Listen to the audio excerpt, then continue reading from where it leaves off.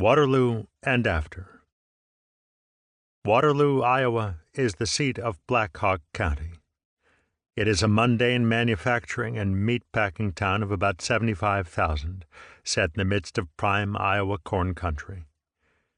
Like many another Midwestern county seat, its 1920s vintage downtown surrounds a turn-of-the-century limestone and granite courthouse, this one of French Renaissance styling, housing the governmental offices.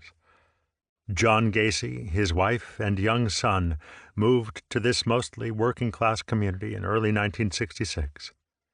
Greg Beto, Joe Hine, and I followed 13 years later to learn what we could. In announcing his arrival to take over management of 3 Kentucky Fried Chicken outlets in the city, the Waterloo Courier probably took Gacy's resume at face value. It reported the somewhat exaggerated biographical data that Gacy had managed several stores in Springfield and held a degree in accounting and business management. Gacy was brought to Waterloo by his father-in-law, Fred Myers, Jr. Myers had acquired the Kentucky Fried Chicken franchises a few years before and now needed help running them.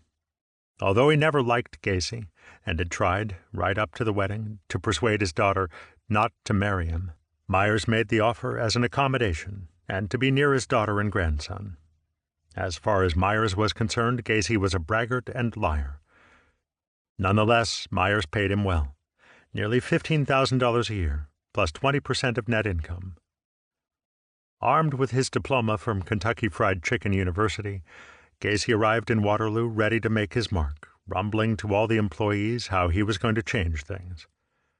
The employees, however, didn't take Gacy that seriously, and most of them quickly developed a dislike for him. He was no threat at all, one of them told us. Despite Gacy's bombastic utterances, Fred Myers was still the boss. Early on, Myers was angered when Gacy kept passing himself off as the owner of the stores. Gacy's practice of giving free chicken to friends in the JCs also upset him. Although Gacy frequently talked about how much he was doing for the business, Myers said that he actually made little dent in the workload. Moreover, Myers said, he would have come down hard on Gacy and probably fired him had he not been his son-in-law. Gacy immediately turned to the JCs in Waterloo for social diversion and to advance his status. He quickly cemented a friendship with Clarence Lane, not his real name, who would soon become president of the local chapter. Gacy openly discussed with Lane his ambition to make a name for himself in the JCs and someday wield the gavel himself. Lane was impressed by Gacy's willingness to work, and once he was president, harnessed what he called Gacy's natural talents as a hustler and con man to help him on the membership drive. In one day, Gacy recruited 20 new members. During Lane's presidency, Gacy held the office of chaplain and added ecumenical prayer breakfasts to Waterloo's civic calendar. His proudest achievement in this office was bringing the honorary national president and author of the JC Creed to Waterloo. Gacy got his picture in the newspaper. The caption identified him as Colonel, an appellation his cronies used in recognition of his association with Kentucky Fried Chicken, and the acclaim he got from this programming coup assured his shot at the presidency the following year. Of the 50 or so official JC activities during the year, Lane estimated that Gacy attended 90%. The unofficial side of JC's social life, however, proved to be an even more enticing diversion for Gacy and some of his colleagues. In the mid-1960s, Waterloo was a wide-open and permissive town, and some of the JCs flourished in this atmosphere. The group was involved in prostitution, pornography, and various other vice activities. In the opinion of David Dutton, a county attorney at the time, the motel Gacy said he owned, which was managed by Lane, was the hub of those activities. Gacy did a lot of socializing at the bar in the motel, and he and Lane frequented a night spot that featured strippers. Gacy, says Lane, was sleeping around a lot at that point, and his friends frequently heard Gacy bragging about having sex with one of his employees and other women, especially at the motel. If you listen to Gacy, another close friend, Steve Pottinger, said, he laid 100 women. One of his partners recalled that Gacy was good in bed, but rather weird. He choked her, the woman said, when she refused to give him oral sex after intercourse. Gacy, by now, was kind of casual about his wife, Lane said. Gacy controlled her, Pottinger said, and other friends would notice that in public there was never any show of affection between them at all. On several occasions, in his wife's presence, he offered her sexual favors to other men. When he made the offer behind her back a few other times, the price he named was a blowjob. Myers could never understand what Gacy was doing with the money he was earning, especially after he learned that his own wife was helping their daughter pay phone and utility bills. He assumed that Gacy was gambling. He did know, however, that one of the activities keeping his son-in-law out late at night was his membership in the Merchants' Patrol, a sort of cooperative security force of door shakers who guarded their own establishments against break-ins. Gacy was what his wife called a police freak, and he found a comfortable association in the group. She recalled his intense curiosity about emergency vehicles, which he followed at high speed with his portable red light flashing. Gacy liked to be known as having influence with the police, and according to Lane, he solidified the ties several times a month by taking fried chicken to them and to the firemen, gratis. Gacy took his male employees with him on night patrols, and thus established himself as a power figure to the youths. One former employee, Russell Schroeder, said Gacy always wanted to be in charge, and that he always carried a handgun. Schroeder and other former employees recalled that Gacy would take them out to steal auto parts while he monitored police calls on his radio.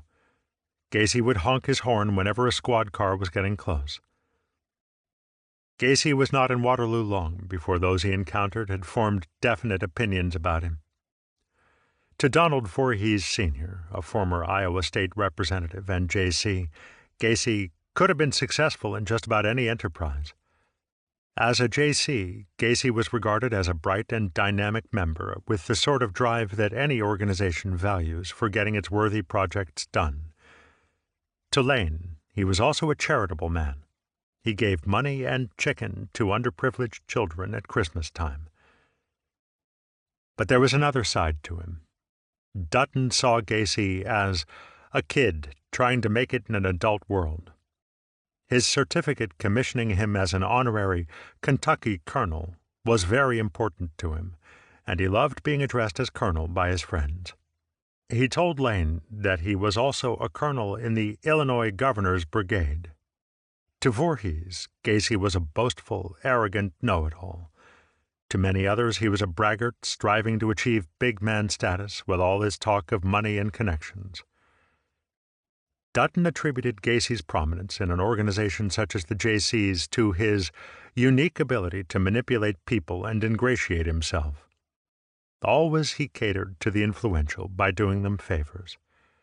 Myers well knew Gacy's ability to promote himself. In his son-in-law, however, he saw a person who was not particularly charming, but rather one who told people what they wanted to hear. Gacy, to Dutton, was a very goal-oriented man who planned his moves impeccably. If Gacy thought he could intimidate someone, he would. He wanted to dominate everyone, Pottinger later said. I once told him he had a problem because his ego was more important than living. Robert Beener, the chief of police, thought of Gacy as a wimp and a coward. Gacy disliked being told what to do, and something either had to go his way or not at all. The sheriff, Robert Aldrich, pointed out that Gacy would never confront an adult. A juvenile, maybe, but never an adult. Nor, when something went wrong, would Gacy ever admit fault. He always transferred blame, said Dutton, to someone who was out to get him. His quick temper sometimes made him a terrible loser. His wife recalled a card game they played with friends. In a fit of anger after losing, Gacy threw all the cards and money on the floor. She said that even after she and Gacy went home, his anger persisted and culminated in a sort of seizure. He had to be rushed to a hospital. Gacy chose his tactics carefully to fit his purpose, using aggressive hard sell where it worked, manipulation where it didn't. He could adapt his nature to any situation he was in, says Dutton. He was a complete chameleon. Although Gacy hired young people of both sexes for the stores, he associated closely only with the boys. Gacy set up a social club in his basement recreation area, where, for the payment of monthly dues, boys were free to drink beer and other alcoholic beverages. Because many of them were underage, they found the club a convenient arrangement. Gacy had a pool table, and it was here that he apparently devised the strategy of challenging the boys to a game for a blowjob. If he failed at that, he tried a pseudo-scientific approach. The governor of Illinois, he told the boys, had commissioned him to conduct sexual experiments, some heterosexual, but mostly homosexual, in the interest of scientific inquiry. He even had a certificate attesting to his membership on a sexual commission. He lectured the boys on sexual morality, saying that homosexual relationships were not wrong if the participant believed they were not. To those who seemed incorrigibly heterosexual, he promised the services of his wife, as long as Gacy got oral sex from the youths as part of the deal. For the truly intransigent, he spoke ominously of connections he had in Chicago that would get rid of anyone he wanted. In such a manner, Gacy began to manipulate and intimidate the second group of what Dutton called his two main social outlets in Waterloo, the Jaycees and the young boys who worked for him. Edward Lynch was 16 in the summer of 1967 when he was working for Gacy as a cook and dishwasher in one of the stores. Although he was not a member of the club, Gacy invited him one night to his house to watch some films, shoot pool, and have a few drinks. His wife was in the hospital, having delivered their second child. After several games of pool, Gacy made his blowjob proposal, then became angry when Lynch won and refused the prize. Gacy suggested they go upstairs. In the kitchen, he grabbed a carving knife and told Lynch to get in the bedroom. He backed the youth into the room, and they struggled on the bed. When he saw he had cut Lynch on the left arm, Gacy stopped and apologized and got a bandage. They returned to the basement. Lynch wanted to leave, but Gacy insisted on showing some of his pornographic films. When they were over, he brought out a chain and padlock and said, "Let me try something." Used to taking orders from Gacy, Lynch allowed him to chain his hands behind his back. "Can you get them loose?" Gacy asked. Lynch couldn't. When he sat the boy down in a straight-backed chair, Gacy straddled him and got on his lap. He began rubbing Lynch's thighs. The youth drew in his legs, dumping Gacy on the floor. Gacy then rolled a cot into the room and pushed Lynch down on it. He put another chain on the youth's feet, then began choking him. Lynch struggled, then lost control of his bladder. He decided to pretend he had blacked out and lay perfectly still.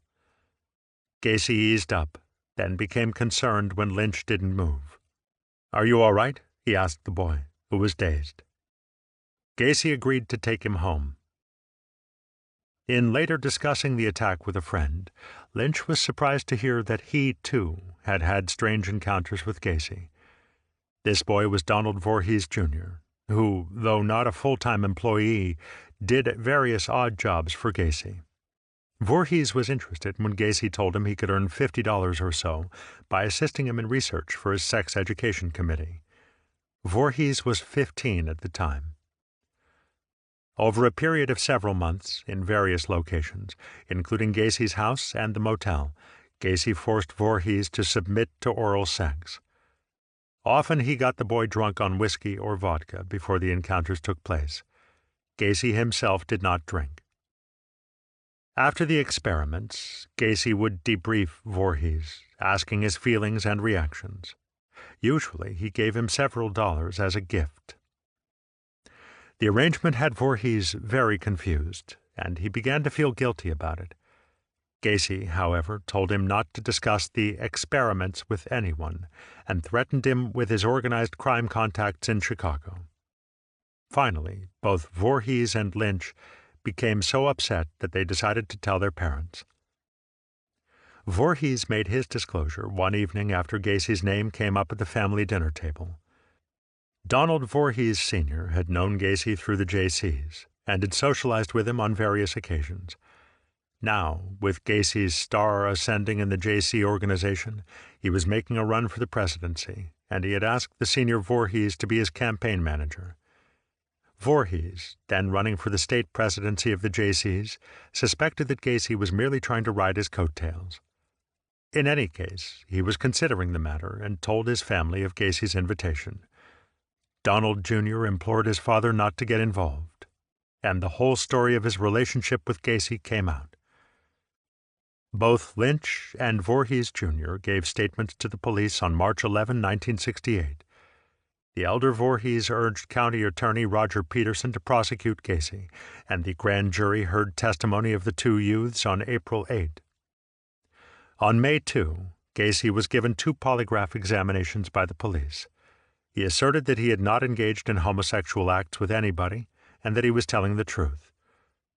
The examiner, Lieutenant Kenneth Vanus, found reactions indicative of deception and concluded that Gacy did not tell the complete truth. The joke in the county attorney's office was that the only thing Gacy got right was his name, and the following week the grand jury indicted him on a charge of sodomy. Gacy continued to deny any guilt and tried to disparage the reputations of his accusers. Many people in the community were persuaded and believed he was innocent. In July, Gacy requested another polygraph examination, this time administered by the prestigious Chicago firm of John E. Reed and Associates. Gacy answered no to 4 questions about sex with Voorhees. Noting significant emotional disturbances indicative of deception, the examiner concluded that Gacy was not telling the truth. Gacy finally amended his story, admitting that he had had homosexual relationships with Voorhees, but that he had paid the boy for them. Despite the evidence of the 2 polygraph tests, nothing much happened in the weeks after Gacy's arraignment. The community was split into Voorhees and Gacy factions, and the accused had a substantial following, both inside and outside the Jaycees, that was convinced he was being framed. 2. Gacy claimed that he had a lot of incriminating information about several police employees involved in the goings-on at the motel, and for this reason, not to mention all the free fried chicken, there was talk that authorities were reluctant to push the matter any further. Toward the end of summer, there were growing indications that, but for a foolish move by Gacy himself, the whole case was fading away.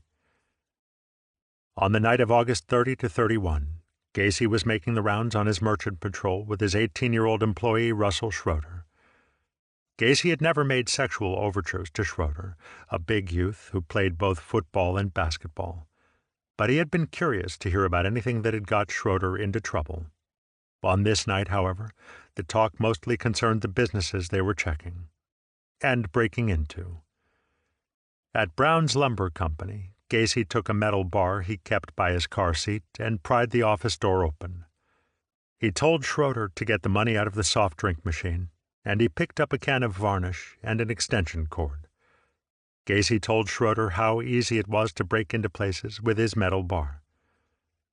About 6 a.m., while dropping off Schroeder at his car, Gacy remarked that there was a youth named Donald Voorhees, a witness against him in a criminal matter, who was spreading lies about him. Gacy said he wanted someone to beat up Voorhees for him. Schroeder didn't give it much thought at the time, but several days later, after getting jilted by a girl, he talked to Gacy, who suggested he vent his anger and frustration on Voorhees. Gacy pointed out a picture of Voorhees in a high school yearbook and offered to pay off the debt on Schroeder's car, about $300. Schroeder agreed to do the job. Gacy gave him a can of mace. Schroeder found out the boy's class schedule at West High School and met him shortly after 3 o'clock. Schroeder introduced himself as a big brother representing one of the school's social programs and asked Voorhees to drive out into the country with him, where he had a big cache of liquor. Voorhees accepted the invitation, and they drove out to a wooded park along Black Hawk Creek. Schroeder got out and started leading Voorhees into the park. Suddenly, he whirled around and sprayed the mace in Voorhees's face. Voorhees recoiled in pain and ran blindly, trying to wipe the chemical out of his eyes. Finally, he fell into the creek. Dousing his face with water, he asked Schroeder what was going on. Schroeder said that somebody had accused Voorhees of stealing some wheels. Voorhees denied this, and Schroeder said, okay, he would take him home. When Voorhees walked up the creek bank, Schroeder sprayed him again with mace and hit him with a heavy stick. The two began grappling, and Schroeder tried to hold Voorhees's head underwater. Voorhees broke loose and ran into a nearby cornfield. Unable to find him, Schroeder got into his car and cruised along some of the back roads. Finally, he drove back to town. After taking a shower, he drove to Gacy's house about 6:30 p.m. Gacy was not at all pleased to see him, or to be seen with him. He took the can of mace and told Schroeder he didn't want to know anything about what had happened. Schroeder left. Voorhees, meanwhile, called the police in nearby Hudson from a farmhouse. They didn't believe his story at first, but after seeing the signs of struggle at the park, they changed their minds. The police reported the incident to the county sheriff. After Voorhees identified Schroeder's picture, the sheriff's police picked up the older boy for questioning. Schroeder said that a guy he knew only as Jim had paid him $10 to scare Voorhees, whom Jim suspected of stealing his tires. Schroeder denied the attack and said he had never seen any mace. Gacy later told him the police couldn't prove anything. It was just the Voorhees boy's word against Schroeder's. Gacy continued checking with Schroeder to see if he was sticking to his story, and on Monday of the following week he told him that either Gacy or his father-in-law would help the boy with his attorney's fees. Schroeder, however, folded under the pressure, and later that afternoon, in the presence of his father and an attorney, admitted that his earlier statement was false, and told the police he wanted to set the record straight. Gacy's involvement was now out in the open, and his motive for having the Voorhees boy beaten was clear for all to see. County Attorney Peterson filed 3 charges against Gacy in connection with the beating, and on Thursday, after Schroeder implicated him in the lumberyard break-in, Gacy was jailed in lieu of $10,000 bond. At his court appearance on September 12, Gacy was ordered to submit to a psychiatric evaluation at the Psychopathic Hospital of the State University of Iowa. Later that afternoon, some of the remarks that Gacy made to a deputy sheriff about the milieu in which he operated so interested the policeman that he called in 6 law enforcement officials, including Peterson, to hear Gacy's statement. For several hours into the evening, Gacy told them what he knew, both from observation and hearsay, about the seamy side of Waterloo. He talked of gambling, prostitution, pornographic movies, wife-swapping, the shenanigans of some of his JC associates, both at the motel and on the road at conventions, police corruption, and he supplied numerous names of friends and associates. He tried to make it clear that John Gacy was not the only sinner in Waterloo. After the sheriff's police deposited Gacy at the psychopathic hospital, ward attendants there noticed that he immediately began feeling out his environment. He was friendly and cooperative, and made it known that he was a private patient there to be helped. By the second day, he was denying that he had done the things he was accused of. He also appeared to be overly defensive when supporting a point of view. In the first few days, his moods and activities varied. He boasted of how much money he made. He cried for an hour, refused to eat, and seemed depressed for the rest of the day. Talking with his wife on the telephone, he said that the Voorhees boy was lying. He became angry and told her he would not agree to a divorce, saying that her parents were telling her lies. After several days, Gacy focused his attention on another patient, whom he saw was a rule breaker. Gacy began tattling on him, as well as ordering him to perform such tasks as making his bed. Toward the end, he became somewhat fatherly. The attendants noticed Gacy becoming meddlesome in ward affairs as well. He threatened to report one shift for not mopping the floors. Gacy freely expressed his opinion on everything. He expounded on civil rights and emphasized his dislike for queers. He boasted frequently about the new cars he drove and about the money he made. He offered to pay an attendant twice his present wages to leave the hospital and work for him. When playing pool, he had ready excuses for losing, which he usually did. The table wasn't level, his back gave him problems, and so forth. By the second week, he was openly referring to himself as the barn boss. He was the self-proclaimed Bible teacher and had assumed the responsibility of directing newly arrived patients about the ward.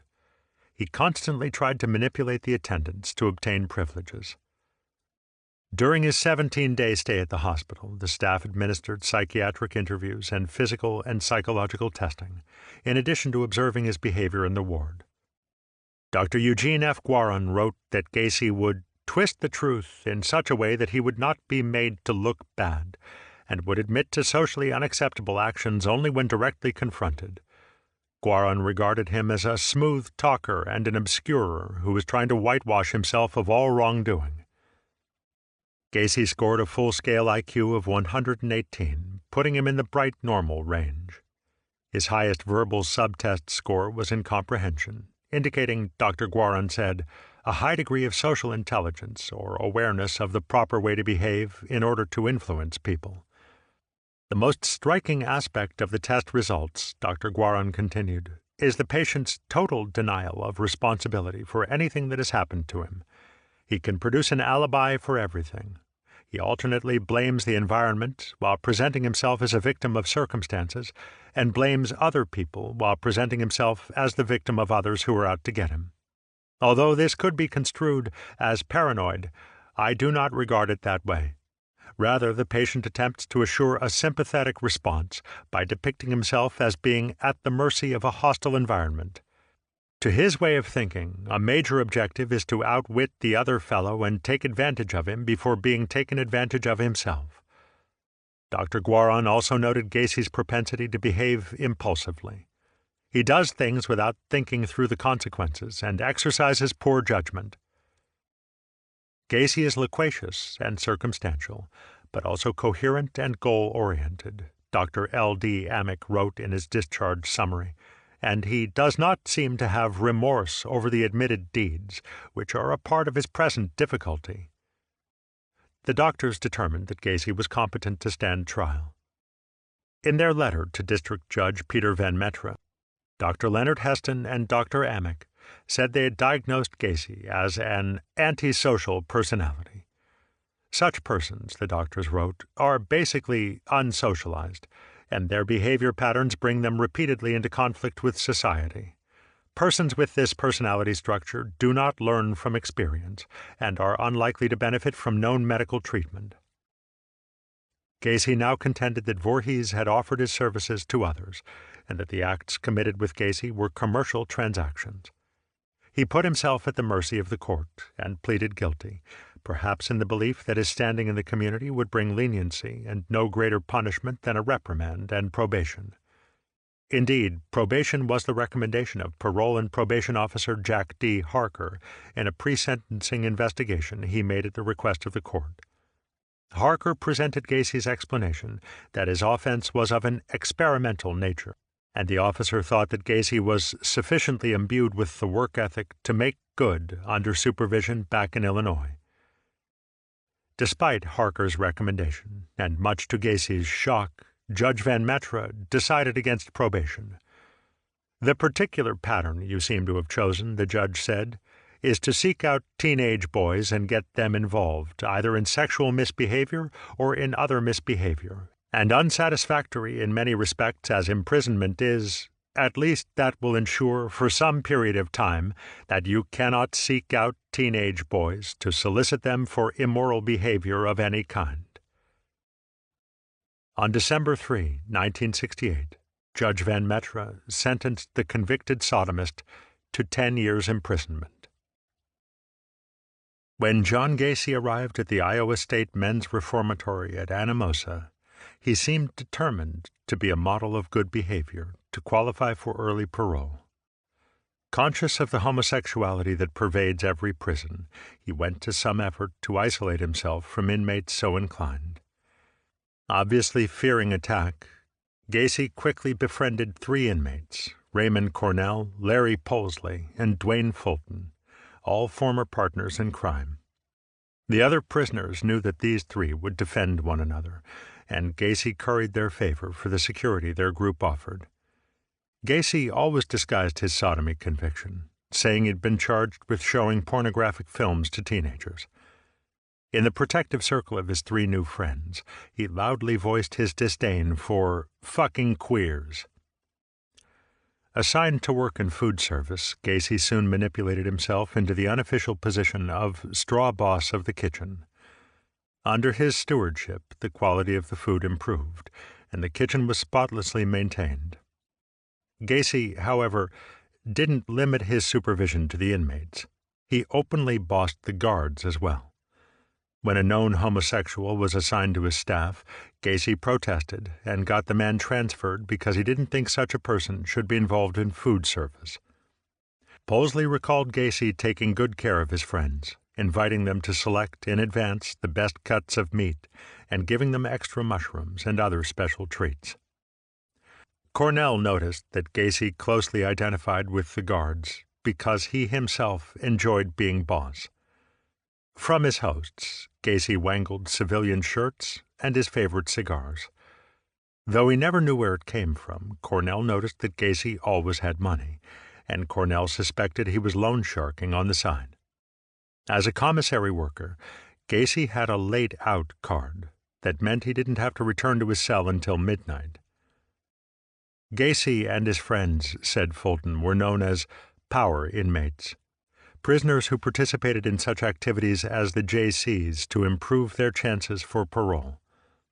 Gacy took up with the JCs where he had left off, except for the illicit doings. He was a director of the prison chapter and served as chaplain. At Christmas, he was Santa Claus. For his dedicated service, he won a Sound Citizen Award. Once, while working on a miniature golf course the JCs were building, he and Posley argued over a construction matter, and Posley threatened to fight him. Gacy suddenly developed one of his seizures, clutched his chest, and turned pale. The other inmates knew that he was physically weak and did not exercise at all. When Gacy talked of being on a mob hit list, Fulton concluded that he was paranoid. Although the other inmates thought Gacy was being overbearing and determined to get his own way, they generally expected him to become a wealthy man once he was free. He followed the Wall Street Journal and taught several prisoners how to read stock tables. Frequently, he discussed his business plans for the future. While Gacy was momentarily content to bide his time, it was clear that he wanted out of the prison system. Gacy's great sadness of his first year at Anamosa was the divorce action his wife brought against him. He expressed bitterness about his father-in-law's prompting in the matter, and later complained of how Myers had taken him for all he had. He was returned to Waterloo in September 1969 for the hearing, where he saw his wife for the first time in a year. Although visitation of his two young children was left pending, he would never see them again. Back at Anamosa, he told his associates that as far as he was concerned, his children were dead. Within 6 months of his imprisonment, Gacy was applying for early release under supervision. The State of Iowa Board of Parole informed him that such a request was premature, but said they hoped he continued making progress. A month later, he sought approval to engage in community service outside the reformatory. Peter Van Metre, the judge who sentenced Gacy, had no objection, so long as the prisoner acted correctly. But he cautioned, "I am rather pessimistic about any long-range change in Gacy's character. I believe, from what I know, that he is likely to behave properly so long as under supervision and the threat of possible harmful consequences for misbehavior." Black Hawk County Attorney David Dutton was not so sanguine. "I do not feel that John Gacy should receive any consideration or leniency at this time," he wrote. "Mr. Gacy has always had the capacity to manipulate his environment and most people in it for his own ends. I would be highly suspect of his changed attitude." Gacy's family in Illinois maintained their loyalty and sent letters to the institution, pledging that they would help him find work and provide a loving and stable environment during his parole. Because the health of Gacy's father was deteriorating fast, the family pleaded for John's release on compassionate grounds as well. In a report written on September 4, 1969, 9 months after Gacy's sentencing, correctional counselor Lyle Eugene Murray reviewed the inmate's progress. Gacy got good marks for his work in the kitchen, and Murray listed the various courses he had enrolled in and mentioned Gacy's plans to take the General Education Development Test. Murray noted the need for further counseling, but he viewed Gacy's regular attendance at Mass and involvement in the JCs as positive factors. Although he conceded that Gacy should look at himself in greater depth, Murray questioned whether there was much more Gacy would gain by remaining at Anamosa. Murray said that Gacy, if he returned to his parents, would very likely not be involved in the same type of offense as he is presently incarcerated for. The following day, a pre-parole committee recommended Gacy for favorable consideration. Although the board turned down his request, Gacy took the news with equanimity and set about improving his chances for release on the next docket in May 1970. After completing 16 high school courses, he received his diploma in November and started taking college-level classes. He plunged into the JCs with new fervor, serving on 23 committees and winning the vote as top member in the chapter. On Christmas Day, 1969, Gacy's father died. When he learned of the death, John went through an emotional period of readjustment, during which he cried often and required considerable support from the staff. The Pre-Parole Committee on March 13, 1970, again recommended Gacy for consideration, and a psychiatric evaluation was ordered. During the interview, Gacy told the consultant, Dr. Richard Lee, that he no longer entertained the unconventional attitudes he had once espoused. Diagnosing Gacy as a passive-aggressive personality, Dr. Lee also recommended paroling him. The likelihood of his again being charged with and being convicted of antisocial conduct, Lee wrote, appears to be small. This time, the parole board responded favorably and set Gacy's release for June 18, 1970. As planned, he would go back to Chicago to live with his widowed mother and make a new start. Shortly after noon on the appointed day, Gacy's best friend from Waterloo, Clarence Lane, picked him up at the release center in Newton. Gacy had been incarcerated for 21 months of his 10-year sentence. All along, Lane had been convinced of Gacy's innocence and had remained loyal to him. Lane told Gacy, almost jocularly, "Now that it's over, keep your nose clean." "Clarence," Gacy earnestly told his friend, "I'll never go back to jail." Living in Chicago with his mother, Gacy had to observe a 10 p.m. curfew under the terms of his probation. Through the kindness of a family friend, Eugene Buskelli, Gacy got a job at Bruno's restaurant, which Buskelli managed, in downtown Chicago. Although Buskelli later said he never truly liked or fully trusted Gacy, he thought he was a good chef. Bruno's was a favorite gathering spot for members of the Chicago Blackhawks hockey team, as well as for city policemen and politicians. In this kind of Runyon-esque atmosphere, Gacy came into bloom, first as a rapt listener, then as an ingratiating host. Among those he met at the restaurant was James Hanley, the Chicago policeman whose name Gacy modified for his street alias. Although Gacy dated a waitress who worked at Bruno's, Buskelli noticed that he was soon associating with men who were obviously homosexuals. Gacy tried to arrange for regular visits with his children. In a letter to his former wife, he said he loved her as much as he had before, and that he missed her and his children. Not receiving an answer, he wrote another letter shortly before Christmas. Although his tone became somewhat more defensive, he pleaded for cooperation, for the children's sake. He said he was sending a check to pay for some current pictures of the children and for their Christmas presents. Gacy's letters apparently went unanswered, and the despair he had known in prison returned. He made his mother get rid of all the pictures of his former wife and their children and told her that it was better he just consider them dead. Gacy was eligible for discharge on June 18, 1971, a year after he got out of Anamosa. He received his certificate of release the following October. But even after 21 months in jail, Gacy had not reformed at all. Police records show that on 2 occasions before June 1971 he had engaged in homosexual activity, thus violating the parole. Mickle Reed told sheriff's investigators that shortly after arriving in Chicago in November 1970 as a 20-year-old discharged from the Army, he had met Gacy, who was cruising on Clark Street. Reed said that Gacy took him to Gacy's mother's apartment and performed fellatio on him while masturbating himself. In February 1971, Gacy was arrested on a complaint of disorderly conduct filed by 19-year-old Alan Lemke, who said that he and Gacy had engaged in sex at Gacy's apartment. Gacy filed a similar complaint against Lemke, and the case was dismissed. Gacy, meanwhile, went into business with Reed, painting and doing maintenance work for people Gacy had met in Bruno's restaurant. His mother's apartment, however, lacked the necessary storage space for materials, and Gacy persuaded her to buy a house. She settled on the one at 8213 Summerdale, and they moved there in the autumn of 1971. Reed was one of several non-family members who lived with them, and by his own account, he slept in Gacy's bedroom.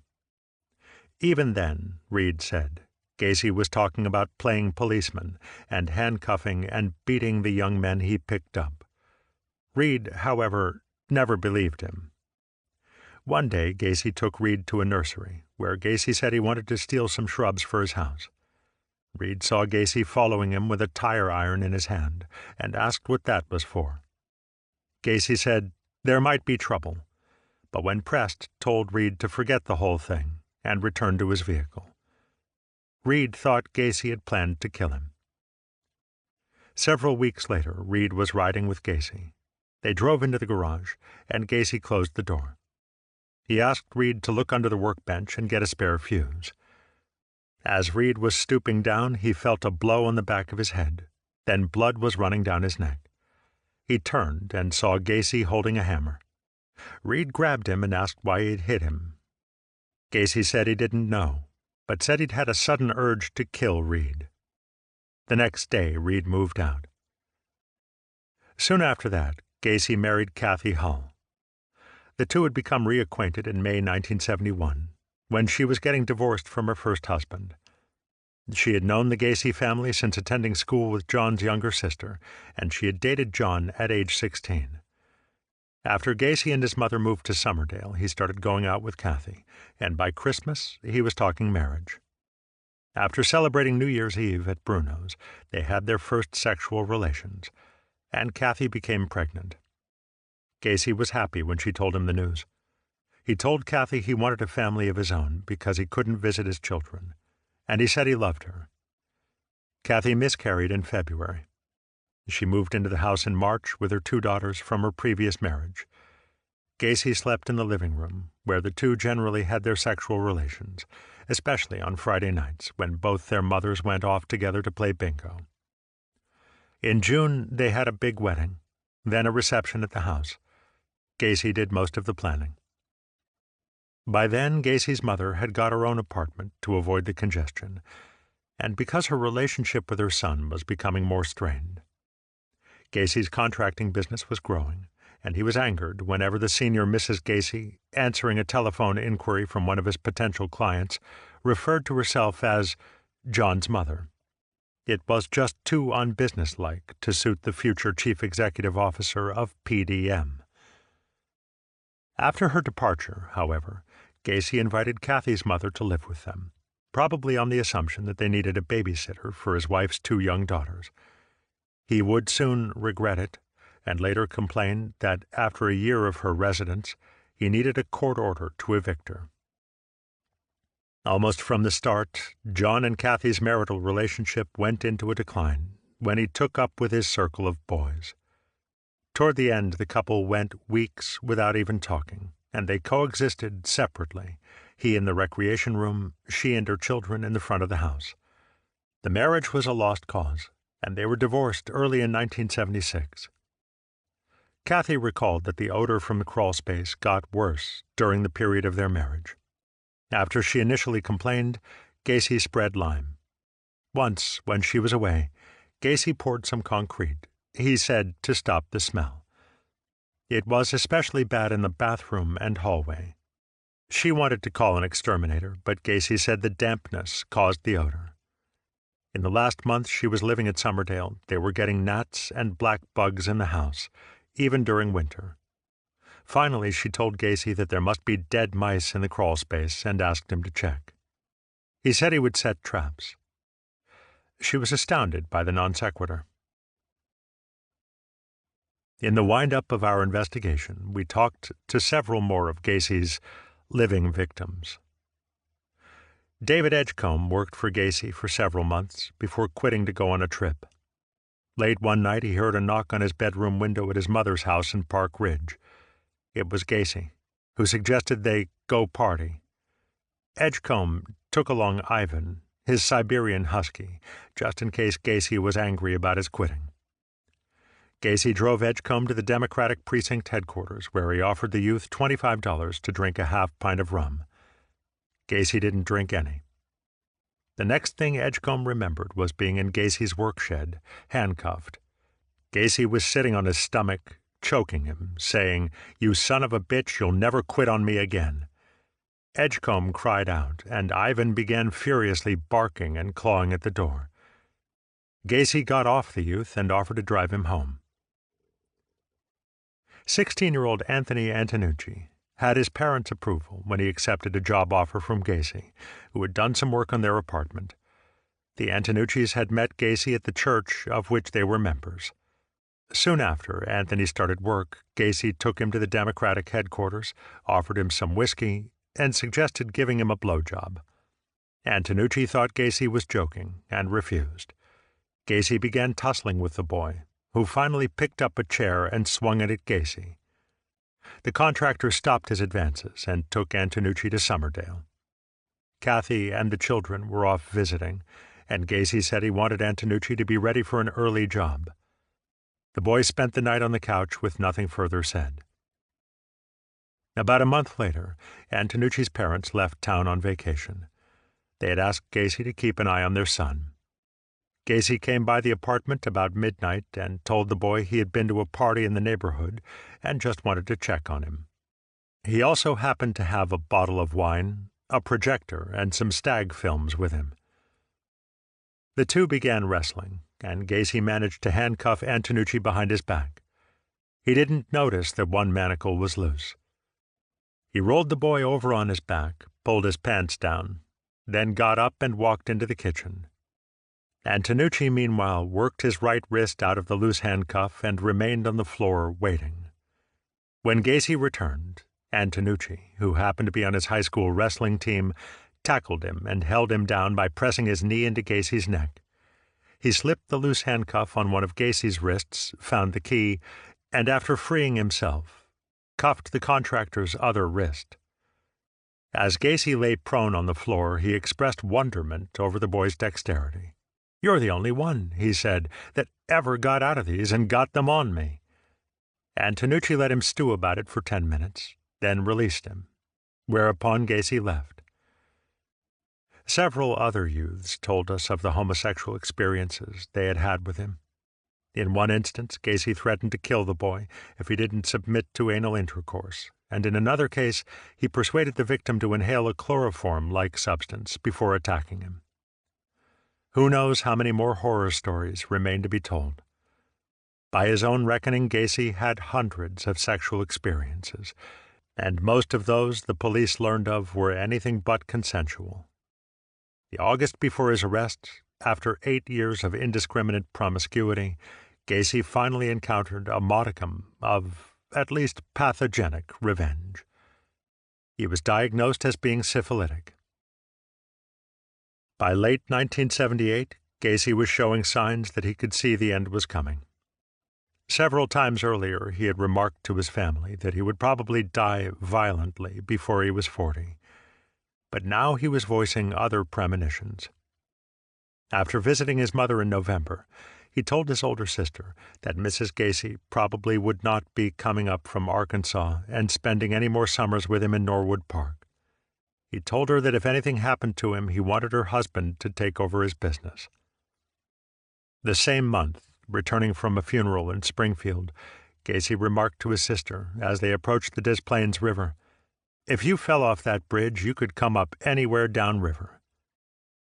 A few weeks later, on December 13, 1978, John Gacy threw the body of his 33rd and final victim into the river from the same span. And as perhaps he foresaw, it all came apart. Trial. Preparation. From the start, we knew it was likely we would be facing an insanity defense. Under Illinois law, a finding of insanity is tantamount to not guilty. Because the defendant presumably does not appreciate the criminality of his behavior, nor can he conform his conduct to the requirements of the law, he is considered not responsible for his actions and therefore cannot be punished for them. Instead, he becomes a ward of the state mental health system, and those who take custody of him determine how long he will be sequestered from society. Nothing is certain about long-term incarceration, and possibly after a brief term, he may be set free. This is what we sought to prevent in the case of John Gacy. In Bill Kunkel, the state had a man of substantial trial experience with insanity defenses. A chemistry and biology major with a pre-medical background, Kunkel was highly conversant with the terminology and literature of psychiatry. He was our senior expert in insanity defense cases. Kunkel always tries, as I do, to get to the defendant's family and friends before the defense lawyers have a chance to make them part of their team. Relatives will not want to suggest that the defendant was crazy, he says, until the defense lawyer points out the advantages of such a posture to them. He prefers to let the defense make the first move toward a psychiatric examination. If, on the other hand, the state calls for the exam, he says, that shows a jury that there is some doubt in our mind about the guy's sanity.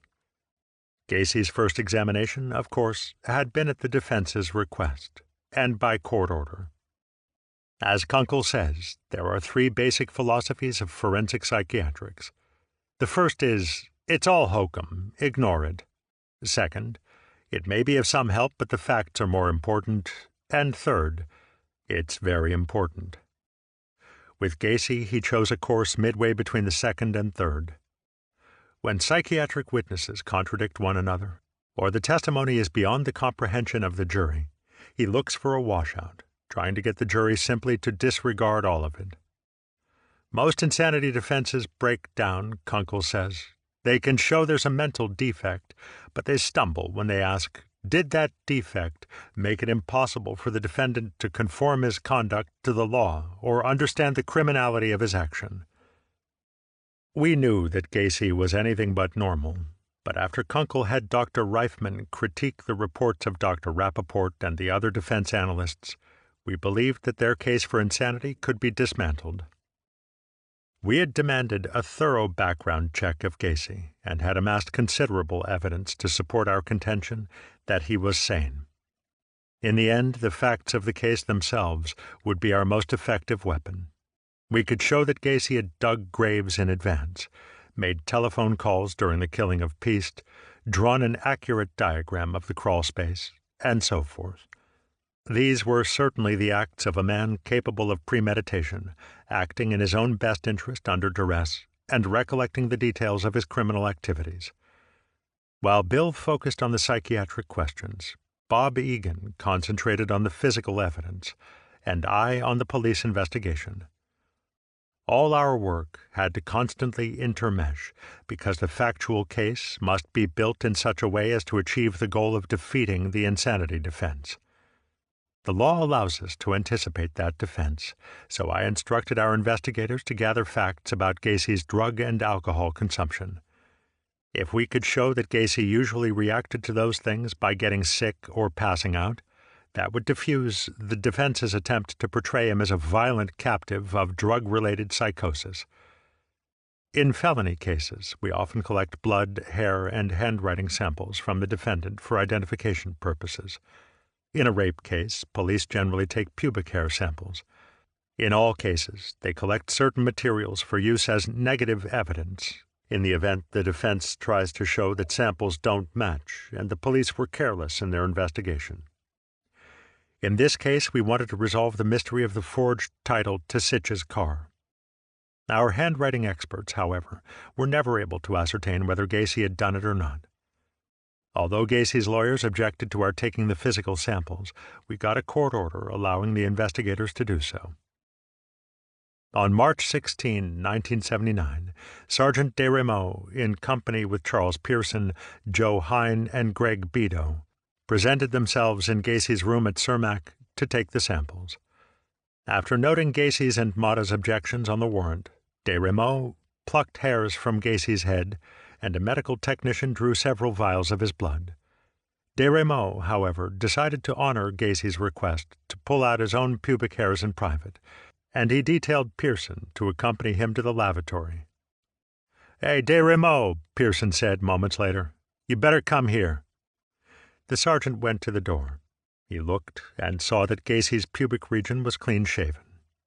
"Sorry, fellas," Gacy said sheepishly. "I got the crabs. I apologize. But you'll have to come back when it grows out." Later, Genty would take delight in plucking Gacy's pubic hairs himself. Today, however, the officers would take what they could get, then rush back to Summerdale on more pressing business. Sergeant Marinelli had called Desremaux moments before. Body number 29 had just been found. On April 23rd, a Cook County grand jury indicted Gacy on 26 other murders, bringing the total to 33. 2 days later, under heavy guard, the defendant stood in the courtroom beside his lawyers and pleaded not guilty to the charges.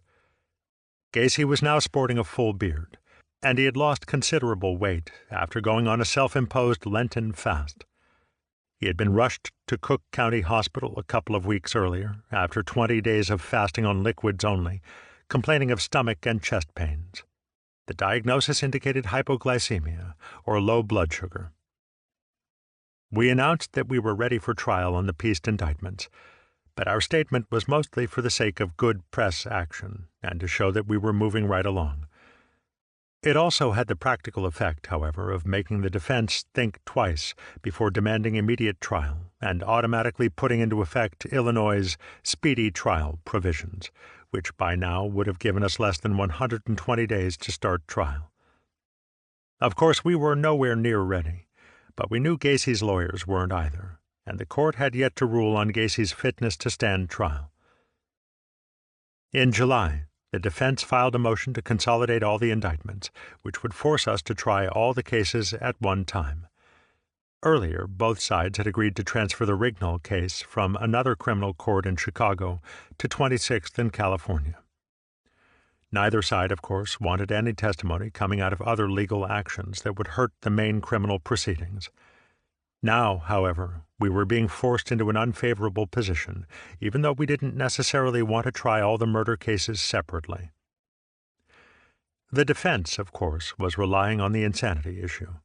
Here they had one of the greatest accused mass murderers of all time, and everybody was saying, "He's got to be nuts."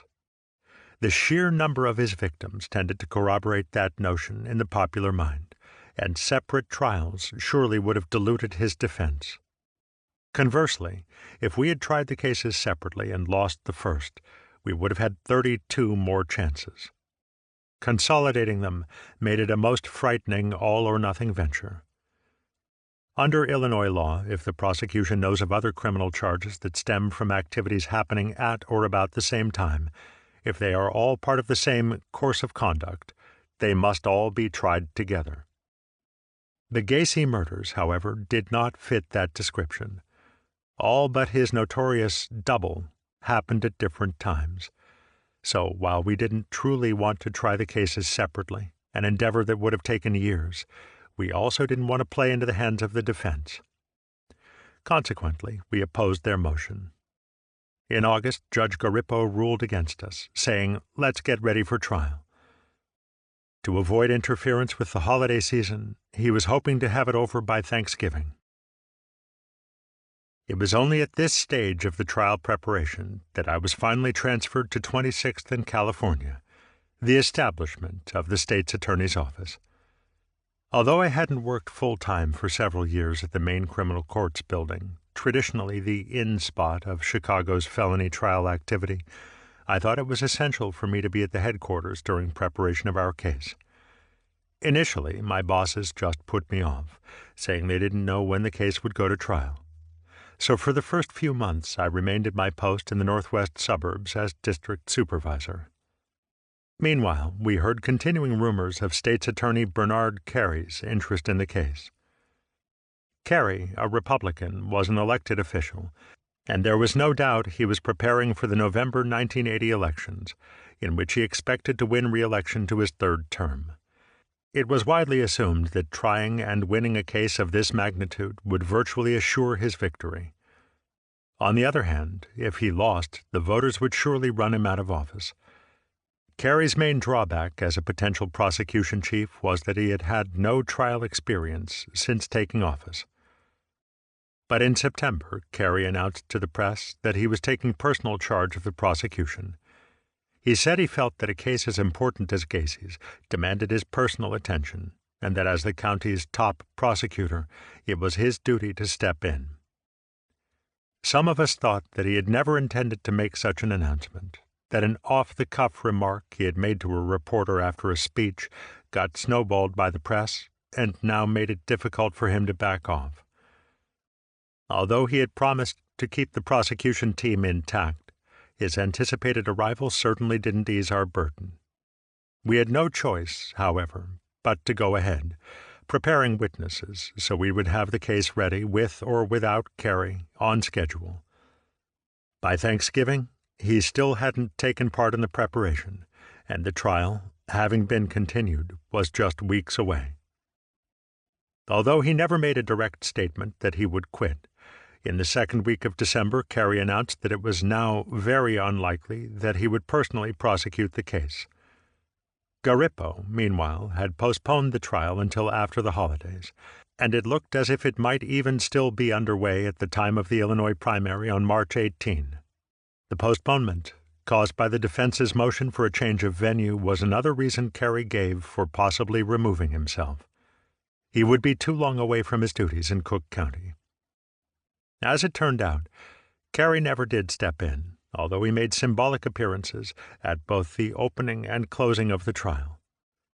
In November 1980, he lost the election to Richard M. Daley, the son of the late mayor. Both sides, as well as the court, were greatly concerned about whether Gacy could get a fair trial in Chicago, but the problems of moving the proceedings elsewhere were many. Judge Garippo wanted to keep it in his home jurisdiction, and we did not relish the tremendous logistics burden, transporting records, evidence, police personnel, and witnesses, that a move would entail. On the other hand, the composition of the jury in a downstate city would be quite different from one chosen in Chicago, and likely more favorable to us. We knew we would be far better off in a smaller city, where we would find a good, all-American, God-fearing, working-class jury. The central issue, of course, was pretrial publicity. Garippo had continued the original gag order, and the threat of contempt citations had mostly buttoned the lips of those who could have sunk ships by further leaking information to the press. Nonetheless, there was substantial coverage of the Gacy story in Chicago, and the identification of each body brought forth a flurry of the sort of feature coverage that Garippo thought would be particularly prejudicial. But the case was so notorious that, as with the Manson trial in California, it was doubtful a jury could be chosen anywhere that hadn't been exposed to considerable Gacy news coverage. In late October, the defense finally made a motion to have a market research study made of possible sites in Illinois, analyzing the news coverage in those communities. The judge denied the motion and offered instead the proposal that he give the defense the privilege of unlimited juror challenges. This scared the hell out of us. The other side could then chop away at the jury candidates until they came up with an offbeat selection not unsympathetic to Gacy. One of Garippo's main concerns was the great cost to the taxpayers that would result from conducting the trial elsewhere. Despite the importance of the case, he was determined to keep the spending at a reasonable level. But with unlimited challenges, the defense could prolong jury selection for months, and the costs would mount even if the trial were kept in Chicago. Thus, Garippo had a knotty issue to resolve. There were several sound reasons for staying in Chicago, but he still had to give the defense every possible guarantee of a fair trial. Several more weeks went by, and Garippo, seeing that even his revised timetable was falling apart, on November 20 gave the defense a 10-day deadline for filing a motion for change of venue. They responded on November 30, asking for a publicity analysis as well as a change of venue. Now it was virtually certain that the trial could not begin on January 7, 1980, as rescheduled. In early December, the judge, Amarante, and I visited a market research firm in Chicago. Shortly thereafter, Judge Garippo unenthusiastically consented to the defense request to make a study of press coverage in several downstate cities by compiling newspaper clippings. The court itself would survey the situation in Chicago. Garippo set January 7 as the hearing date for the change of venue. The judge had hoped that we would oppose the defense's motion for another trial site, but despite the hardships such a move would cause, we decided we would do better going elsewhere.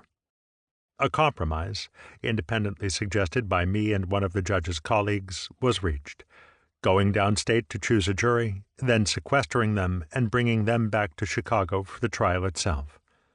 This effectively honored the defense's request for a change of venue, while greatly simplifying our logistical burden. It gave the defense a jury presumably untainted by the substantial Chicago area pretrial publicity, and it effectively removed the built-in grounds for appeal the defense would have had if they had been able to argue that the defendant, denied the venue change, had not got a fair trial. The media survey revealed considerable news coverage in downstate cities, although far less than that in Chicago. The defense would have preferred choosing a jury in a place like Champaign-Urbana, home of the University of Illinois, where they could tap the population of college liberals. Prosecutors try to avoid jurors who hold permissive attitudes, as well as people who work in or who are students of healthcare, education, and so forth, lest they be looked on by their fellow jurors as experts. We still wanted a predominantly working-class community. Not all the downstate candidates, however, welcomed the opportunity to participate in this momentous proceeding. Editorial writers in Peoria said that we could deal them out. Their citizens had already done their duty in the trial of Richard Speck, a Chicago drifter convicted of the murder of 8 student nurses in 1966. The choice was Rockford, which, despite its proximity, 90 miles northwest of Chicago, had, in Garippo's judgment, the least amount of pre-trial news coverage. We were quite satisfied. Rockford, Illinois' second-largest city, is a manufacturing and commercial center with a sizable population of Swedish descent, and its values are the sort we were looking for. In the final weeks before trial, we intensified our preparatory efforts. Our list of possible witnesses had run well into 3 figures, but now we were targeting on fewer than 100. We ran them through considerable preparation to ensure that they would be as comfortable as possible on the stand. Bill Kunkel, Bob Egan, and I each had our own witnesses, and after we prepared them for direct examination, testimony in response to our own questions, one of us put them through an imaginary cross-examination, anticipating questions we knew the defense would ask. To prove murder, the state must first establish that the victim once lived. To this end, we planned to present the testimony of relatives and friends of those victims who had been identified. These witnesses were the most difficult to prepare, and we regretted having to put some of them on. They were still grieving enormously, and when asked to recall the last moments of their son's life, they often broke down and wept uncontrollably. A few were reluctant to testify, but were later persuaded to do so in the interest of seeing justice served. Many of the witnesses feared facing John Gacy. Some witnesses had things they wanted to say as a final testimony to the slain youth. This, they felt, was the only way to refute Gacy's slander that he was disposing of human garbage, and we would phrase our questions in such a manner as to allow them to make their statement. We took the witnesses into an empty courtroom to give them an impression of what it was like, and we showed them evidence we would be introducing, such as pictures of the victims. As best we could, we prepared them to the point where we thought they could finally cope with the task of telling their story. As Chicago news crews swept into Rockford to cover the jury selection, they were looked upon by some local observers as prime evidence of the world of difference between the Windy City and downstate. When it was all over, a Rockford columnist would invite us to take our crime, our lousy schools, and our Gacys with us. And good riddance. Jury selection began, under strict security precautions, on Monday, January 28, 1980, in the Winnebago County Courthouse in downtown Rockford. Gacy was now in public view for the first time in months, and many of those who had seen him only in his mugshot were surprised that he could be taken for a typical businessman, dressed in his light gray tweed three-piece suit with white shirt and black loafers.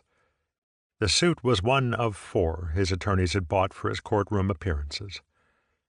During the proceedings, Gacy smiled and sometimes laughed during moments of lightness in the questioning. One juror promptly got himself excused when asked his name by the judge. He fired back, "He's guilty." Frequently, Gacy took notes, studied legal documents, and huddled with his attorneys. At other times, he turned in his chair and stared at various spectators and news representatives, watching them writing on their notepads and sketching him. By the end of the session in Rockford, Gacy was waving to members of the press. Despite pessimistic predictions that we would be a month or more in jury selection, Judge Garippo was confidently saying he would have a jury within a week. He was right. It took 4 days.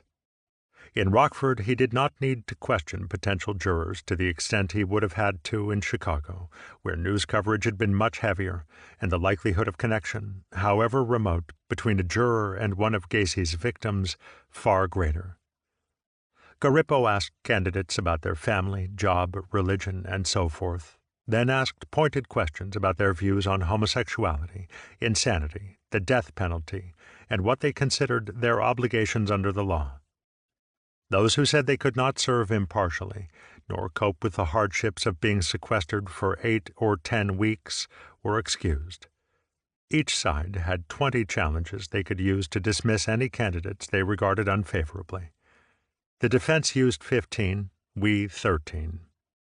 The proceedings were quite monotonous.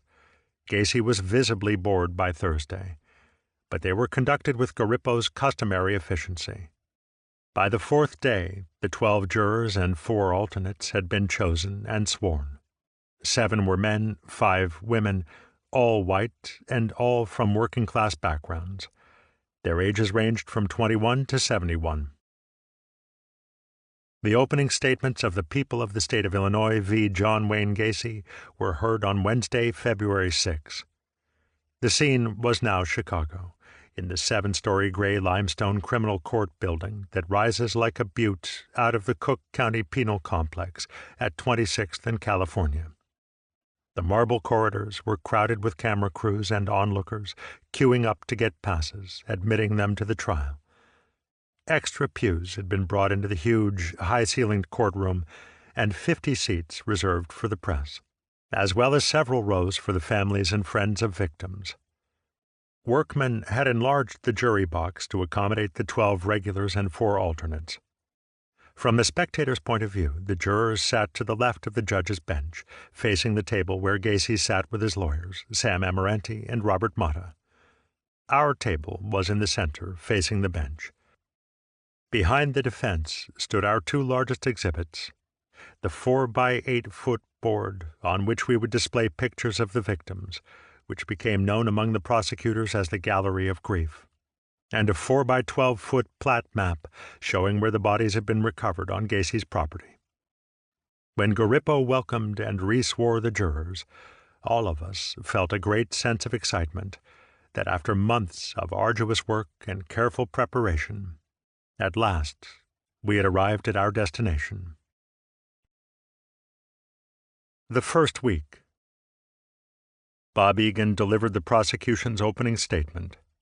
"I want you to picture, if you will, a young boy," he began. "He is 15 years old. He is a sophomore in high school. He is a gymnast at the high school. And in the evening he works at a pharmacy." He recounted the fateful Monday night meeting of Rob Peast and John Gacy.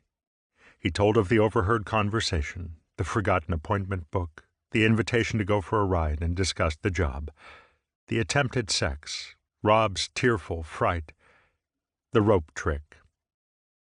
"Do you know how a tourniquet works?" Egan asked the jury as he described Rob's death. Then he talked of the activities of Tuesday, when Gacy took the body to the Des Plaines River and threw him over the bridge like a bag of garbage. "That in itself is not the horrible part of the story," Egan said. "The horrible part is that this was the last of 33 young men, people with their lives ahead of them, that John Gacy strangled, killed, and buried." For the benefit of the Rockford jurors, Egan gave them a quick tour of the Chicago area, mentioning the names they would be hearing in the days ahead: Norwood Park Township, Uptown, Bughouse Square, Des Plaines, Park Ridge, Niles, Bensonville. Then he listed each of the victims, starting with the boy from the Greyhound bus station. I say this kid because he is not identified, and ending with the 10 other youths that to us were still nameless at this point. Egan traced the highlights of the Des Plaines investigation. Gacy's appearance at the station, muddy and 4 hours late. The photo slip Kim Byers had put in Rob's jacket. The stakeout that closed around Gacy. A rat trapped in a corner. Schultz's recognition of the odor at Gacy's house. And the discovery of the contractor's burial site on the second search of his premises. Egan described the circumstances of Gacy's statements and named the 10 victims that Gacy remembered killing. The state, he said, was able to prove that Gacy murdered 33 boys because his actions were thoughtful, rational, and premeditated. Egan reminded the jury that the psychiatrists who would be called to testify were just witnesses. You can choose to believe them or not, and you can evaluate their testimony in light of the testimony of all the other witnesses. That means you can use your common sense. Egan urged the jurors to use their common sense throughout the proceedings. And I think you will come to the conclusion that Gacy is nothing more than an evil, evil man. Egan's statement left a stunning impression on the jurors and the courtroom spectators, who were learning some of the details of Gacy's killings for the first time. Gacy himself was no longer grandstanding as he had in Rockford. He turned his chair toward the judge's bench and solemnly listened to Egan outline our case against him. The silence in the courtroom was punctuated only by the sobs of Mrs. Lola Woods, mother of victim William Kindred. Judge Garippo admonished the jurors not to discuss the case and adjourned until afternoon. Robert Motta made the opening argument for the defense. Every man's death diminishes us in some way. We feel a loss, he said, but no amount of vengeance or anger or sympathy can ever bring those boys back to life. They are gone, it is final. Motta asked the jurors to decide the issues without any sympathy whatsoever, without any feeling or desire for revenge. Try to conceive of living there with 29 bodies, Motta said. Is this premeditation, or is it obsession, compulsion, the device of a deeply sick individual? Motta portrayed his client as irrational, a man acting on impulse, without intent, a victim of a chronic and severe mental disease. The evidence, he said, will show that John Gacy is insane under any standards, that he could not control his conduct. He promised that psychiatrists for the defense would show Gacy to be crazy all the time, except for his ability to control his deviant behavior by filling up his schedule and obsessively working long hours. Then Mata turned to our list of medical witnesses and the biases he expected them to show. One he characterized as a professional witness. Another was a mechanic for the state. The choice facing the jury, Mata said, was simply this: either John Gacy is evil or he is crazy. The insanity defense, he said, has been looked upon as an escape, a defense of last resort. The defense of insanity is valid, and it is the only defense that we could use here because that is where the truth lies. If John Gacy is normal, then our concept of normality is totally distorted. Opening statements are not evidence. They are strictly arguments by the lawyers in which each side lays out what it expects to prove. You have to be careful what you say. If you don't eventually prove what you say you will, either because you can't or because you're forced to change strategy in the course of the trial, the opposition will club you in their closing arguments and make you look bad to the jury. After the opening statements, each side has the opportunity to present its case in chief. The state goes first because it has the burden of proving beyond a reasonable doubt that the defendant committed the crimes as charged. The defense is allowed to cross-examine each witness and try to poke holes in his testimony, or, if possible, discredit him. At the conclusion of the state's presentation of its evidence, the defense may make a plea for a directed verdict, in which the judge finds the defendant not guilty because the prosecution has failed to present sufficient evidence to sustain a finding of guilty. Even if the judge does not issue a directed verdict of not guilty, the defense is under no obligation to press on. Because the defendant has no burden of proof whatsoever, they can choose to offer no evidence, or they may offer whatever defense they have for the sake of their client's best interest. The issue of insanity can be raised only by the defense, and if that's the strategy they choose, that becomes a basis of their case in chief. In a long trial, jurors tend to remember the last words most vividly, so the state avoids playing all of its cards at the start, taking, of course, the heavy risk that it might never have the chance to play them if no defense is put on. Such strategy can be treacherous. If the other side puts on an insanity defense, the prosecution should be prepared to match their medical experts one for one, knowing from discovery the required pretrial disclosures, how many they have left on their roster. The prosecution's rebuttal is the opportunity for this, but testimony must be confined to rebutting what was presented in the case in chief. No new areas may be explored. And the defense, of course, then may introduce witnesses to rebut the testimony given during the prosecution's rebuttal. Since this can go on and on into endless surrebuttals, the state generally tries to exhaust the supply of defense witnesses and keep an ace or two in the hole to play at the very end. Finally, the closing statements give the attorneys from both sides the chance to interpret what the opposition has presented and argue the deficiencies in its case. The jurors are the judges of whether the lawyer's arguments are corroborated by the facts of testimony. In the closing statements, the prosecution gets the last word because of its burden of proof beyond a reasonable doubt. After Mata's opening statement, which lasted about an hour, Garippo adjourned court for the day, by far the shortest in the entire trial. Now the preliminaries were out of the way. John Butkovich, who had disappeared in July 1975, was the first of Gacy's known victims. We wanted to present our life witnesses in the order of the victims' disappearances, so John's father, Marco, was the first to testify when court resumed on February 7. "When you last saw your son," Kunkel asked, "was he alive and well?" "Yes," Butkovich replied. "After he walked out of the door of your house, did you ever see him again?" "No." "Nothing further, Your Honor," Kunkel said, closing the direct examination. After the cross-examination was conducted and the photograph of John Butkovich had been shown to the jury, we placed the picture in a slot on our huge display board with the name tag of the boy underneath. Amarante immediately requested a sidebar, a conference with the opposing counsel and the judge outside the hearing of the jury. He objected that the cumulative placement of photographs of all 22 identified victims in full view of the jury would be highly inflammatory.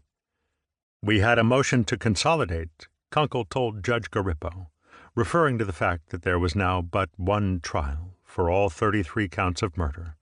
"We have 22 identified victims who we don't intend to become nothing but numbers," he said. But Garippo sustained the objection, ruling that each picture should be on display only during the testimony relating to it.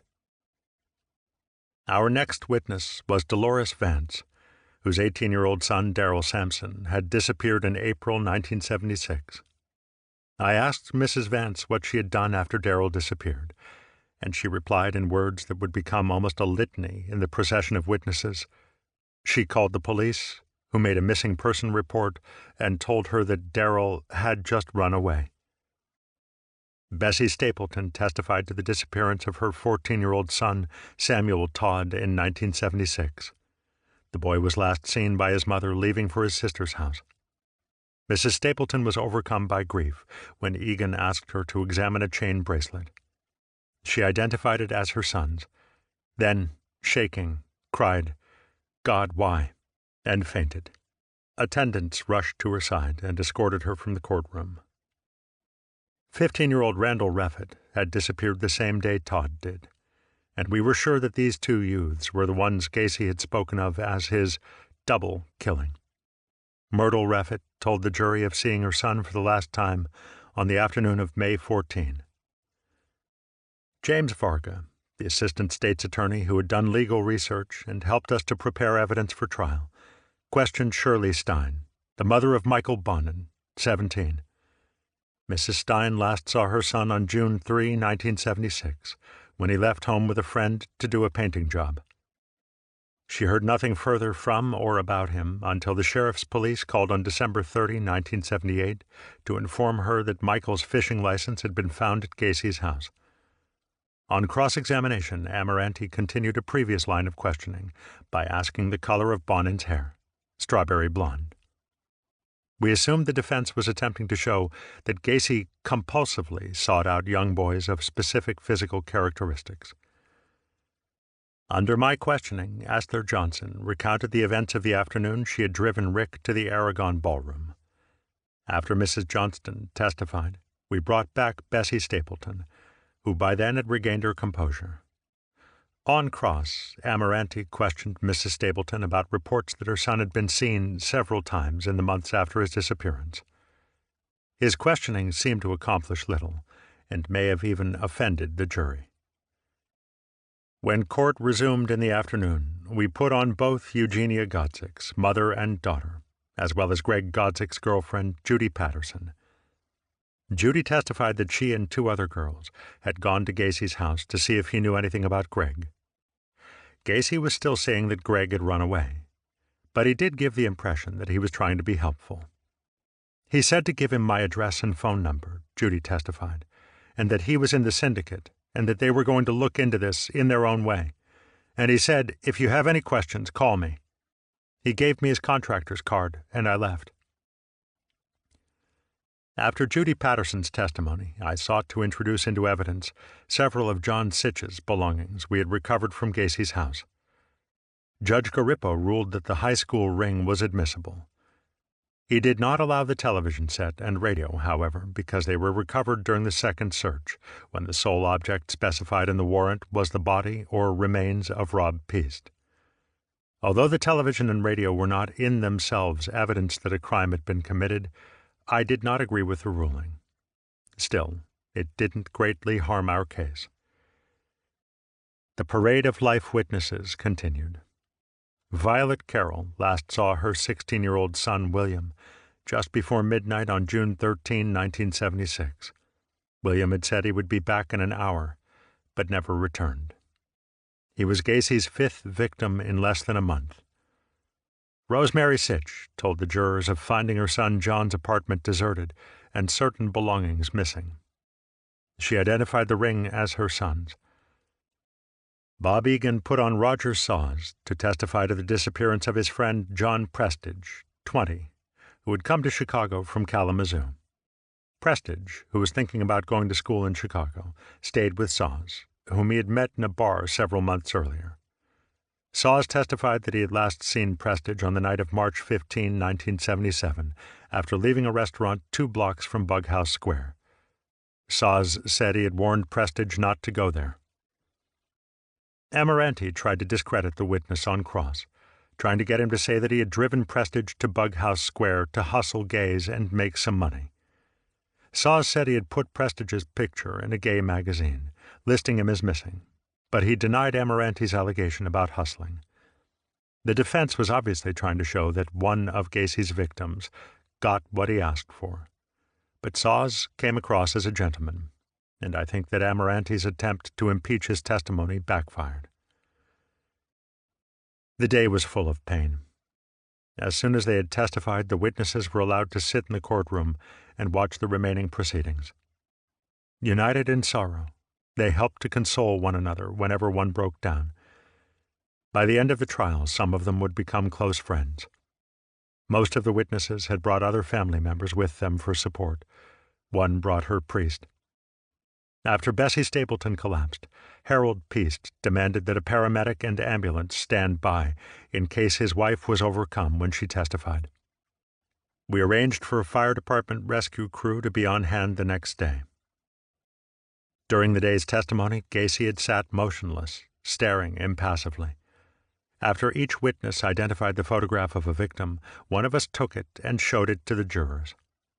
Although we were barred at this point from posting more than one photograph at a time, an interesting visual effect was taking shape on the board.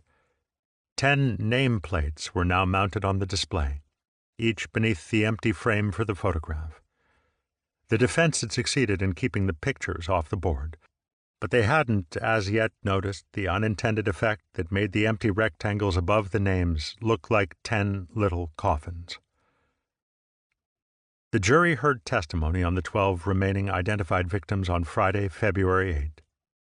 Marie Todorich last saw her son Matthew Bowman, 19, after dropping him at a suburban train station on July 5, 1977.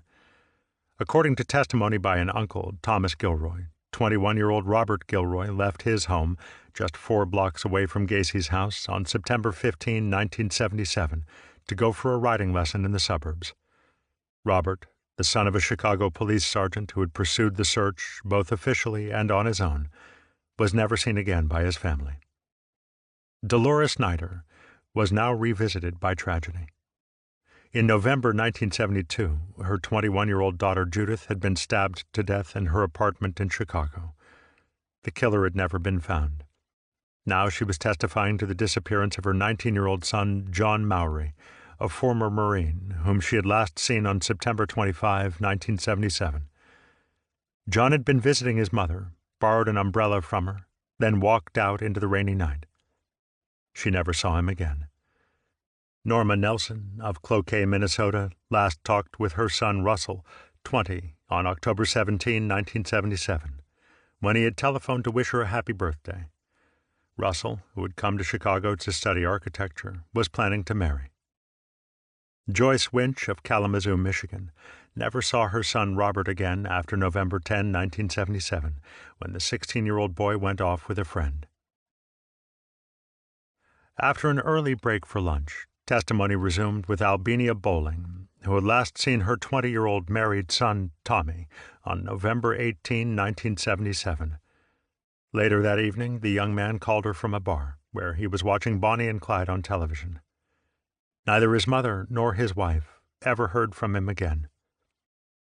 Pearl Talsma told the jurors that her son, David, 19, another Marine, left for a rock concert on December 9, 1977. That was the last time she saw him. Our third witness of the afternoon was brought into the courtroom in a wheelchair. She had been in an auto accident only days before and had left her hospital bed in order to appear. Amirante immediately offered to stipulate to her testimony to spare her the ordeal, but the young woman, Mary Jo Paulus, was willing to continue. I wanted the jury to hear her full story, so I ignored Amorante's offer.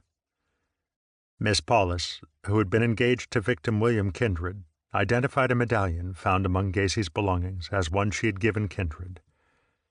I worried momentarily when she had some difficulty identifying Gacy, but she finally pointed him out. When I showed her the picture of Billy Kindred, she broke down. I had no more questions, and I left her sitting there for the defense. Perhaps I should have shown more sensitivity, but I wanted her grief to register on the jury. The judge decided to call a recess. On cross, Maude came down on her needlessly hard, I thought, probing into the nature of her accident and whether she was on medication. At one point she interrupted and exclaimed, "I would like Mr. Gacy to please stop staring at me." Francisco Landingen testified that he had last seen his 19-year-old son, Frank, on November 4, 1978, and Alberto Mazzara told of his family's last Thanksgiving with his son, James, 20. Danita Ganson was the witness for the third river victim, Timothy O'Rourke. The defense subjected Ganson to what all of us felt was excessively harsh cross-examination on her sex change. Elizabeth Peast told of the events of the night of December 11, 1978, that would eventually lead to Gacy's downfall. Her grief was evident in every utterance, and she spoke slowly and painfully. Several times her voice broke with emotion, and she sobbed when I showed Rob's parka for her to identify. Wisely, the defense made no attempt to cross-examine her.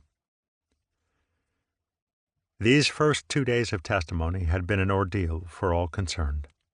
We had assembled and put on the stand witnesses to the lives of 22 of Gacy's victims, and on Friday afternoon we returned to our offices and slumped into chairs, emotionally drained. In a long morning session on Saturday, we laid the basis of the police investigation that stemmed from Rob Peast's disappearance from Nissen Pharmacy. Kim Byers, Linda Mertes, and Phil Torf testified to the events of that Monday night, and we focused on Kim's account of putting the photo receipt in Rob's jacket. We called Torf because we felt that his presence at the pharmacy long after closing might be used by the defense to show some sort of conspiracy theory, that Gacy might not have acted alone. By calling Torf ourselves, we showed we had nothing to hide. The defense put Torf through a fairly long cross, using him mostly as a character witness of Gacy's work habits. 3 Des Plaines police officers testified. George Konieczny recounted his late-night meeting with the Peast family and his filing of the missing person report. Ronald Adams started with his call to Gacy on Tuesday and went through the first search, the identification of the school ring, recovery of the Nissen photo log, and the trip with Gacy to Cermak Hospital. Jim Pickell testified to the first visit of the police to Gacy's house and the contractor's statement at the station the following day. For dramatic effect, I saved one of Pickell's best quotes for my redirect examination. "What statement," I asked, "did Gacy make after he said he was too busy with his uncle's funeral arrangements to come into the police station?" He asked the question, Pickell testified, "Don't you have any respect for the dead?" Several months after the trial, on May 28, 1980, Jim Pickell died of a heart attack at age 41. His widow and some of his associates thought that the stress of the Gacy case had brought about a physical deterioration in Pickell and a change in his personality. Reporters referred to him as John Gacy's last victim. The second week. We resumed on Monday morning, February 11, with witnesses who testified to Gacy's activities after his trip on December 12 to the bridge from which he dumped Rob Peast's body. Dennis Johnson, a highway worker, told how he and his partner had found Gacy stuck in the ditch along the Tri-State Tollway early on the morning of December 13. Robert Kirkpatrick, the driver of the tow truck that was called, told the jury that when he arrived, Gacy was asleep, slumped over the car's steering wheel. Officer Gerald Loconsul, the watch officer on duty the night of December 12 to 13, described Gacy's visit to the Des Plaines police station at 3:20 a.m., with the mud on his clothes. Joseph Kozenzak, by now a captain, commented that Gacy looked different from when he'd last seen him. He'd lost a lot of weight, in addition to his mustache. Kozenzak testified that he had come to my office seeking help, and how that meeting led to the first search of Gacy's house. He related the details of his recovery of the photo slip from the kitchen trash. Richard Raphael told the jury of his business relationship with the defendant and the meeting that Gacy had missed on the night Rob Piest disappeared. He spoke of how Gacy had summoned him the night of the first search, and how his associate had thereafter become irrational and frightened. It seemed, Raphael testified, that his whole objective in life was to ditch the police. We ended the day's testimony with two young men who both had been sexually propositioned by Gacy. Robert Zimmerman, the Shell station employee, said Gacy had once offered him $300 a week to work for his firm and had entertained him at the house, where he made his pool table proposal of money or a blowjob for the winner. Gacy, Zimmerman said, freely offered both drugs and alcohol to the youths at the gas station. Zimmerman threw Amoranti a little curve when the lawyer asked him how Gacy had acted at the theme parties, where only about 10% of the guests were in Zimmerman's age group. "He was with us a lot," Zimmerman said, "and it struck me kind of odd that he was smoking pot with us. I asked him if he didn't care about his older friends knowing it. He said, no, if they don't like it, they can lump it." Anthony Antonucci described Gacy's attempted attack on him while his parents were away on vacation, and how he had got the handcuffs on Gacy. At the end of the day, Zimmerman remarked to reporters that he still wondered why he wasn't among the victims in Gacy's crawlspace. Two of the witnesses potentially most damaging to Gacy were Chris Gray and Dick Walsh, both of whom had lived with him. Because of their involvement in the crawlspace digging, their testimony would be of great importance in helping us prove that Gacy's murders were premeditated. We knew the defense would probably try to portray the two as Gacy's accomplices and jump on the sex angle in an attempt to discredit them. When we explained this to Gray, he seemed truly fearful of being criminally linked with his former boss and pledged his full cooperation. As a result, we used him to paint the big picture based on his experiences with Gacy. Walsh was another matter. As he had threatened even before Gacy's arrest, Walsh had hired legal counsel, and we had not been able to interview him during the trial preparation. Walsh's lawyer was Edward V. Hanrahan, the Cook County State's attorney whom Carey had defeated in 1972. Hanrahan immediately sought immunity for his client. Because I knew Hanrahan, I had worked for him, I got the job of dealing with him. In office, he had a reputation of being very stern and tough, and I've always held him in the highest respect. The prosecution strongly opposed granting immunity because, in the jurors' eyes, it taints a witness and harms your case against the defendant. Hanrahan, however, was adamant. We went back and forth for months. In the end, Hanrahan relented, mostly, I think, because he was willing to trust me when I personally promised him that we'd stick to the questions he and I already had discussed, and that we'd protect Walsh as best we could on cross-examination. Although his client was his main consideration, I knew Hanrahan was a solid law and order man who didn't want Gacy running free any more than we did. And so, in a hectic session on Sunday, February 10, Kunkel prepared Walsh as a witness in Hanrahan's presence. Not being sure how Walsh would come across, however, we planned to give Gray the larger role and use Walsh mostly to fill in details. The defense objected to our putting Gray on. They said they hadn't been able to interview him because their investigators could never find him. Judge Garippo overruled them, however, but delayed the proceedings long enough for them to question him briefly. On Tuesday morning, February 12, Gray took the stand. Gray gave the jurors a good insight into Gacy's drug and alcohol usage. "Did you ever notice any drugs in the house?" I asked. Answer: yes. Question: where did he keep those drugs? Answer: he had them in the refrigerator, behind the bar, in a couple of places, behind the pictures. Question: did he ever offer these drugs to you? Answer: Yes. Question: How many times? Answer: Oh, just about any time that I really wanted them. Question: In your presence, did he ever offer these drugs to any other teenagers? Answer: Yes, but employees were free to. He used to, if we were all dragged out in the morning, he used to give us a pep pill and speed to get us going.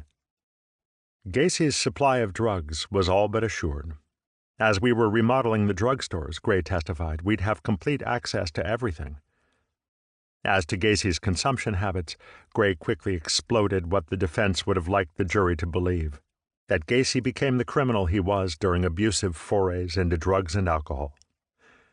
Gacy was affected by drugs, Gray said, just once in a great while.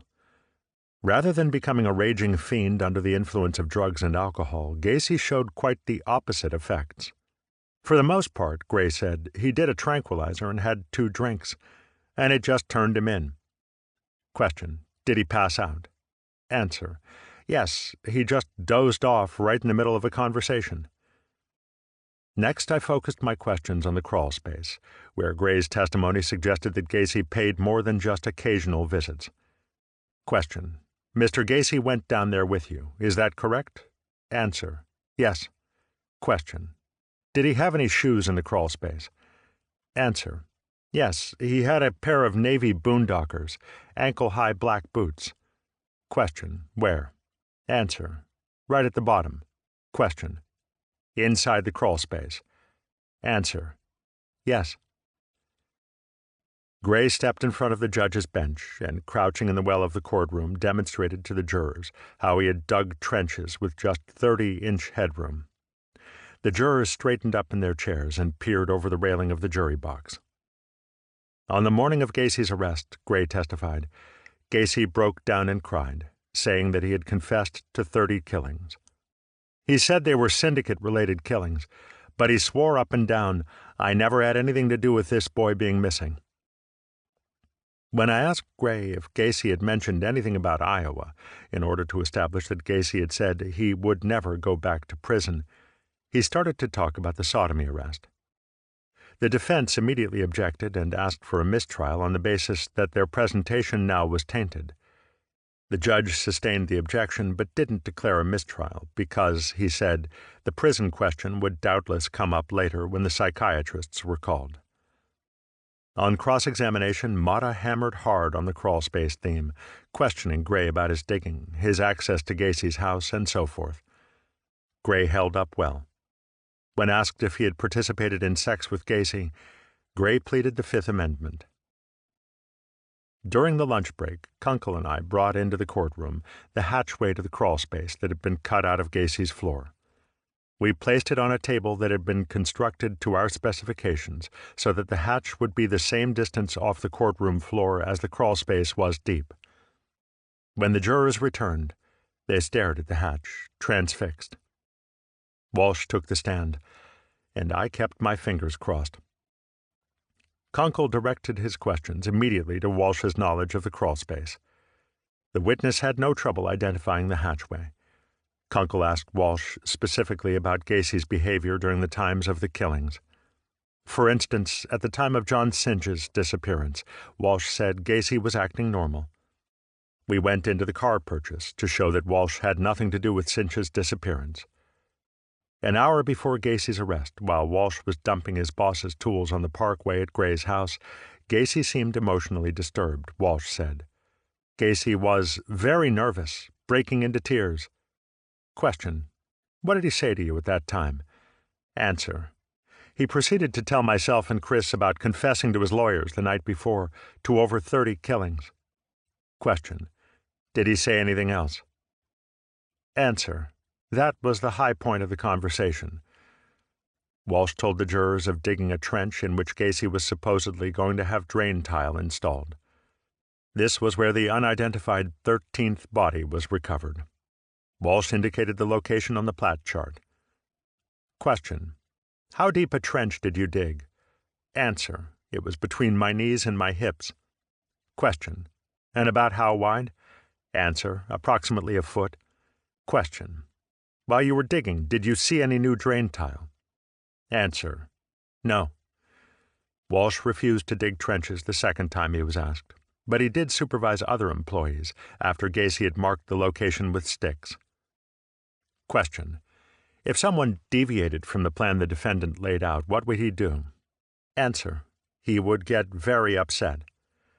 Walsh also had noticed the boots Gacy kept at the crawlspace entry. On cross-examination, it was evident the defense really wanted Walsh's hide. Amirante chided Walsh about the high-priced lawyer he had retained. Question: for what reason did you have to hire an attorney, Mr. Walsh? Kunkel: objection. The court: overruled. The witness: because it's my right. Amirante: good answer. Walsh denied ever having engaged in sexual activities with Gacy. When asked if he had forged the name of John Sitch on the car title application, he denied that too. Amirante asked if Walsh had signed Sitch's name on the registration form. Answer: yes, sir. Question: okay. Were you ever charged with forgery for that? Answer: no, sir. Question: did the state's attorney ask you about that? Answer: yes, sir. They asked me if I signed the title itself. Question: what did you tell them? Answer: no, sir. On redirect, Kunkel pursued the matter of the auto transfer. Showing Walsh the title itself, he asked if John Sitch's name appeared on it. Answer: yes. Question: did you sign that title? Answer: no, sir. Question: when Mr. Gacy gave you this title, was it already signed John Sitch? Answer: yes, sir. Kunkel then showed Walsh the title application form, listing him and Gacy as co-owners. Question: at the bottom, where it says New Vehicle Information, from whom did you buy? Did you write in a name? Answer: yes, sir. Question: what was that name? Answer: John A. Sitch. Question: now who told you to write in the name of the former owner on the application for plates? Answer: the woman at the Elston Avenue, driving vehicle inspection building. Question: and nobody charged you with forgery, did they, Mr. Walsh? Answer: no, sir. Question: except Mr. Amirante. On Wednesday, officers Dave Hackmeister and Bob Schultz testified about the surveillance. Here we sought to show Gacy, the tough guy, nice guy, trying to con the police and calculating all the while. Schultz's testimony on the smell helped establish the validity of our reason for getting the second search warrant. The jury, of course, hadn't heard any of the motions challenging the warrants, and the defense, if it so chose, could reopen the whole issue. They didn't, however, and after the officers had told of the sometimes bizarre activities of those 8 days of surveillance, the defense opted for only minor cross-examination. On Thursday morning, February 14, I put Greg Beto on the stand to testify about the internal investigation. Because I had worked so closely with Greg, and we had been over it all so many times, I tended to lead him and he tended to anticipate my questions. I wanted to get detailed testimony of the police work in the record to forestall any attempt by the defense to discredit it. Garippo, however, frequently sustained the defense's objections whenever he thought I was going into too great detail. We asked the court's permission to recall Beto for further testimony, and the defense withheld its cross until that time. One of the most colorful witnesses of the trial proved to be Ronald Rohde. The jury was sometimes amused by his remarks and appreciated his total candor. Rohde, a contractor for 23 years, had met Gacy in 1973 when Gacy stopped at a job site and asked if Rohde would be interested in bidding on some work he had. After a while, they became friends, and Gacy invited Rohde and his wife to a party. In telling the jurors about it, Rohde somewhat deflated his former host. There were quite a few people there, he testified. Contractors and, nobody real important. Not that I know of. Gacy grimaced. Rohde said that Gacy had told him he had emphysema and heart problems. I couldn't see how anybody in construction could have a heart problem, and I've been around John when he was wrecking. What kind of job would John do when he was involved in wrecking? Kunkel asked. He was very active, Rohde said. He was very good at destroying things. He added that he found it hard to understand how any contractor could do business at 3 a.m. Kunkel asked Rhodey what happened when Gacy got drunk. Answer: he was just like any other normal person. If he had too much, he'd just throw up and pass out, and that was the end of it. We would put John to bed. Question: on these occasions, did you ever see any personality changes in him? Answer: no, sir. Rhodey told of being upset over the surveillance, but Gacy had reassured him that he was going to sue the city of Des Plaines and he was going to get them off my back. They were pulling in my neighbor's driveway, and I was not accustomed to living this way. I mean, I'm no saint, but I never had that problem. Rhodey recalled Gacy's visit shortly before his arrest. He was kind of ragged, like he was up all evening. The first thing he asked me for was a drink, scotch and water on the rocks. Rhodey complied and invited Gacy to sit down in the kitchen. After a few minutes, Gacy said he had to go to the cemetery. He says, I really came to say goodbye to my best friends for the last time. I says, what the hell are you talking about? He told me, well, them son of a bitches out there are going to get me. He meant the police officers. He walked up and put his hands on my shoulder, and he starts crying, and he says, Ron, I have been a bad boy.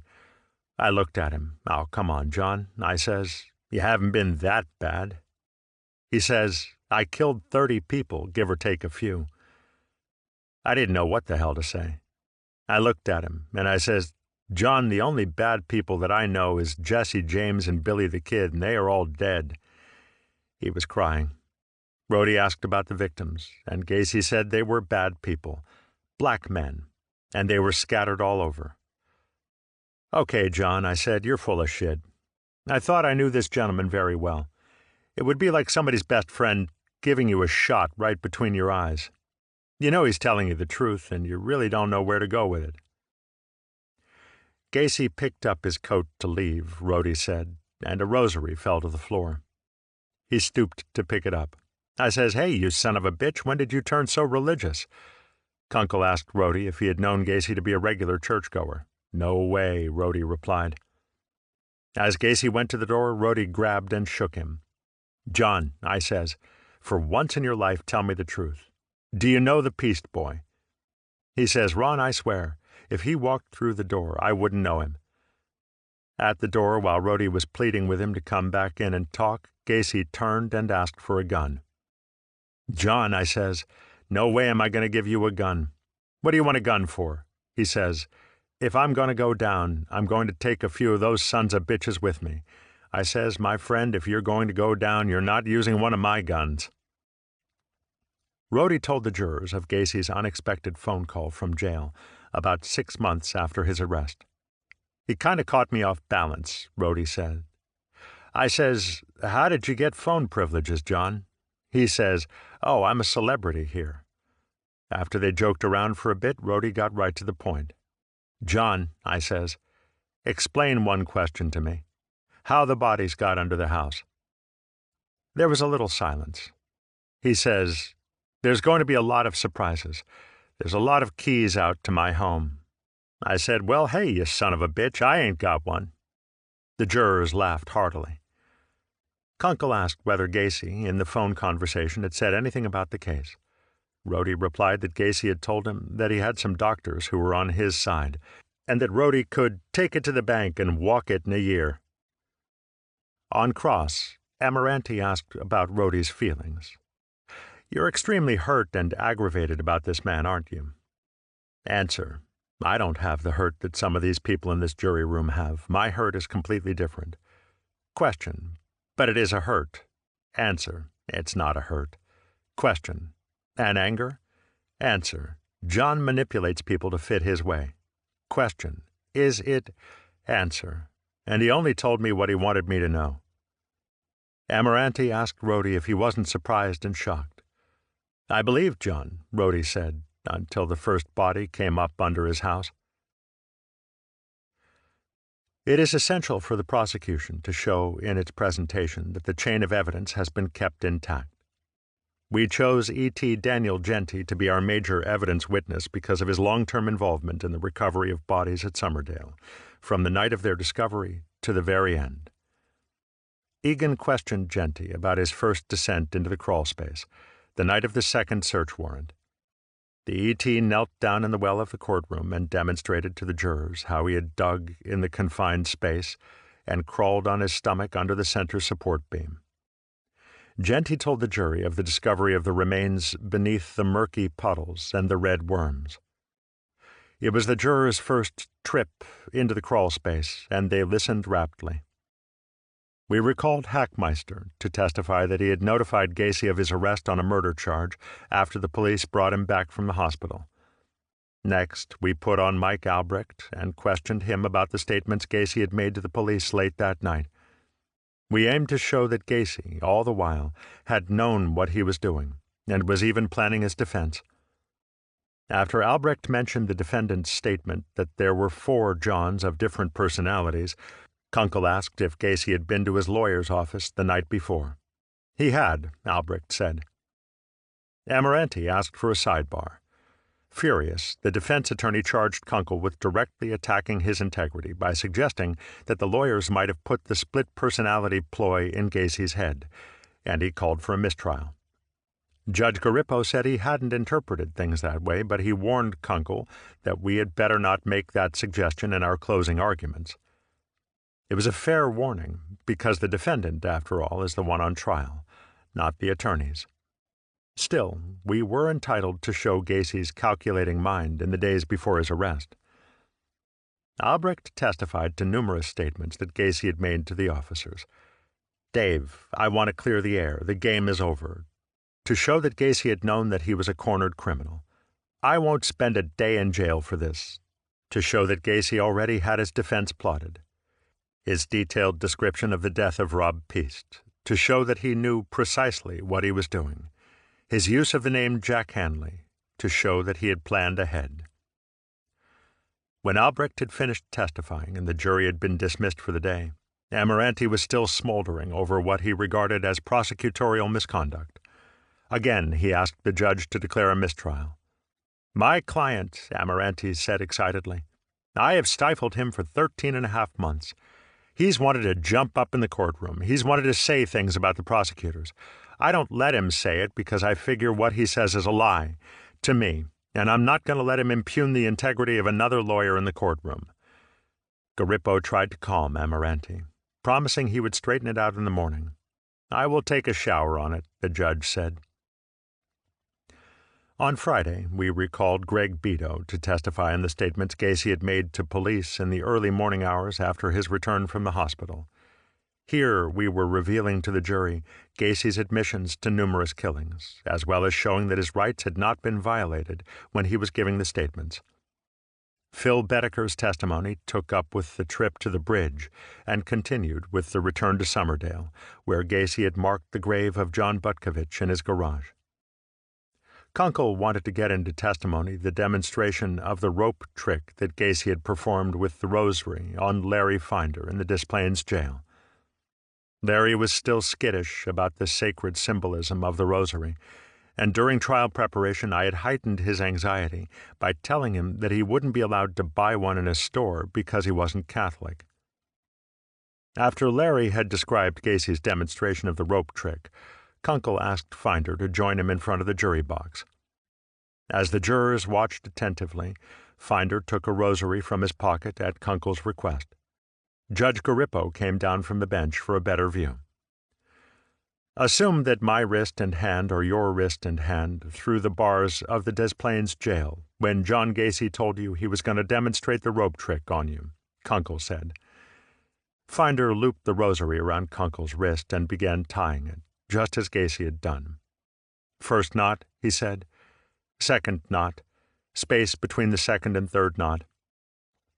Finder put a pen between the 2 outer knots. "And twist it." Kunkel raised his fist to show the jurors. Then Kunkel had Finder describe the diagram that Gacy had drawn, showing where he had buried bodies in the crawlspace.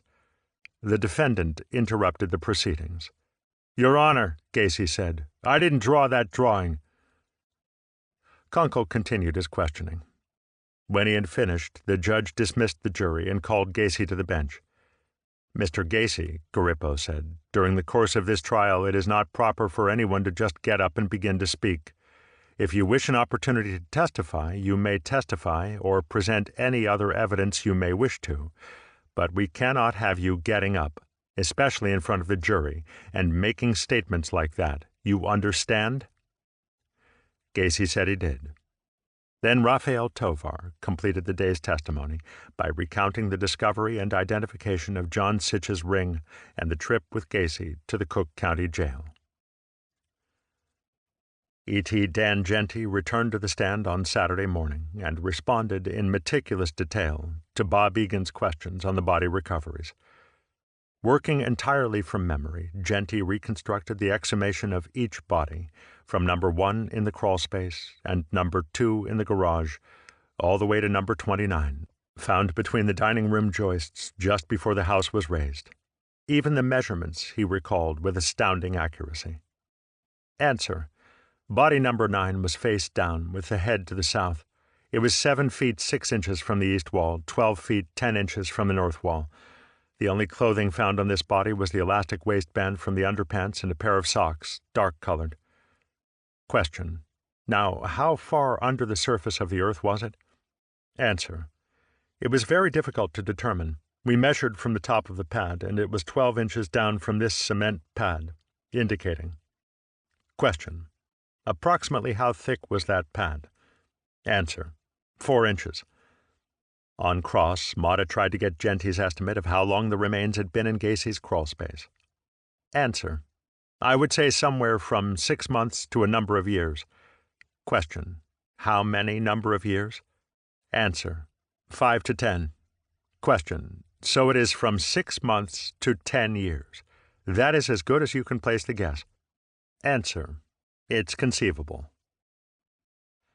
If the defense can't reasonably dispute the facts as stated, they usually try to poke holes in the police investigation and try to leave the jury uncertain. Sensing this sort of attempt, on redirect examination, Egan asked Jeanty about the various factors that figure into the decomposition of a body. A cold temperature tends to slow decomposition, Jeanty testified. The fact that the body could be underwater would slow it down. The fact that it would be covered by earth would slow it down by preventing oxygen from reaching the body. The body that is, say, found outdoors in the summertime, with the warm temperature and the insects, could be completely denuded in 2 weeks. On the other hand, a body could lie in a protected environment and be virtually intact 6 months later, or appear to be. So there are many variables. The big thing is the environment in which the body lies. Would it also be correct to say, Egan asked, that it is virtually impossible, down to the day, minute, or hour, to determine when a body died? Absolutely, Jeanty responded. That's one of the fictions we see on TV all the time, where they determine that the person died between 3 and 3:15. It just can't be done. There is no clock in a person. At best, it would be a matter of hours that you can estimate time of death. And in this case, who knows? Bill Kunkel questioned Sergeant Ernest Marinelli on other aspects of the operation at Summerdale, and then Judge Garippo dismissed the jury for their second brief weekend. The third week. On Monday, February 18, we were just a few days away from concluding our case in chief, and we had reached the point where we and the defense would stipulate that the remains of Gacy's victims had been correctly identified. Had the defense decided not to stipulate to anything, as Amoranti had threatened late in the trial preparation, we would have had no choice but to bring the actual skeletal remains into the courtroom to establish the integrity of the chain of evidence. That possibility may have influenced his decision. Jim Varga read the stipulations, that bodies 1 through 29 had been removed from 8213 Summerdale and taken to the county medical examiner, that the jaws, teeth, and X-rays of the remains were correctly numbered, that the ante-mortem X-rays were in fact those of the persons identified on them, and so forth. We then called Dr. Robert Stein. We were worried about what the defense might do with some of the statements Stein had made to the press during the early phase of the recovery. Stein was worried, too. They could have tried to discredit him, but we needed his testimony and had to take the chance, hoping they wouldn't. Thus, Kunkel kept his direct examination rather limited. Stein is an experienced forensic witness who keeps his answers short and to the point. He started by explaining to the jury the difference between the cause and the manner of death. The cause of death, Stein testified, is the initiating agent or agents which cause the demise of that individual. It could be a chemical, it could be physical, it could be biologic. For the manner of death, he said, there are 5 possibilities: homicide, suicide, accident, natural causes, or undetermined. Stein testified that upon entering Gacy's house, he immediately smelled the same sort of odor he encountered in his work at the morgue. He described his trip into the crawl space with Genty, the start of the discovery, and the identification work. When Kunkel asked Stein about Samuel Todd's chain bracelet, the youth's mother, Bessie Stapleton, broke down and sobbed. Mata requested a sidebar, and the judge excused the jury. Garippo warned the spectators that there would be many moments of grim testimony, and that anyone not able to handle it should leave the courtroom so as not to influence the jury. Amoranti said that he had counted at least 4 of the jurors looking in the direction of Mrs. Stapleton as she cried. A brief recess was called, after which Amoranti objected to having family members in the courtroom at all during Stein's testimony, and asked that they all be excluded. Garippo said he would take whatever steps were necessary as they went along. Continuing his testimony, Stein said that in his opinion the cause of death of the 6 bodies found with ropes around their necks was asphyxia due to ligature strangulation. As to the 13 bodies found with cloth-like material in the throat area, Stein gave the cause of death as asphyxia due to suffocation. Of the other 10 bodies his office examined, Stein said, the cause of death could not be determined. As to the manner of death of the 18 identified bodies from the crawl space and Rob Piest, Stein said they were, in his opinion, homicides. Naming each victim separately, Kunkel asked Stein if he had issued a death certificate in each case. "I did," Stein replied crisply.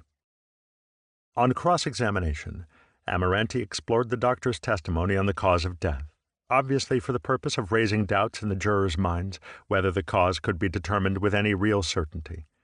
Finally, Amoranti brought up the question of autoerotic asphyxia. Question: have you run across ligatures and incidents of accidental suicide, you might call it, whereby a person puts a rope around his neck in a sexual act and twists the knot in a fashion you have shown, in the form of a tourniquet, and accidentally commits suicide in the course of an orgasm?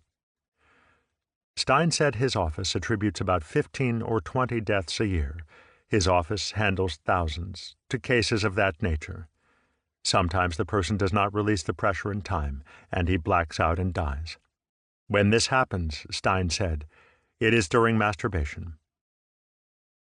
Furious that the defense had suggested that some of Gacy's victims might have died in this way, Kunkel asked Stein on redirect examination if he had ever seen knots such as Gacy had used in any of the doctor's investigations of autoerotic asphyxia. Answer: no. Question: if somebody used a ligature, a piece of rope like that, on an individual and strangled them to unconsciousness, and not to death, and then killed them by stuffing a wad of cloth or paper in that mouth, would that make it any less a homicide than if they had accomplished it on the first try? Answer: it is a homicide. Question: if somebody used an appliance like this, indicating a rope, on a 15-year-old boy, and then stuffed paper in his throat and he was not even dead yet, and then dumped him in the river and he drowned in the river, would that make it any less of a homicide? Answer: no, it would not. Question: if a person used an appliance like this on a teenage boy or young adult and strangled him to unconsciousness and then buried him in his basement and he died of asphyxia from his own grave, would that be any less a homicide? Answer: it is a homicide. Kunkel: nothing further. The jurors' eyes were locked on Stein as he left the witness stand. In the afternoon, Dr. Edward Pavlik, who by now had been named chief forensic odontologist at Cook County, took the stand and described to the jury the methods he used in making identifications. For Pavlik's testimony, we had 2 carousel projectors, one loaded with slides of ante-mortem X-rays we had got from the victim's dentists, and the other with post-mortem films. While Egan projected the presentations simultaneously on the screen, Dr. Pavlik showed the jurors the comparisons his team had made and explained the differences in the camera angles from which the X-rays were taken. He pointed to some of the specific identifying features, then compared images on the slides, showing how individual victims were identified. Dr. John Fitzpatrick testified as to the identification he had made from the skeletal X-rays. On cross, Motta tried to get Fitzpatrick to say that radiological identification was not 100% airtight. Actually, the lawyer asserted, your science is one of probability as opposed to exactness. No, Fitzpatrick replied. There are certain landmarks on these individuals that make it absolute. I'll bet my house on it. Our last witness of the day, Daniel Callahan, the lockmaster at Dresden Island Lock and Dam on the Illinois waterway, testified to the recovery of the first and last bodies from the river, Timothy O'Rourke and Robert Piest. On Tuesday, we put 6 witnesses on the stand who testified to the recovery and identification of the 4 river victims.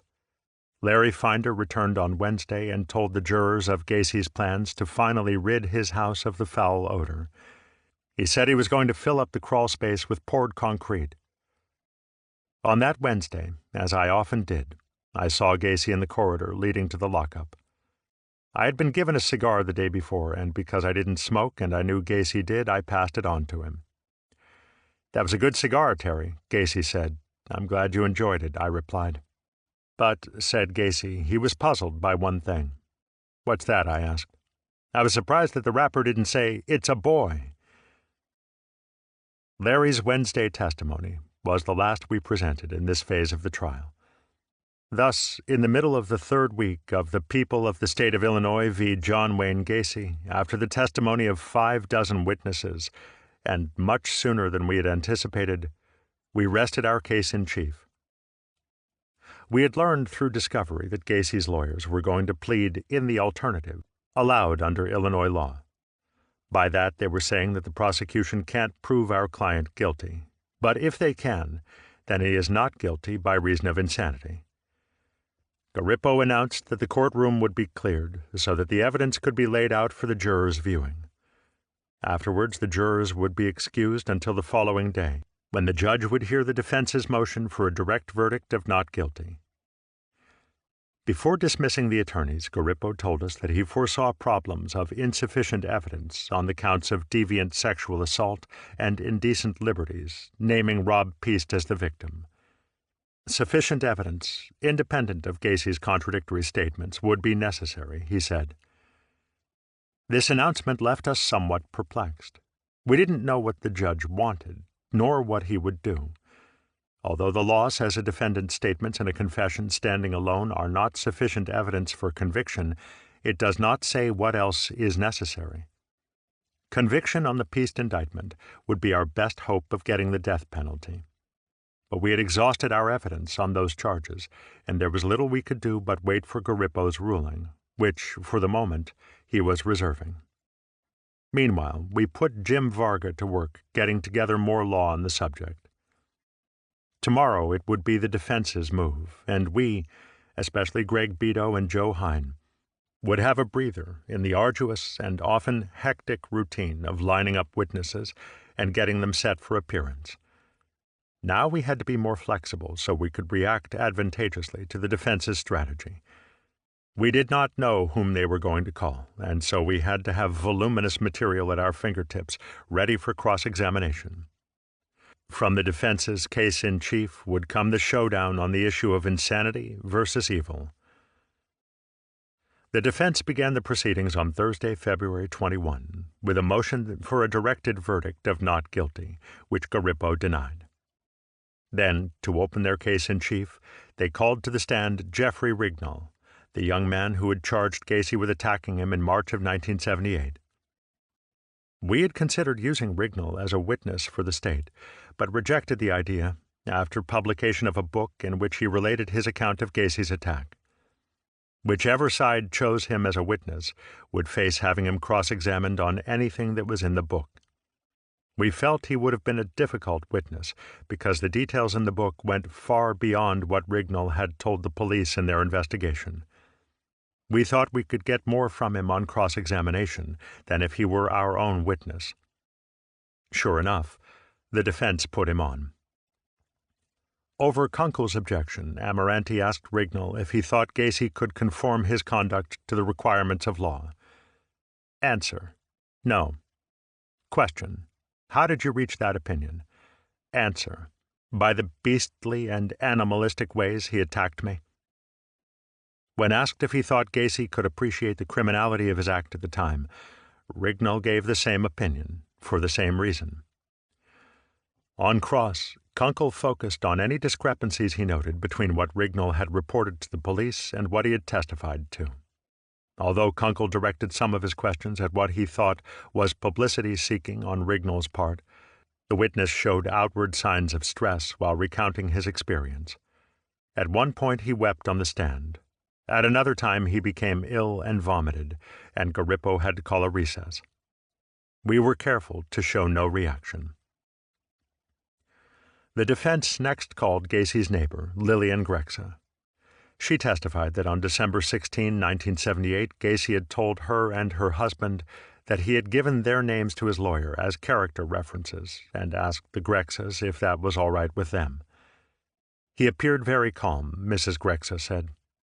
Although Mrs. Grexa was a witness for the other side, she was helping us prove our contention that Gacy was already methodically planning his defense. Mrs. Grexa characterized Gacy as a stern boss, a good father, and a generous, warm, and good man who was always smiling. The only complaint she had about him, she said, was his reluctance to trim the 6 or 8 foot hedge between their houses. I questioned her about that on cross. Question: so once Mr. Gacy drove in the long driveway, once he got past the front, you couldn't see him, is that right? Answer: we can't see his back door from our house at all. This was another point for us, because it showed that Gacy had gone to some trouble to conceal his activities. In the course of building our picture of John Gacy, we had talked to many people who were potential defense witnesses, and we always tried to get to them before the other side did. In some cases, witnesses will forget having talked to our investigators or forget just what they said. Then, when the defense talks to them, they may neglect to repeat everything they told our people. This, of course, gives us the chance to embarrass the defense in court, as well as to bring out information favorable to our case. Such an opportunity arose when I questioned Mrs. Grexa about Gacy and drugs. Answer: John, I says, are you dealing in drugs? I says, you know my feelings about drugs. I says, if I find my neighbors, my son or you, or anybody I know that is dealing, I will turn them in. Question: what did John say to you? Answer: he said, no, I have nothing to do with drugs. Question: did you find out that he had any involvement with drugs? Answer: I believe he was giving my son drugs. That answer, I thought, transformed Mrs. Grexa from a solid defense witness into one favorable to us. Our long and careful preparation was paying off. Then, over defense objections, Mrs. Grexa repeated what she had told our investigators. There is no way I am going to say that John is crazy. I think he is a very brilliant man. Enough, I thought. I sat down. The defense's last witness of the day was Mickle Reed, who had lived with Gacy at Summerdale. Reed described the incident when Gacy had hit him on the head with a hammer in his garage and then apologized.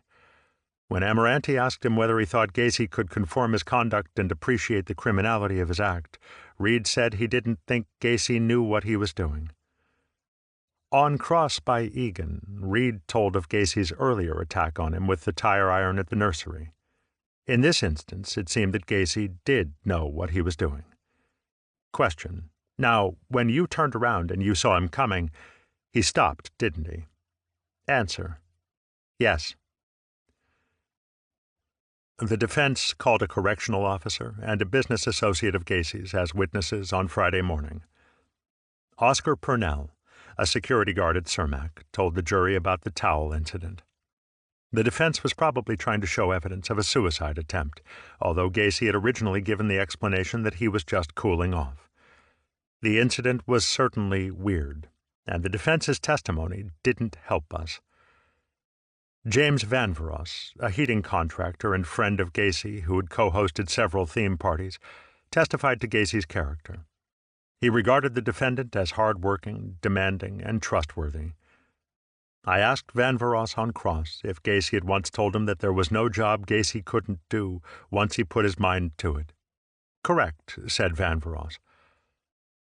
The formal insanity defense began later that morning when Thomas Eliseo, a clinical psychologist from Rockford, was called to the stand. We would have to do as much damage as possible to the defense's medical witnesses in order to keep an insanity defense from being established. If we could do that, we felt our doctors would be capable of rebutting their theories. Eliseo had examined Gacy a few weeks before the trial began, after it was known that the jury would be selected in Rockford.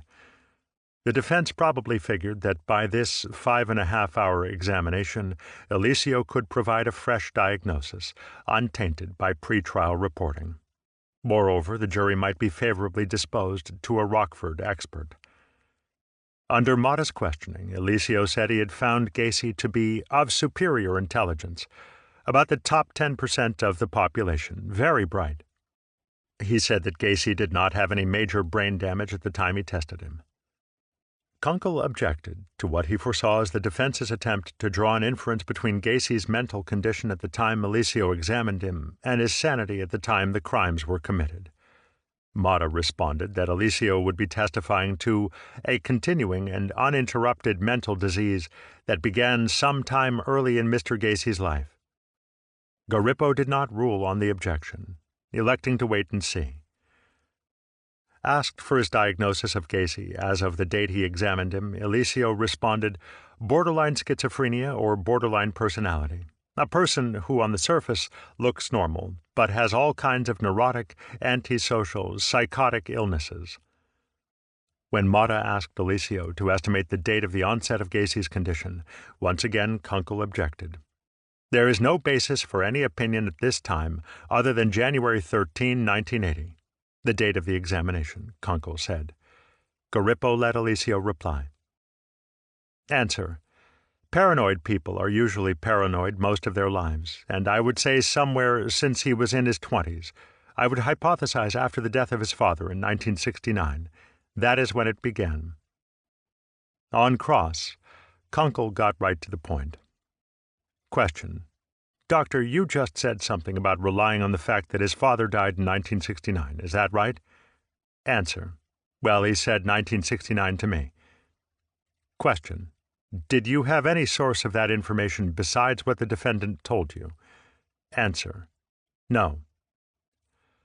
According to his testimony, Eliseo had not read the police reports or the confessions, nor had he talked to anyone involved in the case, including the doctors, or read any of their reports. He would later state that the defense lawyers had instructed him to ignore them.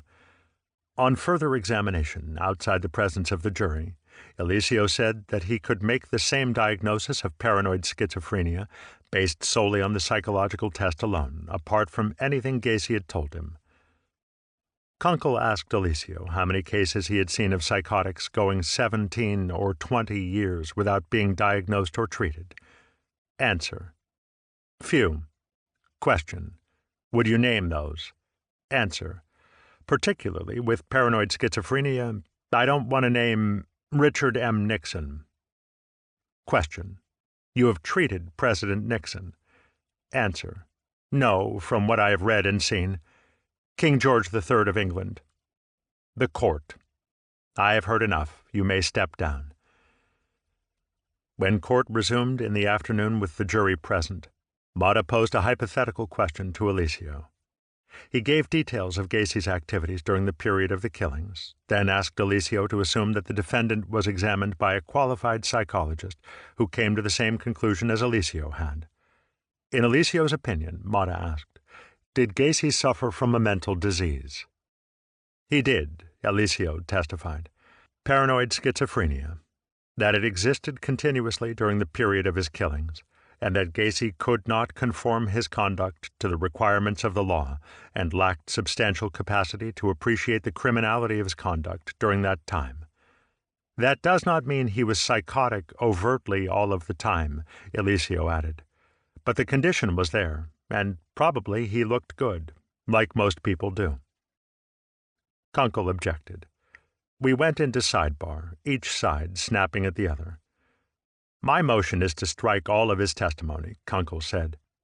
He had just said that he, Gacy, was not suffering from paranoid schizophrenia throughout. He said Gacy was only psychotic during certain times. You cannot be a paranoid schizophrenic and not be psychotic. That is a psychosis. Where did you get your license? Amoranti asked. The judge knows that, Kunkel said. Be quiet, Garippo said. He sustained the objection, but refused to strike the testimony. In response to questioning, Eliseo went on to testify that while Gacy showed some traits of an antisocial personality, others were inconsistent with that diagnosis. His inappropriate affect, his grandiose thinking, his drive to build a business and be responsible and reliable. The defense was obviously anticipating the testimony of some of our doctors and trying to discount the diagnosis of Gacy's mental state made as far back as the time of his imprisonment in Iowa. Kunkel kept hammering at the psychologist's diagnosis that Gacy was psychotic only at certain times. Eliseo had asserted that Gacy, during the act of killing, did not know it was wrong, and only later understood. Question. So, after the first one, he has now got a body and he has put it in his basement, and he sure didn't understand during that first one, you say. But now he has buried the body to hide it from the police and the public, and now he is going to kill again.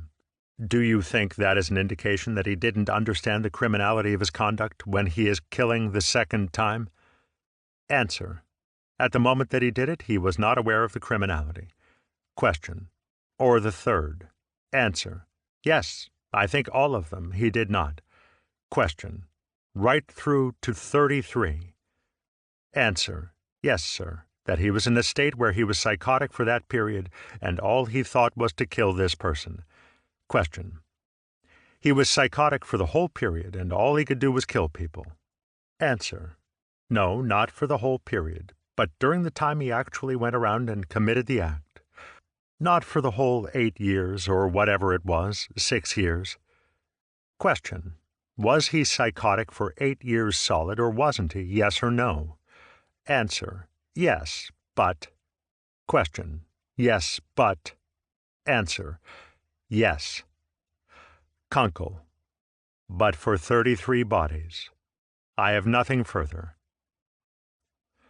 The framework of our subsequent cross-examination and closing argument had been forged with this first expert witness.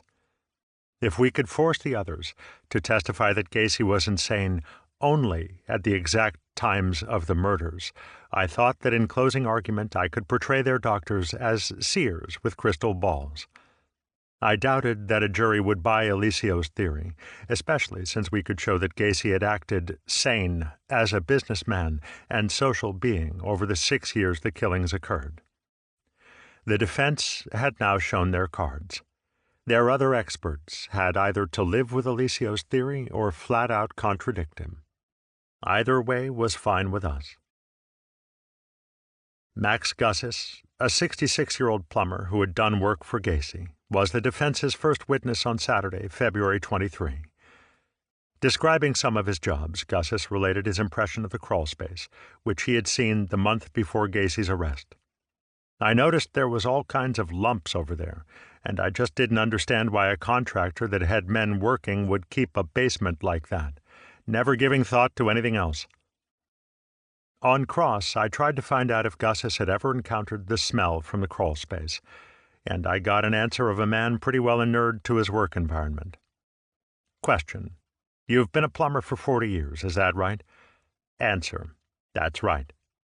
Question. When you go on a job, do you smell much of anything? Answer. I hardly smell anything.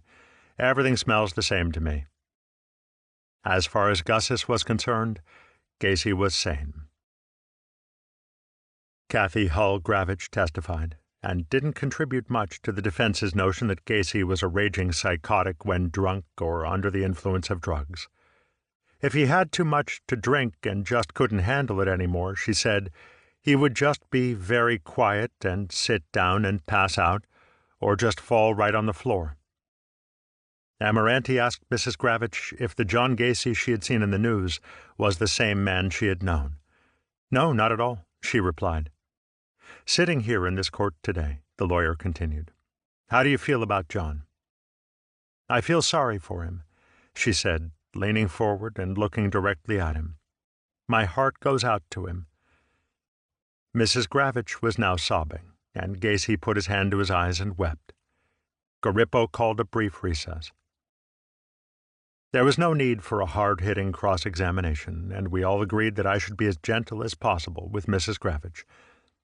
When we resumed, we spoke about John Butkovich, how she had called him Little John, and her husband Big John.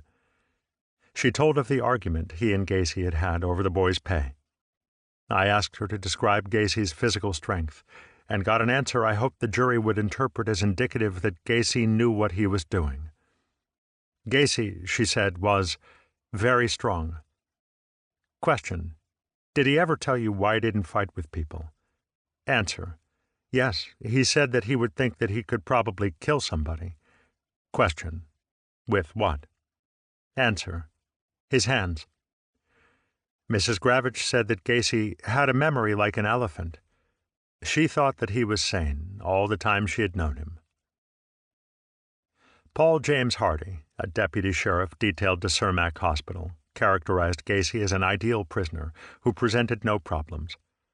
On cross, Hardy said that Gacy sometimes associated with Richard Lindwall, a former high school teacher in suburban Northbrook, who was accused and later convicted of sexually assaulting and murdering a 17-year-old boy. Like Gacy, Lindwall had gone cruising for young men.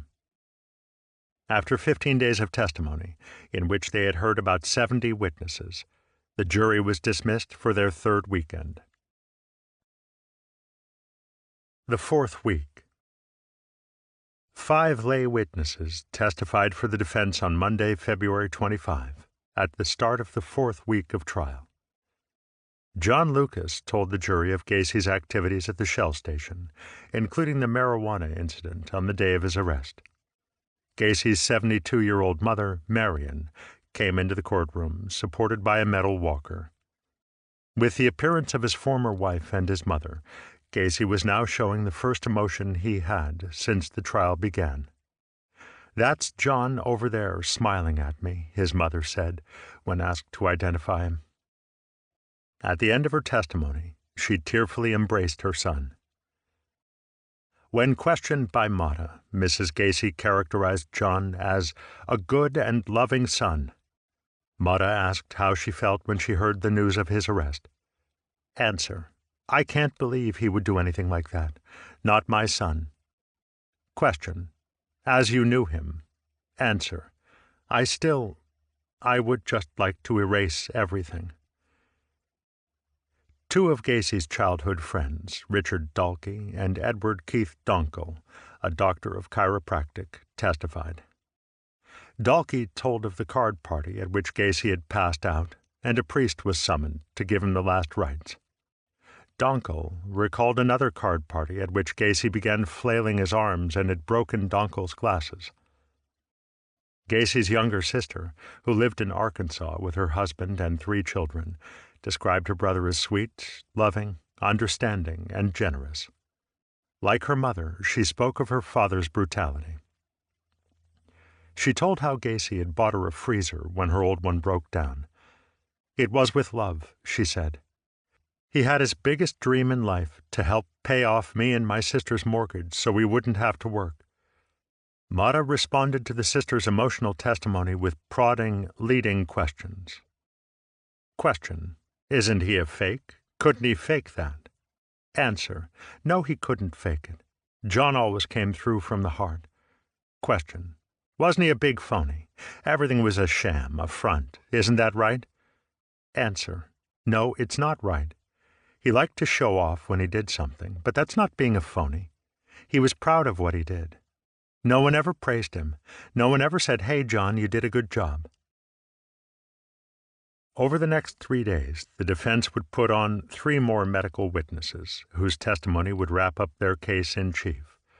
Dr. Lawrence Friedman, a psychiatrist from the University of Chicago, diagnosed Gacy as a pseudo-neurotic paranoid schizophrenic, whose mental illness stemmed largely from circumstances of his childhood, primarily his brutal father.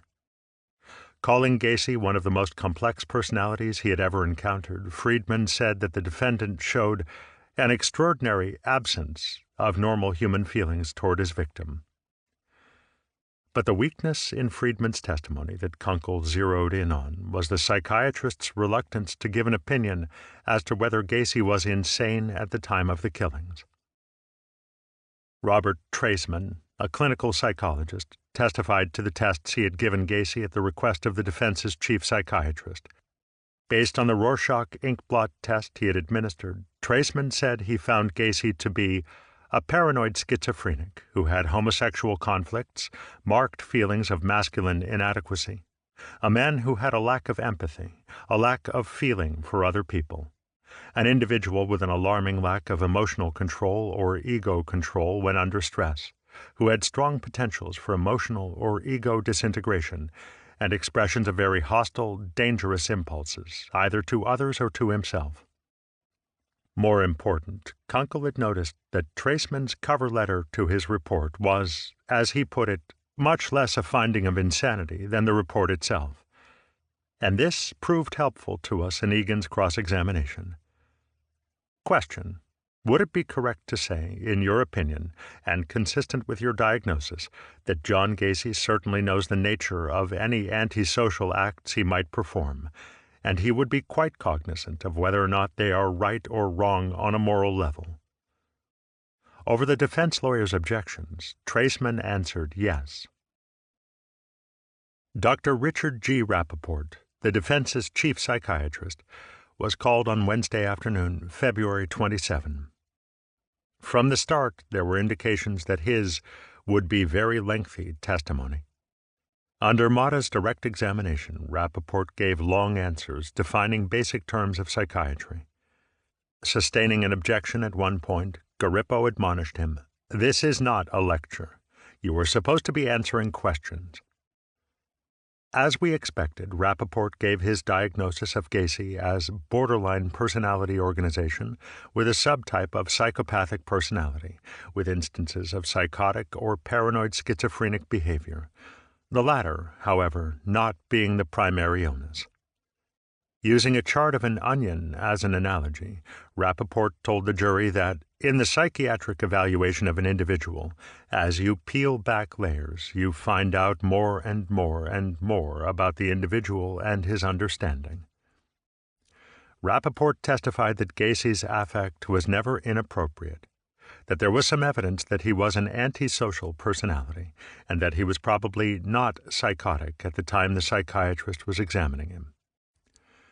Knowing that we were reaching the culmination of the defense's case in chief, Kunkel went into cross-examination very aggressively, and at several points prosecution and defense engaged in heated exchanges.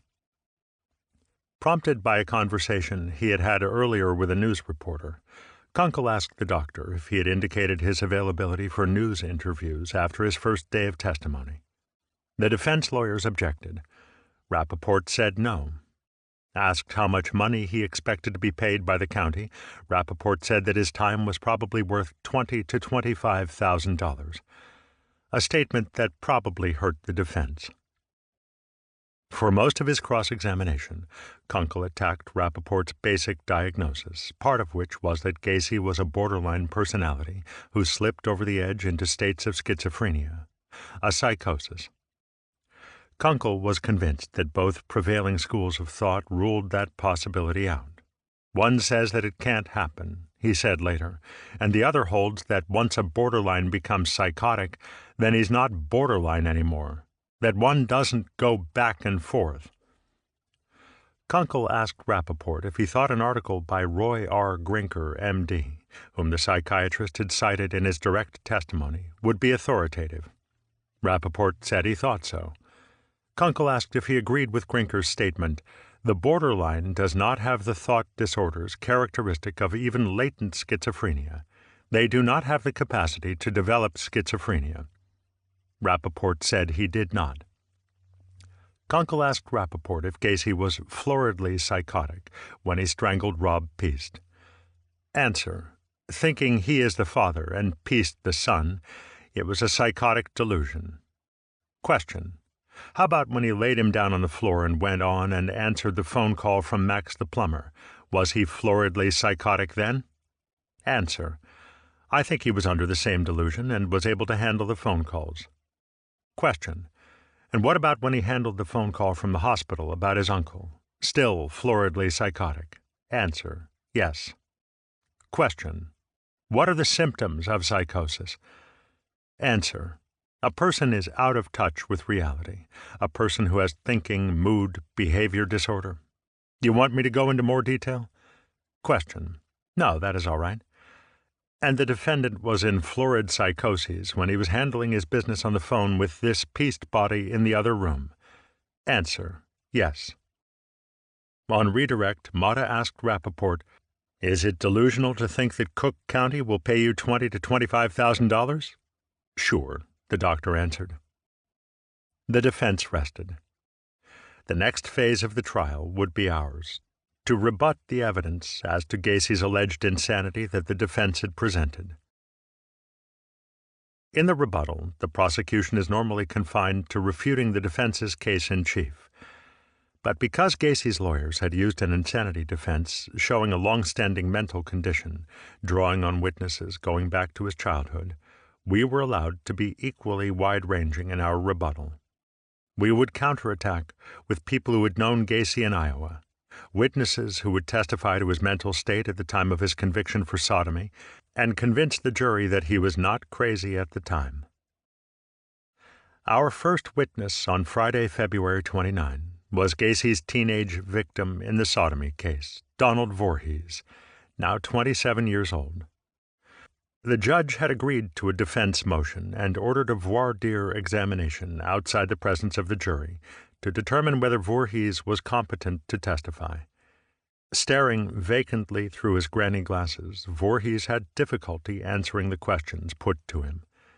He responded slowly to Egan's questions, sometimes not at all, and he admitted that he had made a statement to the defense to the effect that he felt incompetent to testify. Seeing the state that Voorhees was in, Egan cut short his examination. Motta began, asking if the young man was seeing a psychiatrist. Answer: yes, sir, I am. Question: how long have you been seeing him? Answer: no response. Question: for a while? Answer: no response. Question: all right, we will answer.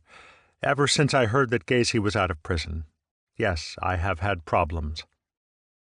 Motta asked if Voorhees had had any medication today. No, the witness responded. I drank 1 beer for breakfast. In a sidebar, I told of interviewing Voorhees. He is slow. He has been affected by this.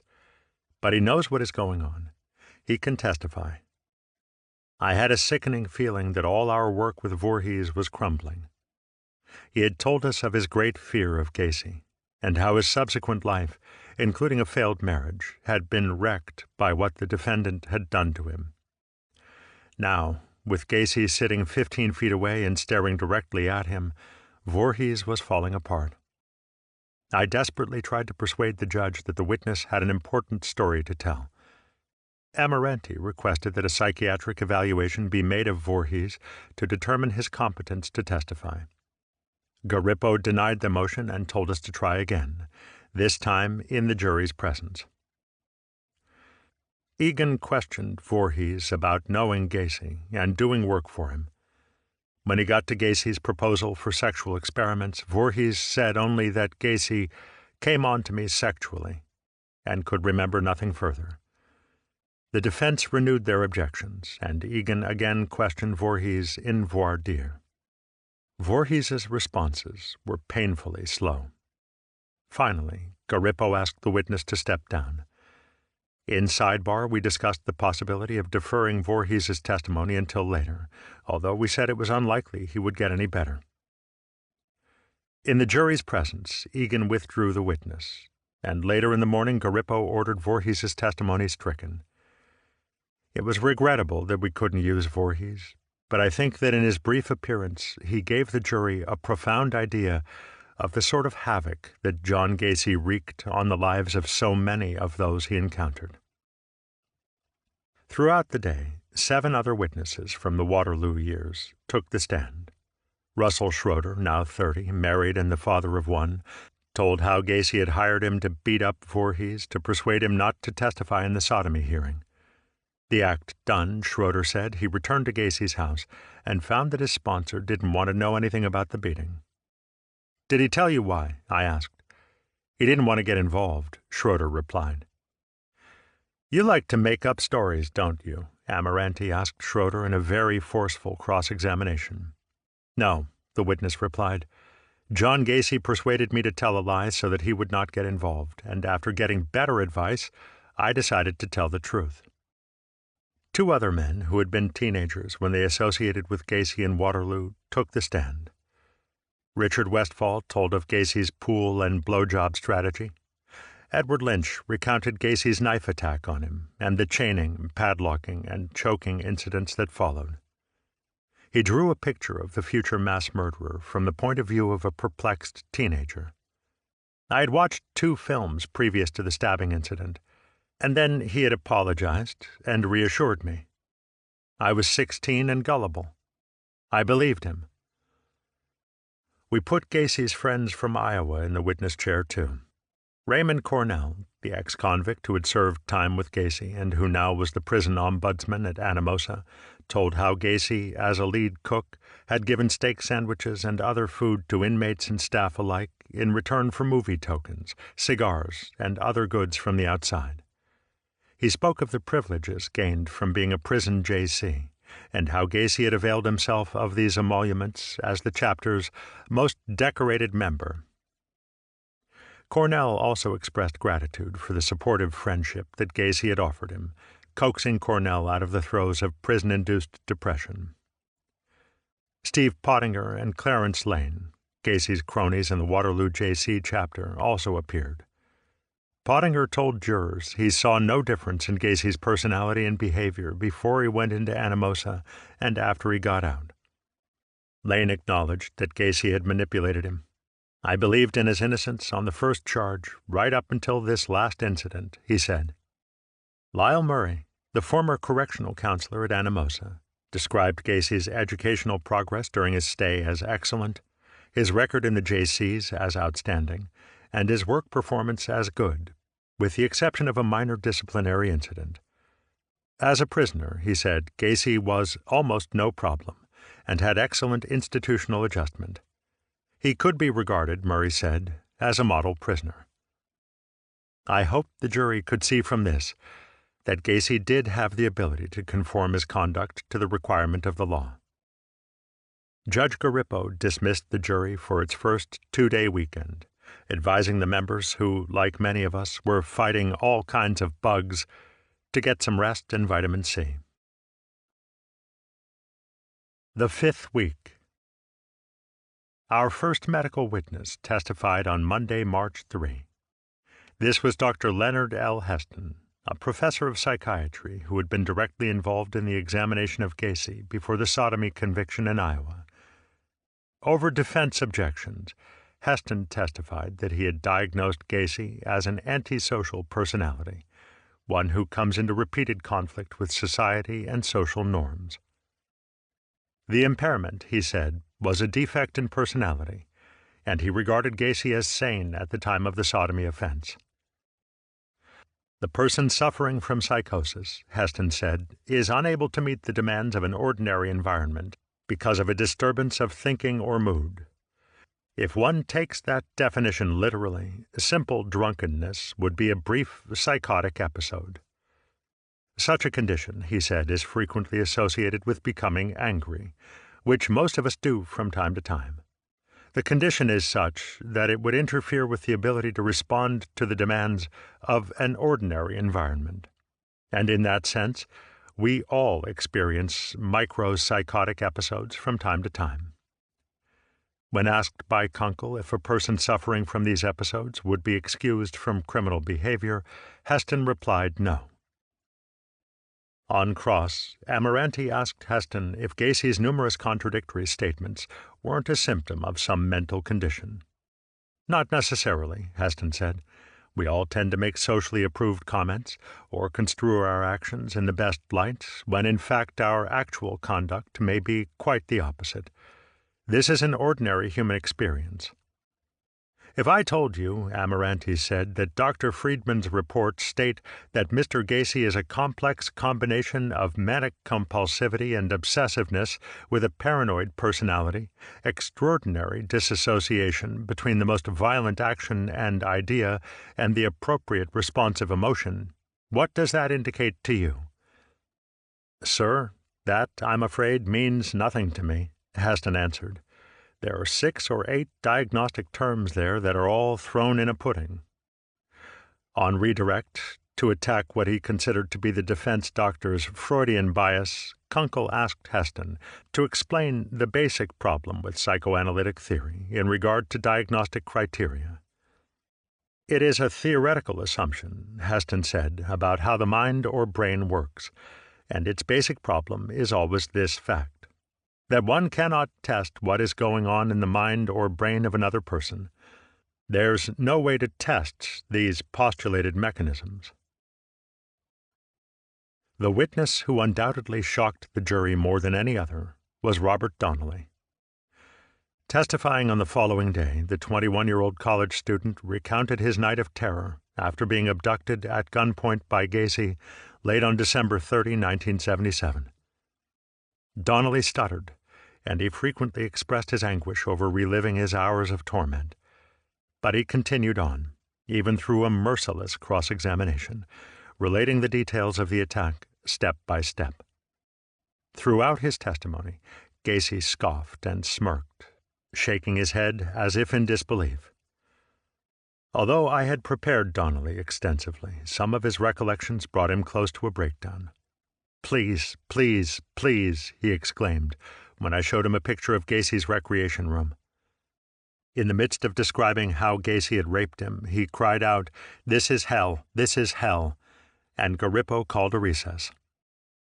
After reconvening in the well of the courtroom, Donnelly showed the jurors how Gacy had seated himself and put his foot into Donnelly's stomach while playing Russian roulette. Donnelly told of going to the police, then having a subsequent meeting with them and an assistant state's attorney. He testified that they would not allow him to sign any complaints against Gacy, and that they weren't going to do anything about it. I asked Donnelly if Gacy had told him, when he let him off in the alley at Marshall Fields, not to go to the police, because they won't believe you. He had, Donnelly said. They didn't believe me. Mata came on very hard in an attempt to discredit Donnelly's testimony, and there were several times when I feared that the witness might buckle under the stress. He fought back, however, and Mata's heartless questioning seemed to me very damaging to the defense's case. By taking Donnelly through the ordeal all over again, he was doing little more than burning the horrible images into the minds of the jurors. We were able to bring Donnelly in on rebuttal because the defense had used Jeffrey Rignall. We had been planning to call Arthur Winzel as well, but after Donnelly's appearance there wasn't much need for his testimony. We were sure the jury had had enough. Our second medical witness was Dr. Arthur Hartman, chief psychologist of the Psychiatric Institute of the Cook County Circuit Court. The Psychiatric Institute serves the court by examining several thousand patients referred to it each year. Almost a third of these cases involve felonies. Thus, in dealing with the Institute and its people, we had the benefit of working with doctors who had a track record in forensic psychiatry.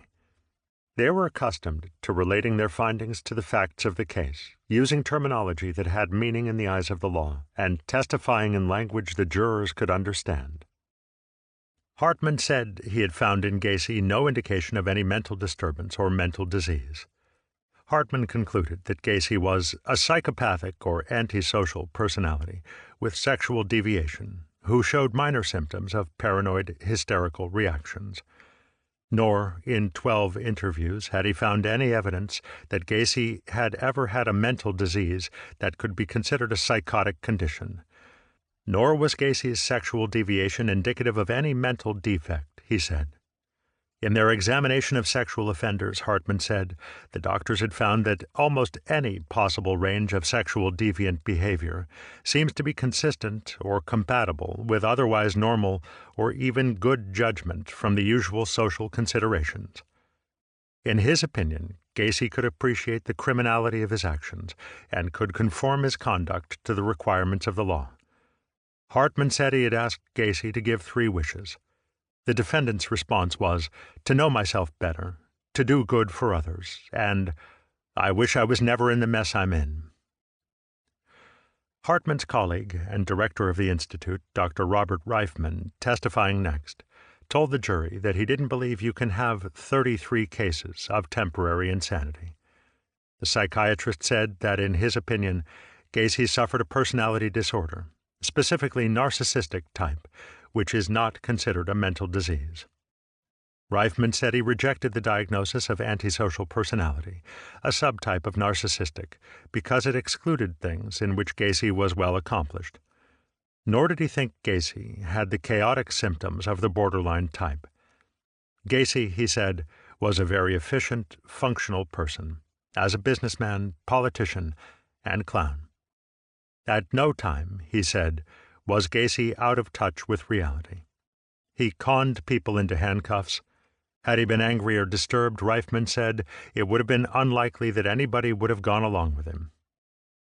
In closing, Kunkel asked Reifman why the 33 murders were not a product of 33 irresistible impulses. I don't believe Mr. Gacy ever struggled against doing that, Reifman replied. Considering the testimony of Gray and Walsh as to digging graves in the crawlspace, Reifman said, I don't think that a person who plans to have an irresistible impulse in the future could be considered having irresistible impulses. On cross, Amoranti asked Reifman if Gacy's contradictory statements showed logical thinking. I think that's lying, the psychiatrist said flatly. I think he doesn't remember what he says from one day to the next because he lies. Amoranti asked if it was consistent for a person with a logical mind to tell the truth, then turn around and lie about it. A person who lies in what thing is in their best interest, Reifman said, may be functioning logically. How, Amoranti asked, would Gacy help himself by lying about not remembering some of the victims he killed? I think Mr. Gacy wants to be famous, Reifman said, and I think he talks and talks and talks. As a matter of fact, I think Mr. Gacy talks too much. When he says he is not homosexual, Amoranti asked, is he lying about that? Well, Reifman replied, it's like Bruce Sutter saying he's not a ball player, because he is. Amoranti pursued the question of Gacy's motivation to lie. How could it possibly help him to lie about stuffing underpants in the throats of some of his victims, the lawyer asked. I don't think 33 murders helps him. I don't think Mr. Gacy helps himself at all, Reifman replied. Assuming it was not a lie, Amoranti said, let's just assume for a minute that he forgot, okay? Now, when he forgets, what would that be? Repression? I don't know, Reifman said, because this is your fantasy, not mine. I think he remembers. Philip Hardiman, executive director of the Cook County Department of Corrections, was the first witness on Thursday, the final day of our rebuttal case. Hardiman explained the rules under which Gacy lived at Cermak and gave his opinion that Gacy was a very well-behaved inmate who adapted quite well.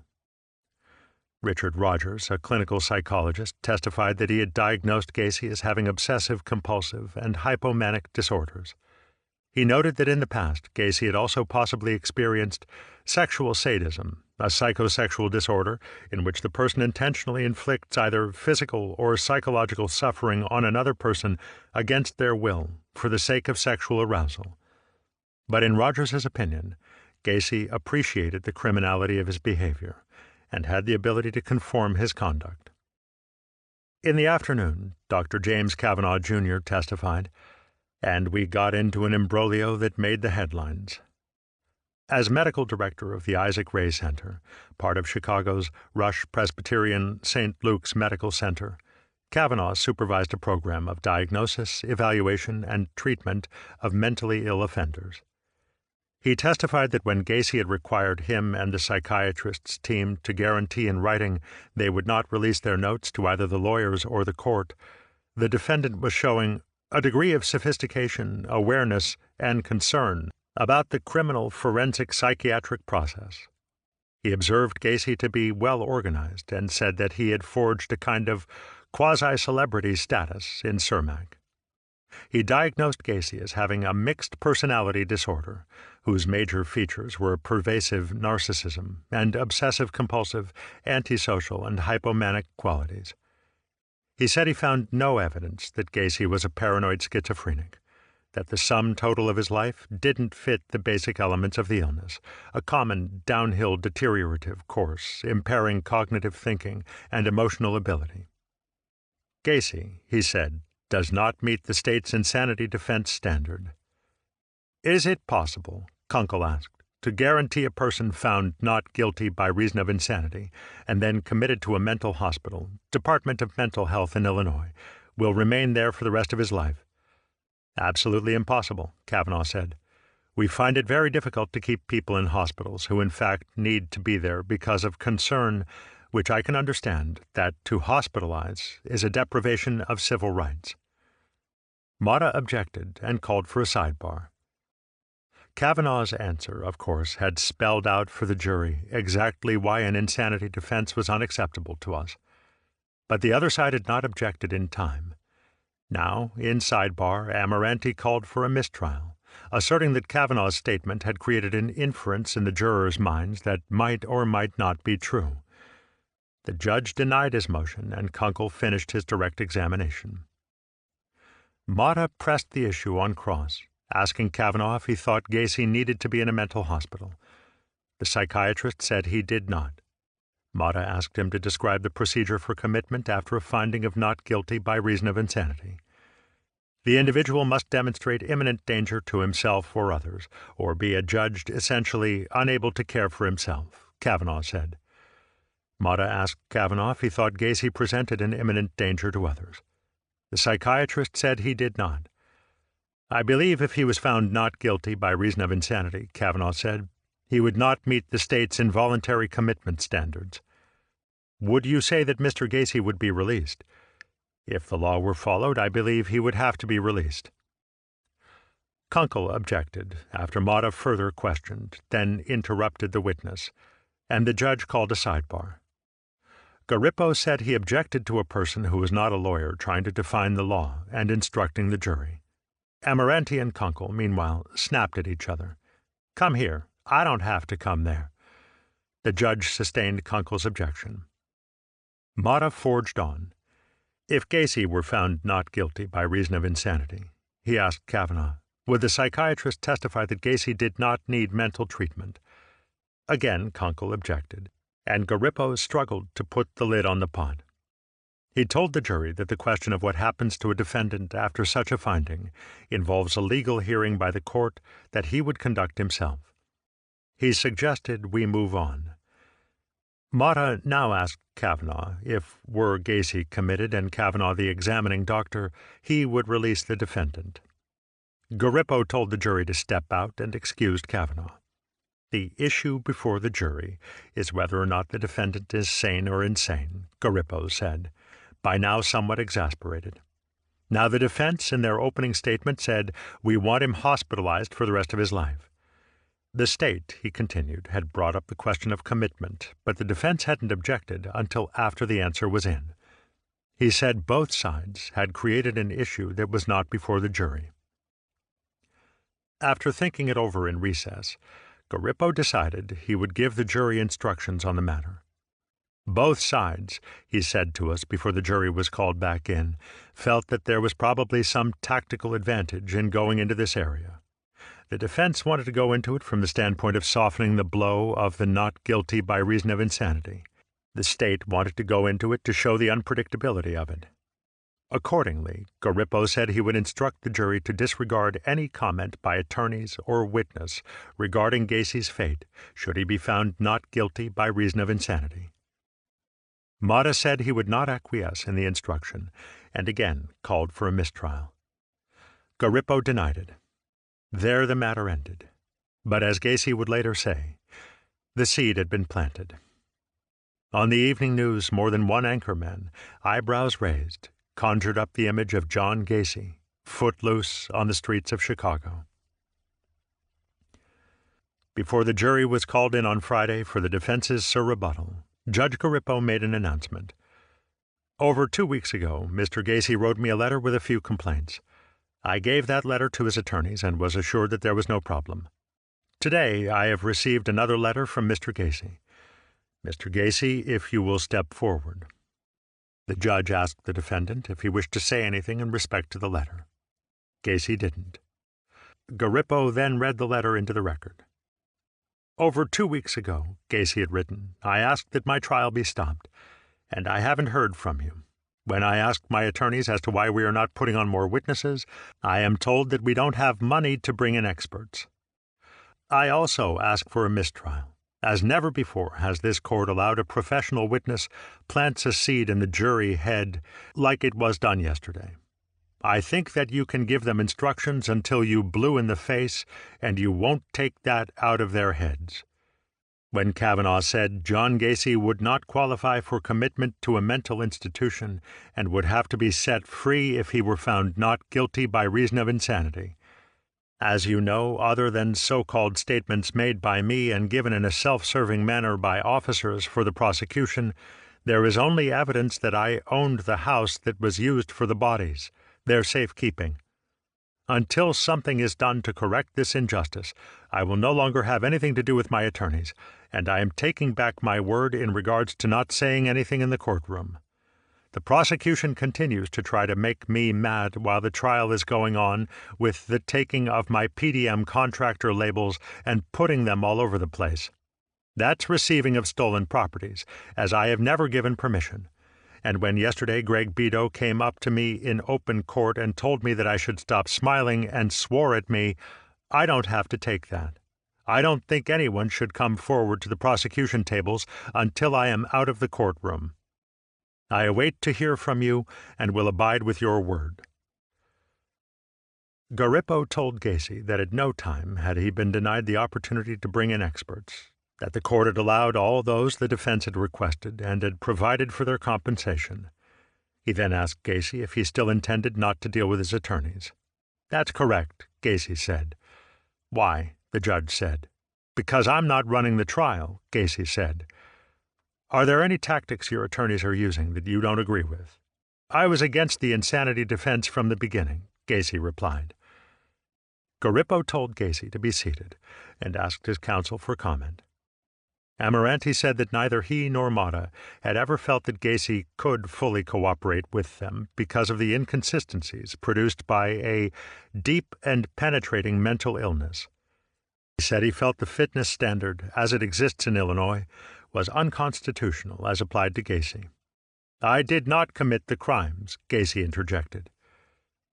Garippo asked if either side had any evidence to present as to Gacy's fitness to stand trial. Amoranti said the only evidence the defense could conceive of would be to allow Gacy himself to testify. The judge decided to conduct an immediate hearing to determine his fitness, but the two defense lawyers said they had no further evidence to present. Based on my observations of the defendant in the courtroom, his demeanor, and all of the evidence in the trial, Garippo said, citing the Illinois statute governing his decision, I would enter a finding that the defendant is in fact fit to stand trial. He asked Amoranti and Motta if they had anything to say regarding Gacy's dispute with them.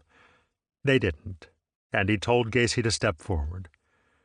Do you stand by your statements relative to your disagreement with your attorneys? He asked. After a long pause, Gacy said he didn't know. Garippo told him to be seated.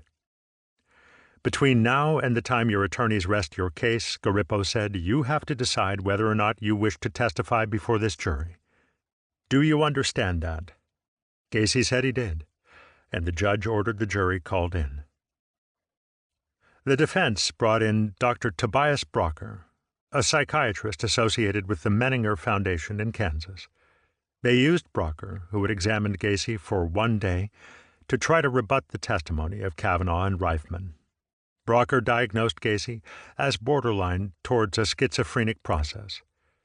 During his interview, he had noted anger and grandiosity, and observed that Gacy's conscience function looks like a Swiss cheese with big holes in it. When court resumed in the afternoon, Garippo was told that Gacy wanted to make a statement, and he delayed bringing in the jury. During the lunch break, Gacy apparently had heard news broadcasts reporting his earlier statements. Everything I seem to say, Gacy now told the court, has been misconstrued by the press, and I would like to set the record straight that I did not fire my attorneys. It's just that I do not understand everything that is going on, and I am against the insanity defense because I don't truly understand it myself. All the statements in retrospect that I have given, he continued, are confusing enough to me that at the time I made the statement, I believe I would have confessed to the St. Valentine's Day Massacre if it was put to me. Gacy accused the press of taking everything out of context. He said he would like to know if he had committed the crimes, but despite 300 hours of doctor visits, he said he was still confused. While I am not denying the commission of the crime, I don't understand it, why it happened, and that is why I don't understand the proceedings. I've been called every name under the sun in this courtroom, and half the time I leave not even knowing who I am, from an onion to a piece of Swiss cheese to somebody that is sane and somebody that is crazy. Police officers from various departments, he said, had all made self-serving statements. The news media, he charged, had already tried and convicted him. Nowhere in this land can I get a fair trial, Gacy exclaimed. I think you've got some of the finest lawyers here in the country, he continued. I can see why Bernard Carey is not here, because he is not qualified. But be that as it may, everybody is going to twist everything to their own liking. And to me, it's just like they're playing a chess game. Gacy's earlier cockiness had vanished, and now he was acting out of desperation. His statement to the court was just as self-serving as any he had made before, and in spots just as untruthful. In a gratuitous slap, he even disavowed that he had ever been friends with Ron Rohde, an absurd statement, considering his tearful farewell on the Rohde doorstep and the communication they had while Gacy was in Cermak. The incident concerning Greg Beto that Gacy had mentioned in today's letter to the judge was similarly twisted. Gacy generally waited with appropriate deference while the jury filed out of the courtroom at the close of each session. Once they were gone, however, his ebullience would return, and he would laugh and joke with his attorneys or the bailiffs, or pull out a cigar, light it, and casually discard the match on the courtroom floor. The previous day, looking over at Gacy in disgust at these antics, Greg had gritted his teeth and said to the defendant, "Keep smiling, John," as if to suggest his judgment was soon coming. When testimony resumed, Kunkel began his cross-examination and asked Brocker to define the Illinois standard for the insanity defense. The Illinois defense of insanity, Brocker reported, is somebody that has not the capacity to follow the inside of his wrongdoing because of— Garippo interrupted, saying he would instruct the jury as to the definition. Kunkel asked Brocker if he agreed with a conclusion that Dr. Carl Menninger had reached in his book, The Crime of Punishment, that psychiatrists don't belong in the courtroom. It is not our sphere of action, Menninger had written. Brocker said he disagreed, that his experience convinced him the opposite was true, that most people in the legal profession don't understand psychiatry. Kunkel rested. After Jack and Elaine Shields, two of Gacy's clown associates, testified to his character, Amoranti put on Anthony de Blasi, whom Gacy knew through the Democratic organization. De Blasi told of Gacy's meticulous bookkeeping while serving as secretary-treasurer of the Norwood Park Township Lighting District, and said he thought Gacy must have put in 23-hour workdays. The two men had discussed going into business together at one time, to open a disco, de Blasi said, but the plans had fallen through. On cross, de Blasi said he thought Gacy was sane. In a session on Saturday, March 8, Dr. Helen Morrison, a psychiatrist, concluded the defense's surrebuttal testimony. She diagnosed Gacy as having mixed or atypical psychosis. Despite his high IQ, she said, Gacy had not developed emotionally. His entire emotional makeup was that of an infant. She concluded that Gacy suffered from mixed psychosis at least since 1958. On cross by Egan, Morrison said that Gacy was psychotic when he killed Rob Peast. She said that she would not change her opinion even in the light of Gacy's conducting business on the phone immediately after the killing, or of his storing the body and later throwing it into the Des Plaines River. "Do you think that under the circumstances," Egan asked, "John Gacy would have killed Robert Peast if there was a uniformed police officer in the home with him at the time?" "Yes, I do," Dr. Morrison replied.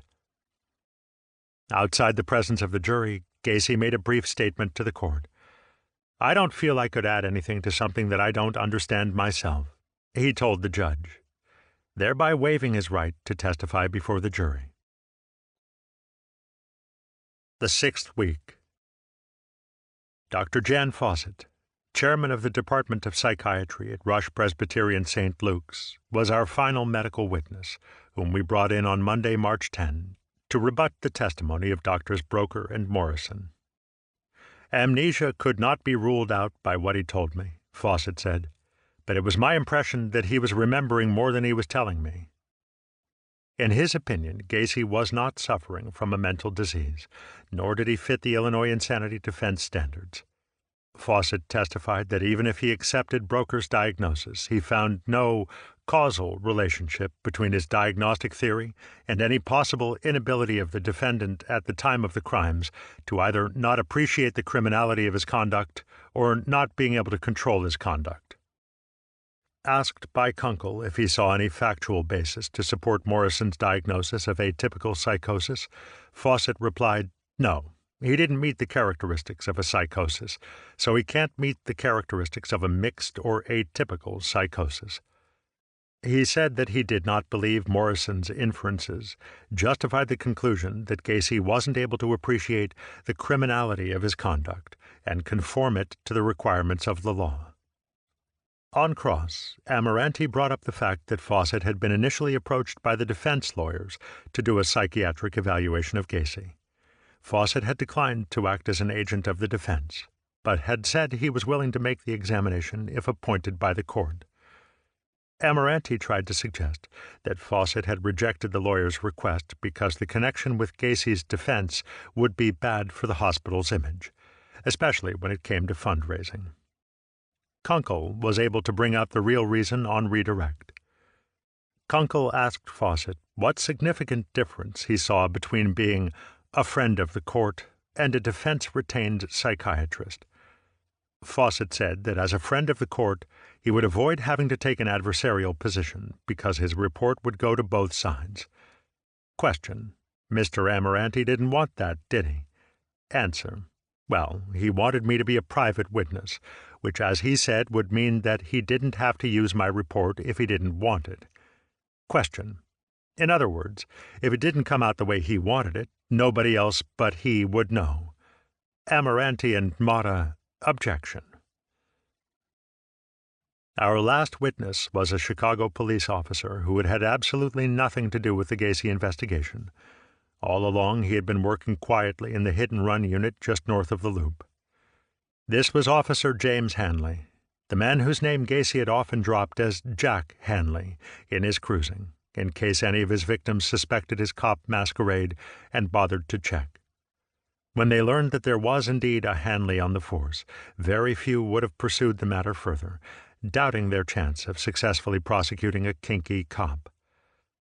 I was convinced that Gacy's Hanley alias was taken from a real cop, and we had investigators looking for Hanley for more than a year. but somehow the police computer didn't turn up his name. In the closing days of the trial, I was determined to find him, and luckily I did.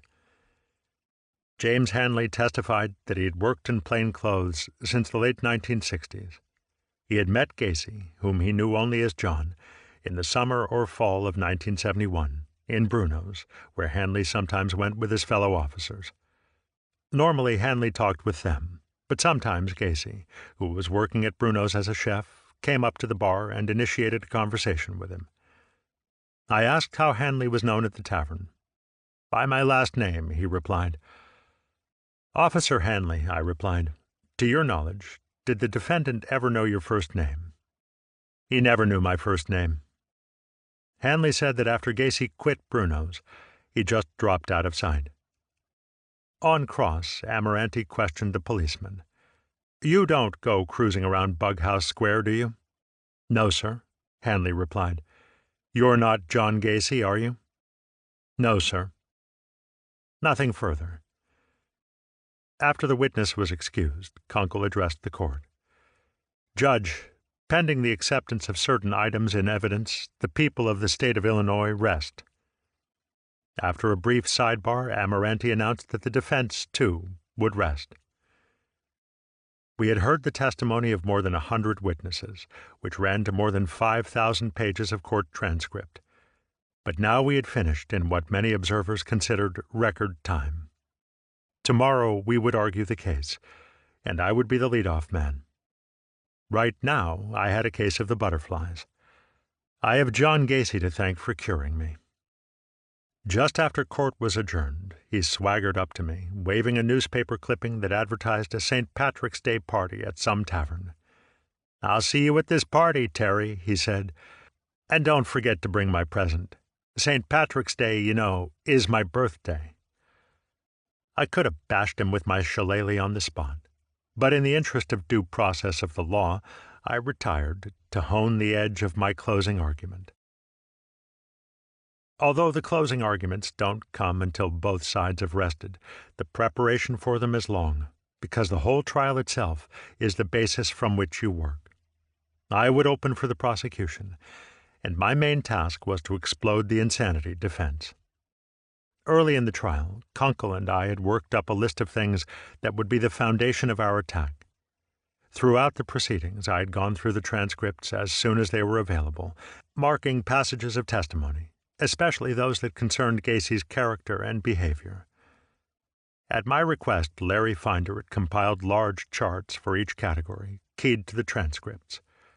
Thus we had the composites from many sources that documented various facets of Gacy's personality and habits: credibility, boastfulness, memory, strength, manipulation, intelligence, sanity, work, sleep, recreation pattern, drug-alcohol usage, consciousness of choice, emotion, affect, self-control, discipline, and, of course, some of his memorable quotes. Over the weekend I had worked on what seemed to be my 100th outline, and Sunday night Larry had come by and listened to my rehearsal. When I arrived at 26th in California Monday morning, I was convinced my closing argument was no good, and I sat in a little windowless cubicle, totally depressed, as I began revising it even more. Larry stopped by and reassured me that it was good, but I didn't take him seriously. I appreciated his gesture, but Larry had never tried a jury case, and I didn't really believe him. "Listen," he said, "Beethoven didn't like his Fifth Symphony either." I don't know if his remark was off the wall or not, but it brought me to my senses. I was too close to it, and maybe I'd already made too many revisions. Larry's encouragement put me back on track. "Today is March 11, 1980, I told the jurors in the crowded but hushed courtroom. On Thursday, March 13, 2 days from now, John Mowry would have been 23 years old, if he had been allowed to live. Instead, his body was uncovered from John Gacy's crawlspace. On Sunday, March 16, Robert Piest would have celebrated his 17th birthday. Instead, his body was recovered from the Des Plaines River, the very river that he had volunteered to clean to become an Eagle Scout. On Monday, March 17, John Gacy will celebrate his 38th birthday. Before that, you will decide whether or not he is allowed to tell a friend, such as Ron Rohde, on the telephone, "Ron, didn't I tell you I'd be out? I beat the system again." Or you will be the ones to tell John Gacy in a loud and clear tone a message that says, "John Gacy, your cruising days are over. Young boys need fear you no more." I had to make it clear that although we were denying the insanity defense, we were not saying Gacy was normal. "There have been other mass murders," I said, "but seldom, if ever, has anyone been so cold, so cunning, so calculated over such a long period of time as John Gacy has. Now, I am not going to stand here for 1 minute and tell you that he is normal. I wouldn't expect you to believe it. I'm going to tell you, right up front, that we consider him to be abnormal. But because he is abnormal doesn't mean that he doesn't know the difference between right and wrong. If he does, he is legally responsible. There is quite a difference between being abnormal and legally insane. We had proved, beyond a reasonable doubt, I said, that John Gacy was guilty of 33 murders and that he was legally responsible. I called Gacy's insanity defense a fraud, pure and simple. I cited Gacy's self-admitted stalking of the victims as an example of his intent, contrary to the picture of helplessness the defense psychiatrists had attempted to paint. Against Motta's assertion in his opening statement that his client's memory was sketchy, I tossed out Gacy's former wife's statement that he had a memory like an elephant, his pinpointing the precise upright on the bridge from which he had dumped the bodies, the detailed recollections offered in his statements. Calling his defense one of convenience, I pointed to Rappaport's audacity to expect you people to believe the theory that John Gacy was insane 33 times over some 7 or 8 or 9 years, but never any other time. He just happened to slip into it. Iowa, I said, was very important. The pattern he used in Iowa was later to be used back here in Illinois, and Iowa told us about his good behavior. Remember this much: John Gacy could conform when he had to. The penitentiary is a good example of that. "Clarence," he told his friend, "I'm never going back," when he got out of the penitentiary. Yes, folks, he had learned well from his experiences in Iowa. He was now a cunning ex-con, about to go back into society, but little had changed about him, except one thing: his resolve to make sure that he never got in that type of bind again. John Gacy was to make sure of that. Gacy, I said, emerged well aware of his legal rights. Of the trenches in the crawlspace, I pointed out, Gacy later said, "I had them dig those for graves." If that isn't premeditation, there exists none anywhere. I ask you, does anyone dig holes in anticipation of having an unconscious rage? When Gacy thought his crawl space was full, he went all the way down to the Des Plaines River Bridge on I-55, 65 miles away. These were conscious acts to avoid detection, acts of a sane man. Gacy, I said, was like a spider caught in his own web as the Piest investigation progressed. On the first day, he manipulated the police.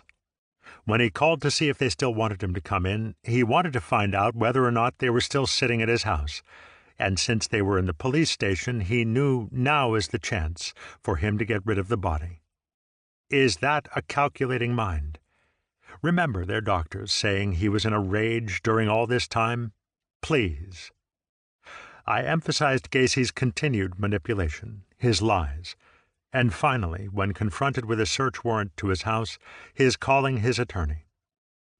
The web was now tightening, but the manipulation continued in the relationships he tried to establish with the surveillance officers. Then he threatened a lawsuit, threatened the policeman with death. Still, the web tightened. To the end, he was manipulating and lying until he saw that the game was over, and he said, "Dave, I want to clear the air." Even at the statement table, Gacy was planning when he said there are 4 Johns. This was the start of his fake, planned insanity defense of multiple personality. Little did he know that later all the psychiatrists would come in and reject that theory. What did all that show? I asked the jury. It shows beyond a reasonable doubt a man who knew what he was doing. He knew what he was doing was wrong, and he nevertheless did it, and then, furthermore, covered it up. I reminded the jurors of what Gacy had said when Finder asked him why he had let Donnelly go after inflicting such horrible torture on him. "Larry," he said, "had I known he was going to beef to the police, Donnelly would have gotten the rope trick." I was now in my 4th hour, and I could tell that the jury, although attentive, was waiting for me to sum it all up. Besides, they were probably getting hungry. I went into my final argument, pointing to Gacy's path of destruction. 33 boys were dead, and the lives of parents, brothers, sisters, fiancés, grandmothers, friends were left shattered. Even though technically he left some of the surviving victims, they were little more than void shells. You saw them, and perhaps described best as living dead. John Gacy has accounted for more human devastation than many earthly catastrophes, but one must tremble when thinking just how close he came to getting away with it all. John Gacy caused misery and suffering, enough to last a century.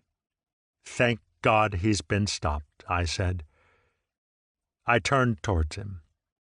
"John Gacy, you are the worst of all murderers, for your victims were the young, the unassuming, the naive. You truly are a predator."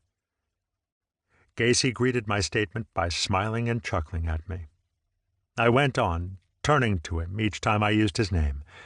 "John Gacy, you have pilfered the most precious thing that parents can give, that of human life. Finally, John Gacy, you have snuffed out those lives like they were just candles. You have snuffed out the very existence of those 33 young boys forever. Those candles can't be lit again for all eternity." Now I did not ignore his behavior. "You saw him laugh at me," I told the jurors. "You are the ones who can tell him, loud and clear, we refuse to be used or manipulated by you, John Gacy. If you find him not guilty, then do so, remembering that 11 unidentified male bodies are still in the Cook County morgue."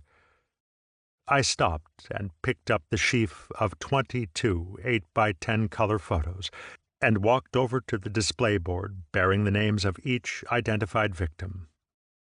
"If you do so in spite of body number 2, medical examiner number 1065, found with a cloth-like material on his throat. Male, white, 5'9", 150 pounds, last seen July 29, 1975, Chicago, Illinois. Identified December 29, 1978, as John Butkovich." I placed the photo of Butkovich in its slot.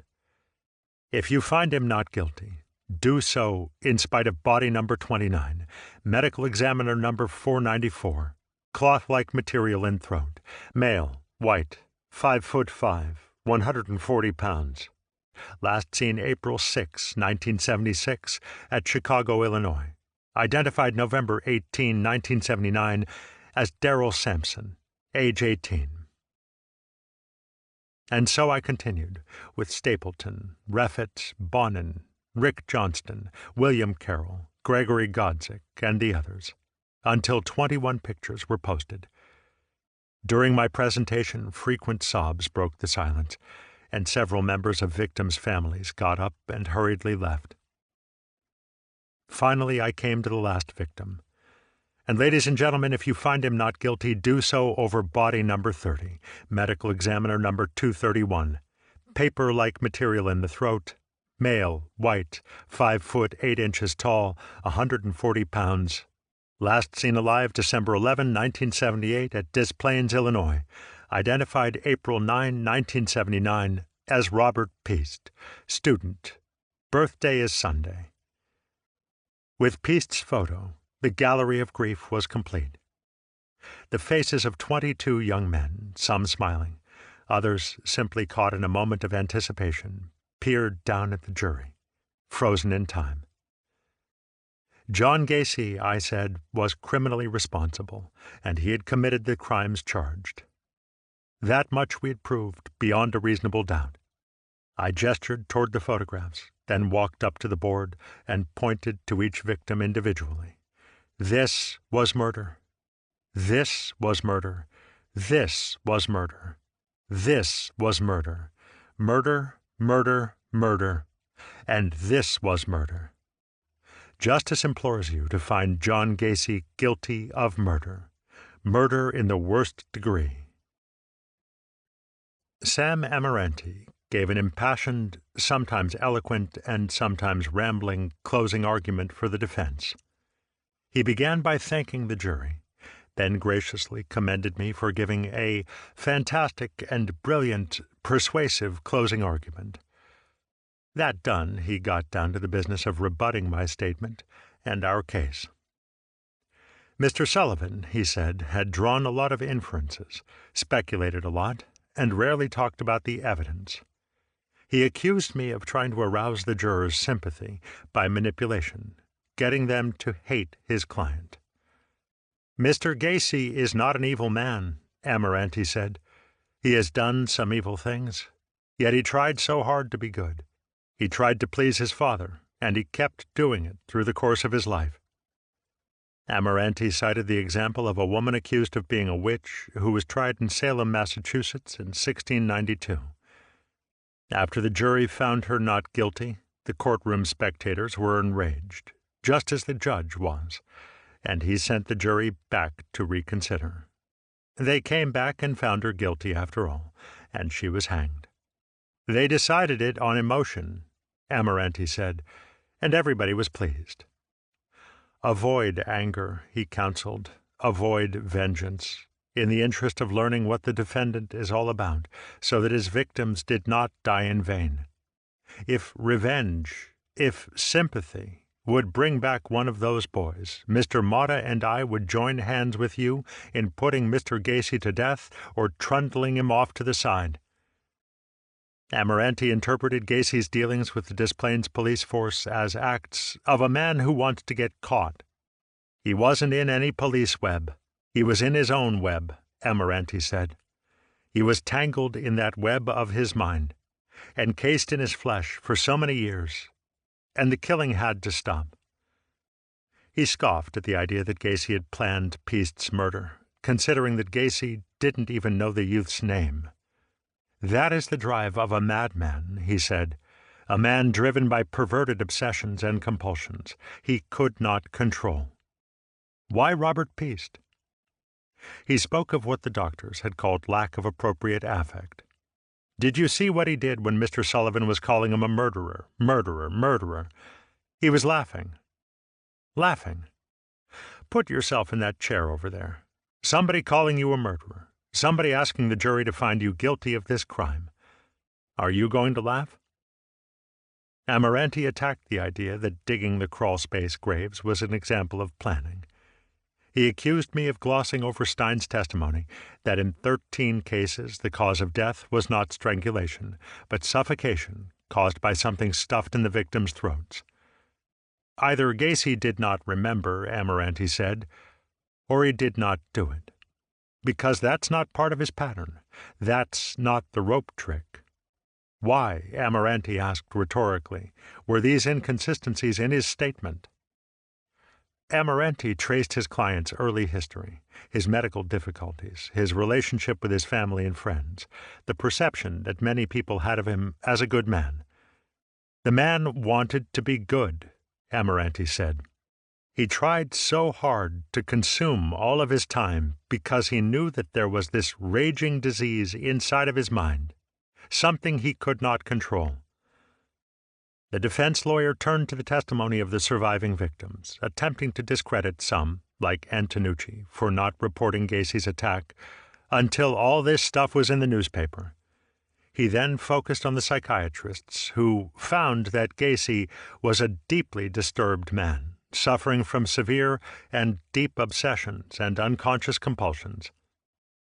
Amarante concluded that none of them could look back in the past to the time and place of the act itself and tell you exactly what happened.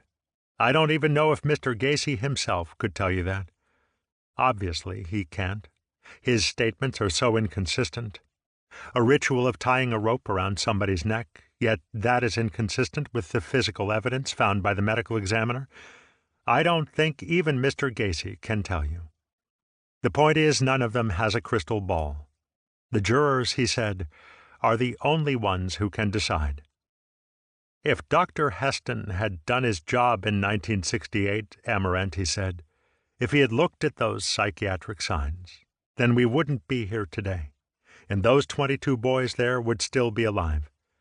Heston is here because he didn't do his job in 1968. If my children or your children or grandchildren ever fall victim to the kind of disease Mr. Gacy has, then we should hang our heads in shame, because what we have done is to ignore the facts, that this man has a deep and profound mental illness. If we look away, we will never find out. We will look back and say that we did not do our jobs in this courtroom. The man should have been studied. Use your common sense. If he could control his conduct, and if he was so afraid of going to jail, why did he not stop it? I suggest he did not stop it because he could not stop it. A man does not have to be a bulging-eyed monster to be insane or to be mentally ill. He can walk around, and that is the most dangerous kind. Amarante suggested that 15 months earlier, Gacy might have been the foreman on another jury. It is frightening. A neighbor, a brother, a friend, a man with such a deep, dark, hidden, sick, pervasive disease, and nobody can see it. Why, Amarante asked, did Gacy go to the Nissen Pharmacy? To get his book, and he winds up killing Robert Piest. Is that premeditation, or is that compulsion? A man who collected bodies, lived with them, showed no nervousness when the police were there. Is that a sane man? Amarante began reading passages from Robert Louis Stevenson's The Strange Case of Dr. Jekyll and Mr. Hyde, interspersing words that Geoffrey Rignall had used to describe Gacy. The names Jekyll and Hyde had been heard frequently in testimony, the words that were used so often in John Gacy's house when he was a child. Amarante quoted Dr. Jekyll, "If I am the chief of sinners, I am the chief of sufferers also. Both sides of me were in dead earnest." John Gacy is truly a Jekyll and Hyde, Amarante said, despite what psychiatric terms you put on it. He is the personification of this novel written in 1886. He was so good, and he was so bad, and the bad side of him is the personification of evil. A man who kills 33 people, Amarante said, is insanely evil. Gacy, however, did not want to do it. He could not control himself. What do? Do you hold him responsible for that, or do you take the first step of having him studied to try to prevent something like this from happening again? My God, take that first step, ladies and gentlemen of the jury. Do it. Do the right thing. Don't decide this case with hate, revenge, passion, and fear. Commit yourself to your laws. When you look at the whole picture, you will find that the state has not met their burden of proving Mr. Gacy sane beyond a reasonable doubt. We expect you to return a verdict of not guilty by reason of insanity. Our work is now on the verge of being over, and your work is just beginning. Bill Kunkel made only 2 promises in his closing argument on Wednesday morning. I won't speak as long as Mr. Sullivan, perhaps not as well, either. Hopefully I won't be as loud as Mr. Amarante. Mr. Amarante asked you not to consider sympathy, Kunkel continued. You should not consider sympathy. Don't consider sympathy for this defendant, either. Gacy killed and knew he was killing. Kunkel called Gacy's defense a sham. There is no evidence to support insanity in this defendant at the time of the crime, other than the crimes themselves. The core of psychoanalytic theories, as offered by the defense, he said, was the idea of predetermination. When you turn that around, what it really means is that no one is responsible for his actions. We can't run society that way. Kunkel turned to the medical witnesses. Dr. Rappaport, you get a day-and-a-half lecture in Psychology 101, but what did he say about causality? What did Dr. Rappaport ever say about the facts of these killings that led him to support his theory? No answers. Friedman, he said, used terms that were non-existent in the standard reference used in the courts and gave no opinion as to sanity. Dr. Broker didn't know the Illinois definition of the insanity defense. He called Dr. Morrison the champ in stringing together paragraphs and sentences and long words. She tells you that John Gacy would kill with a policeman at his shoulder. If that were true, then why didn't Gacy kill Piest right in the middle of Nissen Pharmacy? Kunkel asked. If that were true, why didn't he run over Butkovich on the street with his car? He didn't do those things. He took them through force or guile to his home, and he killed them in that private and hellish place, and then he proceeded to cover up the evidence. And that is what he did 33 times. He never killed anyone in public. How convenient that he would only have these compulsions in the secrecy of his home at 2 and 3 o'clock in the morning. Kunkel defended the testimony of Dr. Heston, who had had the rare opportunity to observe the defendant back in Iowa before the murders were committed. He pointed to the insulting comment Amoranti had made, that had Heston done his work, Gacy's victims would be alive today. Dr. Heston made a thorough examination, and he found this defendant to be just what he is today, an antisocial personality, a psychopath, a person who commits crimes without remorse. And he said this guy is not going to improve with either social or psychiatric treatment. What you would better do is lock him up, and you would better keep him there. Heston did his job. He told them what would happen, and it did. But they let him out. Why, Kunkel asked, if the defense admitted there were no neurological problems, did they keep talking about Gacy's getting hit in the head with a swing, about blackouts and supposed epileptic seizures and fits? That, he said, was nothing but a smokescreen. There was no evidence of any such troubles after 1963. Can you picture the defendant in an epileptic seizure writhing around on the floor, tying the 3 knots in the rope?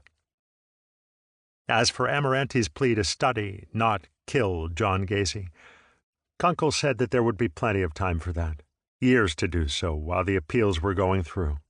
If you want to study him, study him. It has got nothing to do with this verdict. Kunkel called the defense's contention that Gacy wanted to be stopped absolute nonsense. If he was a person having a brief psychotic episode to come back to reality and find bodies on his floor, all he had to do was call the police, a hospital, a psychiatrist, the Department of Mental Health, a friend, Ron Rohde, his wife. He didn't do any of those things. He didn't want to be caught. If he wanted Kozenzak to catch him on the 12th, why not lead him up to the attic and show him the body? When he invited the police officers in to sit and talk, why didn't he give them a shovel? Why does the defendant finally clear the air? He knows what they are going to find. He doesn't have amnesia. He knows where all those bodies are. He drew a map. But Gacy never played any more cards than he had to.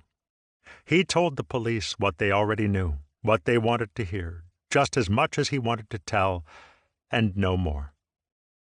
Kunkel conceded that Gacy probably hadn't returned to Nissen specifically to pick up Piest, but when the boy came out, it was an opportunity. John never passed up an opportunity, except maybe when the trunk of his car was already full on the way to the river. Kunkel gave a detailed exposition of the location of the graves and the sequence in which the victims were killed. Then, picking up the Jekyll and Hyde theme introduced by Amoranti, he reminded the jury how Stevenson's protagonist grew to enjoy the power that taking the potion and turning into Mr. Hyde gave him, the power of playing God, the power of deciding who will live and who will die. Gacy, too, sought that ultimate power, he said. He could torture victims to within seconds of their death and still maintain that godlike power to let them live. "We are not asking you to show sympathy," Kunkel said, stepping to the display board. He began removing the pictures of Gacy's victims one by one. "No matter what you do, you can't bring back these lives," he said. waving the pictures in his hand. Kunkel was now flushed as he worked up to the climax of his argument. "Don't show sympathy," he roared. "Don't show sympathy. Show justice. Show justice. Show the same sympathy and pity that this man showed when he took these lives and put them there." And Kunkel flung the stack of photographs into the gaping maw of the trap door to the crawl space that was set up in the well of the courtroom. From the gasps heard round the room, we were sure that Bill had unequivocally stated our case. After Kunkel ended his argument by imploring the jurors to fulfill their oath as the conscience of the people of Illinois, Judge Garippo ordered the courtroom locked during his instructions to the jury. This recitation ensures that the jury follows the law in its deliberations and ranges from restatements of constitutional principles to guidelines about handling the required paperwork. He explains such matters as the credibility of witnesses, the burden of proof, the insanity standard, the crime of murder and deviant sexual conduct, and the signing of verdicts. Because of the large number of exhibits, the jury's deliberations would take place in the closed courtroom, where the evidence would be displayed. Garippo recessed the court in the early afternoon, and the 12 regular jurors were left to make their decision. The verdict on each of the 35 indictments had to be unanimous, and there were only 3 possibilities: guilty, or not guilty by reason of insanity. As we walked back to our offices in the adjacent administration building, we were besieged by reporters. But there was little to tell them. Now it was out of our hands. I thought we had presented an effective case, but a jury is subject to too many variable factors to be predictable. I just was relieved that it was over, and I was grateful to have a respite that might last several days while the jury deliberated. That afternoon we went down the street to a little saloon that is a hangout for courthouse regulars, a place where after lunch hours you have to knock at the back door to be admitted. The bar was jammed with reporters and spectators, and Gacy's lawyers were there. Counsel from both sides congratulated one another for doing a nice job in the normal post-adversarial ritual. I was just finishing my first beer when the bartender announced, "The jury's back." My first reaction was, what's gone wrong? The jury had deliberated less than 2 hours. At least it was clear that they had had no trouble with holdouts.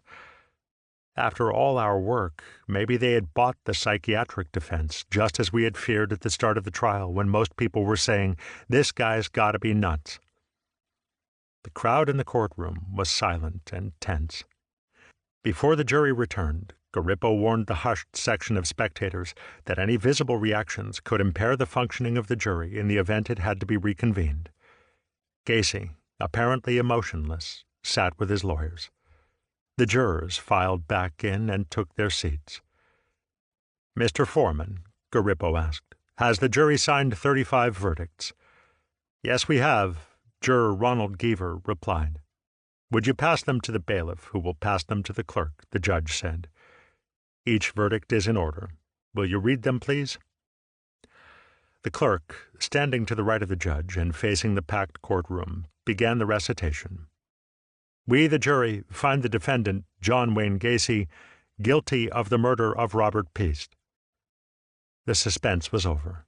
All of us at the prosecutor's table reached for one another's hands and rejoiced. Thank God, I thought. "We, the jury, find the defendant, John Wayne Gacy, guilty of indecent liberties with a child upon Robert Piest. We, the jury, find the defendant, John Wayne Gacy, guilty of the murder of John Butkovich."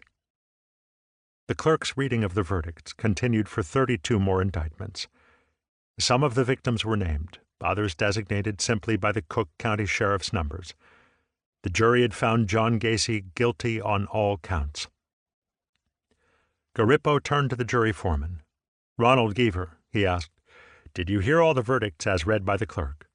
"Yes," Geaver responded. "Were they your verdicts?" "Yes." "Are they now your verdicts?" "Yes."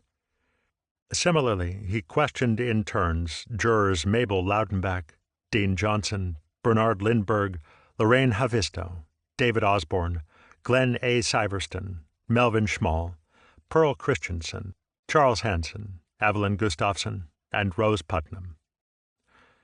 John Gacy now had the singular notoriety of having been convicted of more murders than anyone else in American history. Yet even now, he was not broken.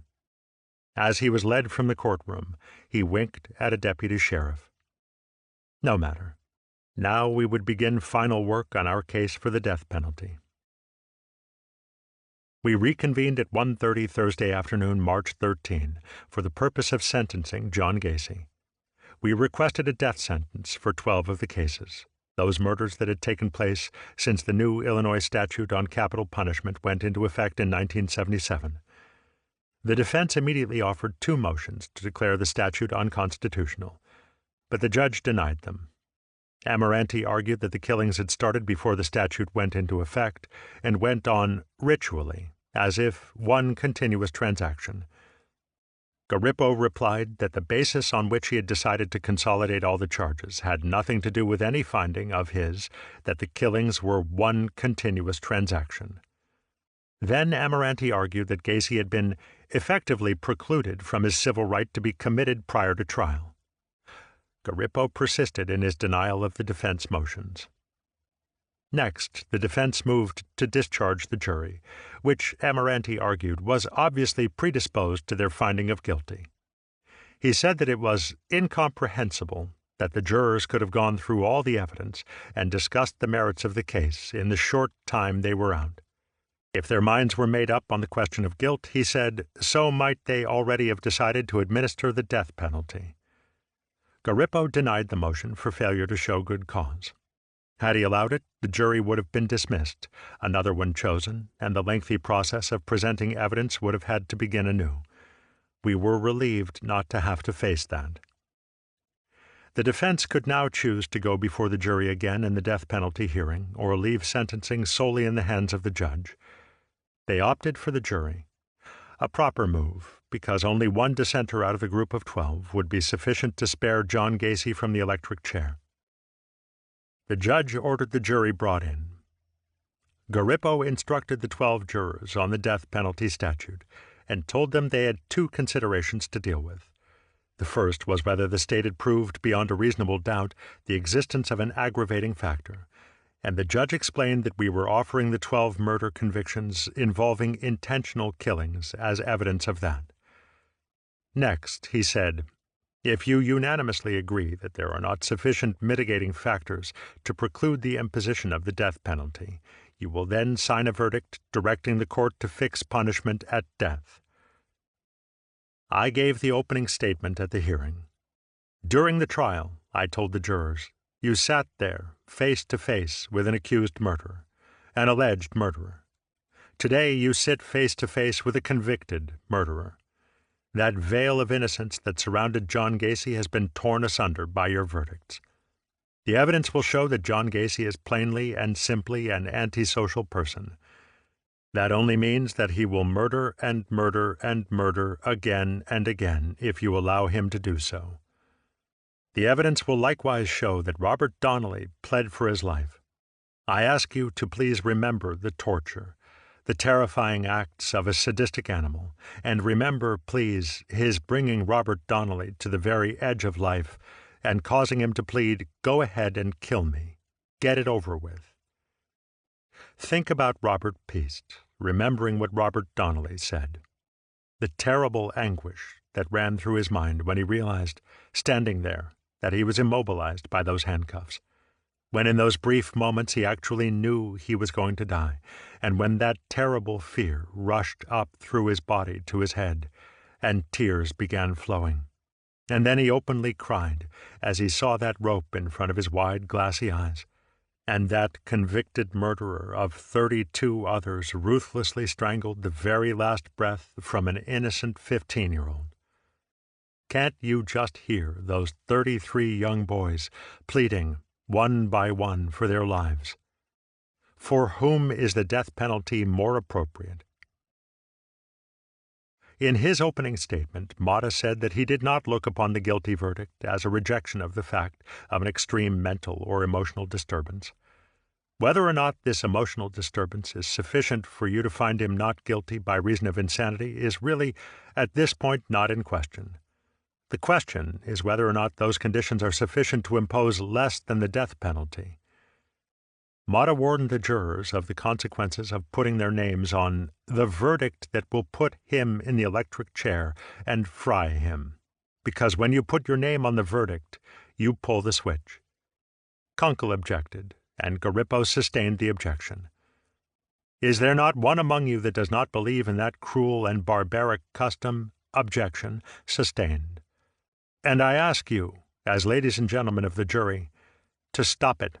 I ask you to let him live. I ask you to let him exist in a 6x10 cell for the rest of his life. Bob Egan attempted to reassure the jurors after Mata's challenge. He told them that they were simply one cog in the wheel of the criminal justice system. And he said, "Let's not forget the man in the green suit over there, because a long time ago, before you or I knew about this case or knew that it even existed, John Gacy set the wheels in motion, whereby he would sentence himself to death. By his actions, he earned the death penalty. You are simply allowing him to follow through on what he has already done." In closing, Amirante told the jury that they had followed the law up to now, and that he hoped they continued to do so. He had 2 young sons, he said, and he didn't want them falling prey to the same kind of person as his client. Our whole case, from the very beginning, has been what you would call aggravation and mitigation, Amirante said. We didn't feel Gacy should be free. We feel he belongs in a mental institution for the rest of his life. He asked his client to stand. Look at John Gacy. You have heard him described a lot of ways, both good and bad, he said. All those things do not put aside the fact that he is still and always will be a human being. He was born the same way you and I were born. He had a mother and father. He grew up. Somewhere, somehow, something went wrong. Only God can judge his blackened soul. They are asking you to put him to death. Does that make any sense at all? How could, on one hand, we condemn a man for putting somebody to death, and then just turn right around and do it ourselves? Are we collectively John Gacy's? Amirante said that mass murderers could not be deterred, pleading for a sentence of imprisonment. There will be others out there. Mark my words. Do you think, Kunkel asked the jurors in his rebuttal, that the emotional disturbance that this defendant demonstrated when he left Robert Piest choking to death and went to answer the telephone and conducted business, do you think that is sufficient to preclude the imposition of the death penalty? Particularly when he was the 33rd of 33 murders. Spare his life. He is a human being. We are asking you to do the same thing to John Gacy that he did to his victims. How absurd. How absurd. Are we asking you to take an innocent man, torture him with your hands, ropes, with instruments of sexual perversion and torture? We are asking you to follow the law of Illinois. John Gacy is not an innocent man. He is not a human being like you or like Mr. Amirante. He is a convicted killer. I will be frank with you, ladies and gentlemen. As a citizen of the state of Illinois myself, I don't want to pay this guy's rent for the rest of his life. Objection, Judge, Mata said angrily. Then let Mr. Kunkel pull the switch. What will his motivation be, Kunkel asked, when he knows he will not get an early parole? Who is the victim going to be next? An inmate. A young boy inmate. A guard. If this is not an appropriate case for the death penalty, Kunkel concluded, then there is no death penalty in Illinois. This is a case that cries out, not only with the voices of 33 dead, but the voices of 33 families, but, yes, the voices of every single citizen of this state. And that voice says, John Gacy, enough. Enough. Then the judge instructed the jury, explaining that if the verdict were imprisonment, Gacy would be sentenced to a fixed term of not less than 20 years or more than 40 for each offense. He added that a prisoner usually serves approximately half the number of years specified. Once again the jury deliberated. It was now just a week before the vernal equinox, and the setting sun shone in a blaze of golden orange out the west windows of our administrative offices. Below, the shadows lengthened over the courtyards and revetments of the Cook County Penal Complex. In the marble corridors of the courthouse, the press and throngs of spectators waited. At 6:30 p.m., after slightly more than 2 hours of recess, we were called back. The jury had reached a verdict. Standing before the bench, flanked by his 2 lawyers, John Gacy listened to the reading by the clerk. We, the jury, unanimously conclude that the defendant, John Wayne Gacy, attained the age of 18 years at the time of the murders and has been convicted of intentionally murdering the following individuals: Matthew H. Bowman, Robert Gilroy, John Mowry, Russell O. Wilson, Robert Winch, Tommy Bolin, David Paul Talsma, William Kindred, Timothy O'Rourke, Frank Landingen, James Mazzara, and Robert Peast. That these murders occurred after June 21, 1977. We, the jury, unanimously conclude that the court shall sentence the defendant, John Wayne Gacy, to death. A rush of sound, held breaths released, swept through the courtroom. The judge polled the jurors to confirm their written verdict, then sat back and began to talk gently to them, expressing his gratitude and commending them for their contributions.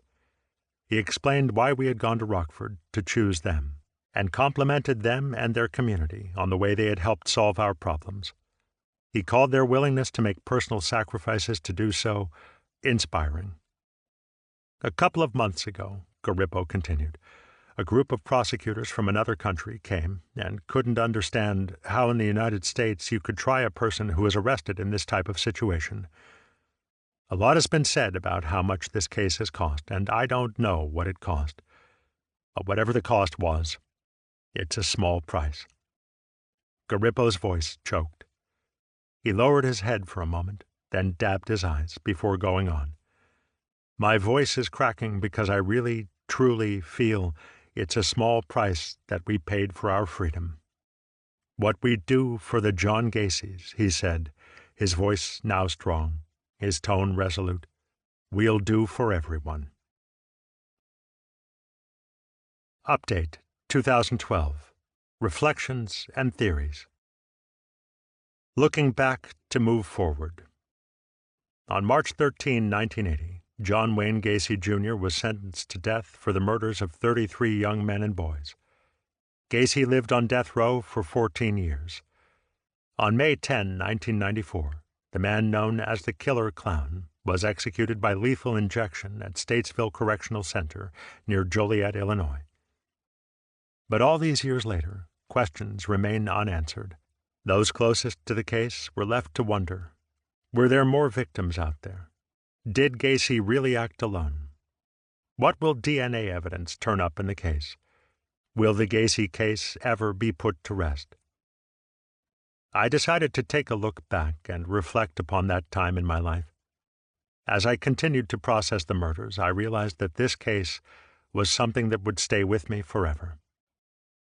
I've always told people that I don't want Gacy on my headstone, but when I thought about it, I realized I would be tied to this case and to this man for the rest of my life. I prosecuted John Wayne Gacy, Jr. I was part of the team that finally brought down one of the deadliest serial killers in the history of the United States. While Gacy's execution provided closure for some, others would never heal. I realized the only way to move forward was to look back. I reached out to some of my old colleagues from the Gacy case.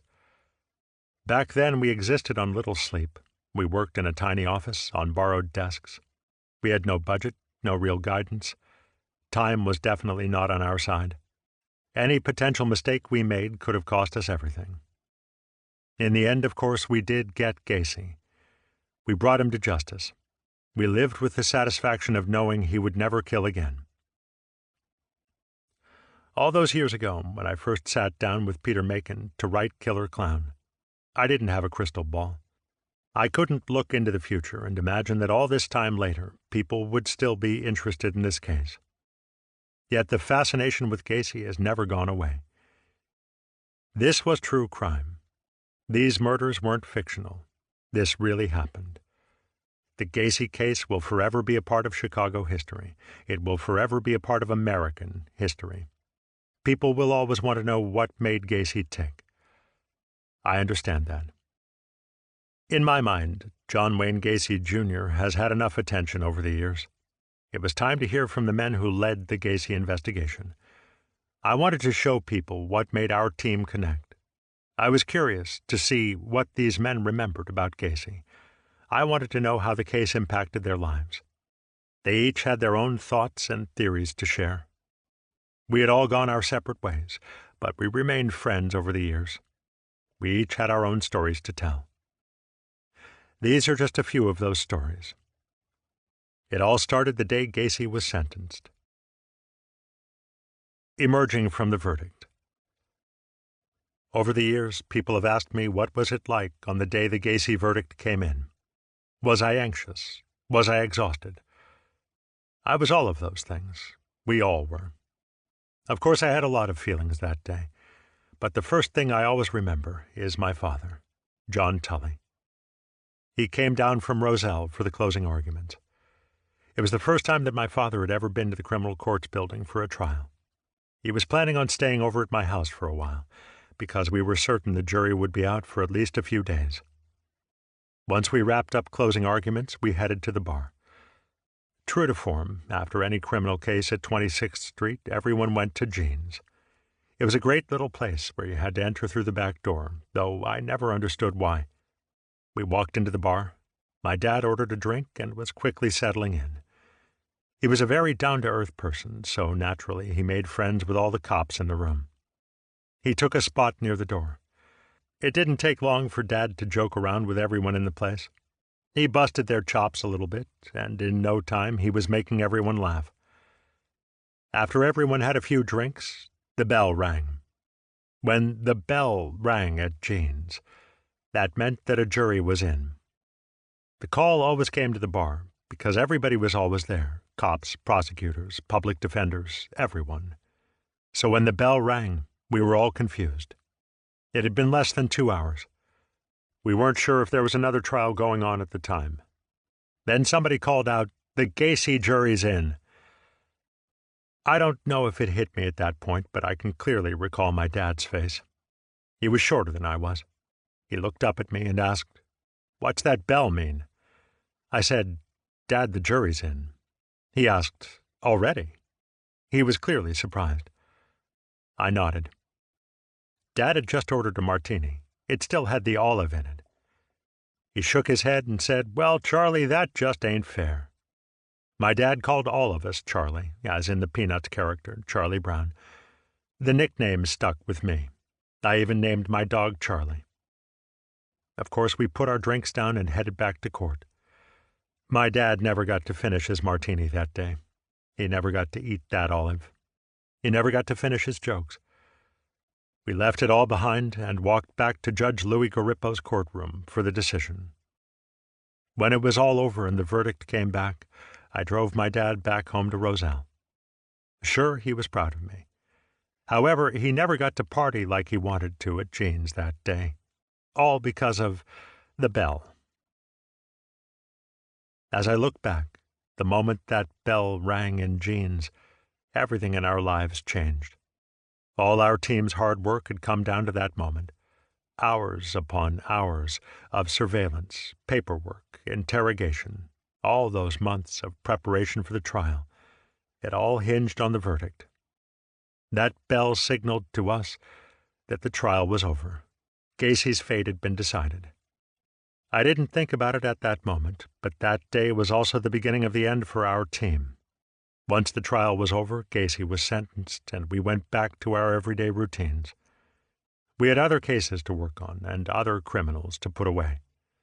A lot of the men wanted to spend time with their families. That was something they hadn't done much of during the case. Each of us had to get back to our lives. That meant putting Gacy behind us and moving on. That's one of the reasons why I chose to reach out to my old colleagues. I wanted to see what they've been doing with their lives. We were a close bunch of guys. The investigation made us closer. But over the years, like so many people do, we went our separate ways. Sure, we got together for dinner or beers sometimes, but we never sat around talking about Gacy in depth. Until now. Greg Beto, investigator, Gacy case. I invited my old friend Greg Beto to my law office in Rolling Meadows, Illinois. Beto was an investigator assigned to the Gacy case and a key part of our team. He had helped execute a search warrant for Gacy's house. At the time, Gacy was being detained at the police station. Gacy's divorce attorney happened to be with him. The initial search of Gacy's home turned up handcuffs, dildos, pornography, and some other explicit items. It wasn't until they turned up more personal items that Beto told me something clicked. Student IDs and class rings turned up, and I thought, what's he doing with this crap? Beto asked Gacy to sign a Miranda waiver. That basically meant he understood what was being asked of him and that he would agree to waive his rights. Upon advice from his divorce attorney, Gacy agreed. Investigator Beto asked him the following questions. Beto, what do you know about this missing 15-year-old boy, Rob Peast? Gacy, nothing. Beto, did you talk to the kid? Gacy, no. Beto, did you see the kid? Gacy, no. Beto, why did you return to the store where Peast had worked? Gacy, to get my portfolio. Beto, are you married? Gacy, divorced. Greg Beto said things got really tense when he brought up the subject of homosexuality. That was when he said, Gacy got riled up. Beto pressed on with questioning. He told me, Gacy's uneasiness started to show. Beto remembered Gacy growing more anxious and agitated, until finally he said to Beto, that's it, I'm out of here. At that moment, Gacy's divorce attorney had started to figure out what was going on. The attorney wasn't sure what was happening, but he knew it was beyond his expertise, Beto said. The attorney advised Gacy to stop talking. It was a tense moment because Beto wanted more than anything to get Gacy. Greg Beto was an intense guy back then. As I sat across from him on a recent afternoon, I realized he was just as intense. He talked to me candidly about the interrogation process. As I recall it, Gacy maintained a level of cockiness despite his anxiety about being called a homosexual. His demeanor infuriated Beto. I was trying to find a way to make Gacy crack, Beto said, because he had this arrogant, in-your-face, you're-not-going-to-catch-me attitude. In Greg's words, Gacy would stare at us, as if to say, I'm smarter than all you assholes. As grueling as the process was for Beto, it also fueled him. Some mornings on his way to work, he'd grip the steering wheel so hard he thought it would bend. That's how badly I wanted to get that son of a bitch, he said. At that point in the case, we had a lot of strange evidence, but we still hadn't found a single body. It was a frustrating time for all of us. Greg Beto wasn't just relieved when we got Gacy. He was proud. Looking back at my life, I'm 65, Beto said. In my mind, we prevented a lot of murders when we took Gacy off the street. In the end, Gacy was killing one kid every 11 days or so. I mean, he was really cooking. There is no way to know how many more victims he would have killed had we not brought him down when we did, Beto asserted. I asked Beto to describe how he felt when the Gacy verdict came in. He told me, I really think about my whole involvement in putting him, Gacy, away, and I feel good about it. Hell, I feel great about it. We saved a lot of lives. He added, I'm not a psychiatrist, but you don't kill 33 people without beginning to like it. Somewhere along the line, I think Gacy really started to enjoy the killings. He was addicted to it, like people are addicted to smoking cigarettes. And he felt invincible. Greg and I talked a little more about the investigation. It really was crazy, he said. If somebody would have come up to us in the late 1970s and told us about some guy who was killing people and burying them under his house, we would have told them to get lost or thrown them in the booby hatch. Greg made a strong point. That's how incredible this whole thing really was. Who would have believed a story like Gacy's? We almost didn't believe it. That is, until we found ourselves in the middle of it. Still, it's not something that comes up in random conversations with family and friends. Beto told me he never had nightmares about Gacy, but the experience did make him even more protective of his own children. He said, "I used to get a little goofy sometimes. I'd be home, and if I couldn't hear them playing in the backyard, I'd get panicked." Talk of his own children reminded Greg of a particularly painful time during the investigation. It was during the search for Rob Piest. Greg was in the car with Piest's father, Harold. "I remembered picking him up, and we were driving to the police station," Beto said. "Harold was talking to me about hiring a psychic to help find his son, and he was pretty messed up, as you can imagine." Beto wasn't sure what to say. He wanted to comfort Harold Piest. Finally, he told the grieving father, "Look, I don't know what to say to make you feel better. You have to look at it as if your son got struck by lightning. That's how random it was." In Greg Beto's mind, there was no other way to explain it to Harold Piest. Beto said, "Gacy killed Piest's 15-year-old son for no reason other than he laid eyes on him. You can't rationalize it. That's the mind of a serial killer. The minute he laid eyes on somebody, that person was the walking dead. That's what I told Harold Piest, because that's the only way I could get over it." The execution. Greg Beto was also a first-hand witness to John Wayne Gacy Jr.'s execution. On the morning of May 9, 1994, Gacy was transferred from the Menard Correctional Center to Statesville Correctional Center to be executed. Gacy was pronounced dead at 12:58 a.m. He became only the second Illinois inmate to be executed since the death penalty was reinstated in 1977. Convicted double murderer Charles Walker was put to death in 1990. Gacy's execution was slightly different than Walker's had been. The procedure was delayed by 10 minutes. Prison technicians closed the curtain to adjust a clogged valve. Once the tube was changed, technicians continued with the process. Pancuronium bromide resumed flowing into Gacy's right arm to stop his breathing. At that stage, Gacy had already been put to sleep with a dose of sodium pentothal. The third drug, potassium chloride, completed the execution by stopping Gacy's heart. Greg Beto remembered hearing gasps from other witnesses. He did not gasp. In fact, he told me, there was nothing horrifying or shocking about it. Beto said, "I lost my father to a heart attack and my mother to breast cancer. If I had my choice, I would choose to die the same way Gacy died." Beto continued, "Nothing was cruel or unusual about the way Gacy died. Cruel and unusual was the way those kids died." Gacy's last words were, "Kiss my ass." Mike Albrecht, detective, Gacy investigation. On a chilly March night, I sat down in a coffee shop in Des Plaines, Illinois, with my friend Mike Albrecht. We spent a few hours talking about the Gacy investigation. Albrecht and his partner, Dave Hackmeister, were two of the detectives assigned to tail Gacy. In the beginning, they had very little instruction. From the very first night, Albrecht made a decision. If Gacy went into any public place, the detectives would follow him. The goal was to feel Gacy out and get a sense of his routine. They wanted to nail him for the disappearance of Rob Piest, and they weren't about to miss a single step he made. The detectives followed Gacy everywhere. On most days, his tasks were mundane.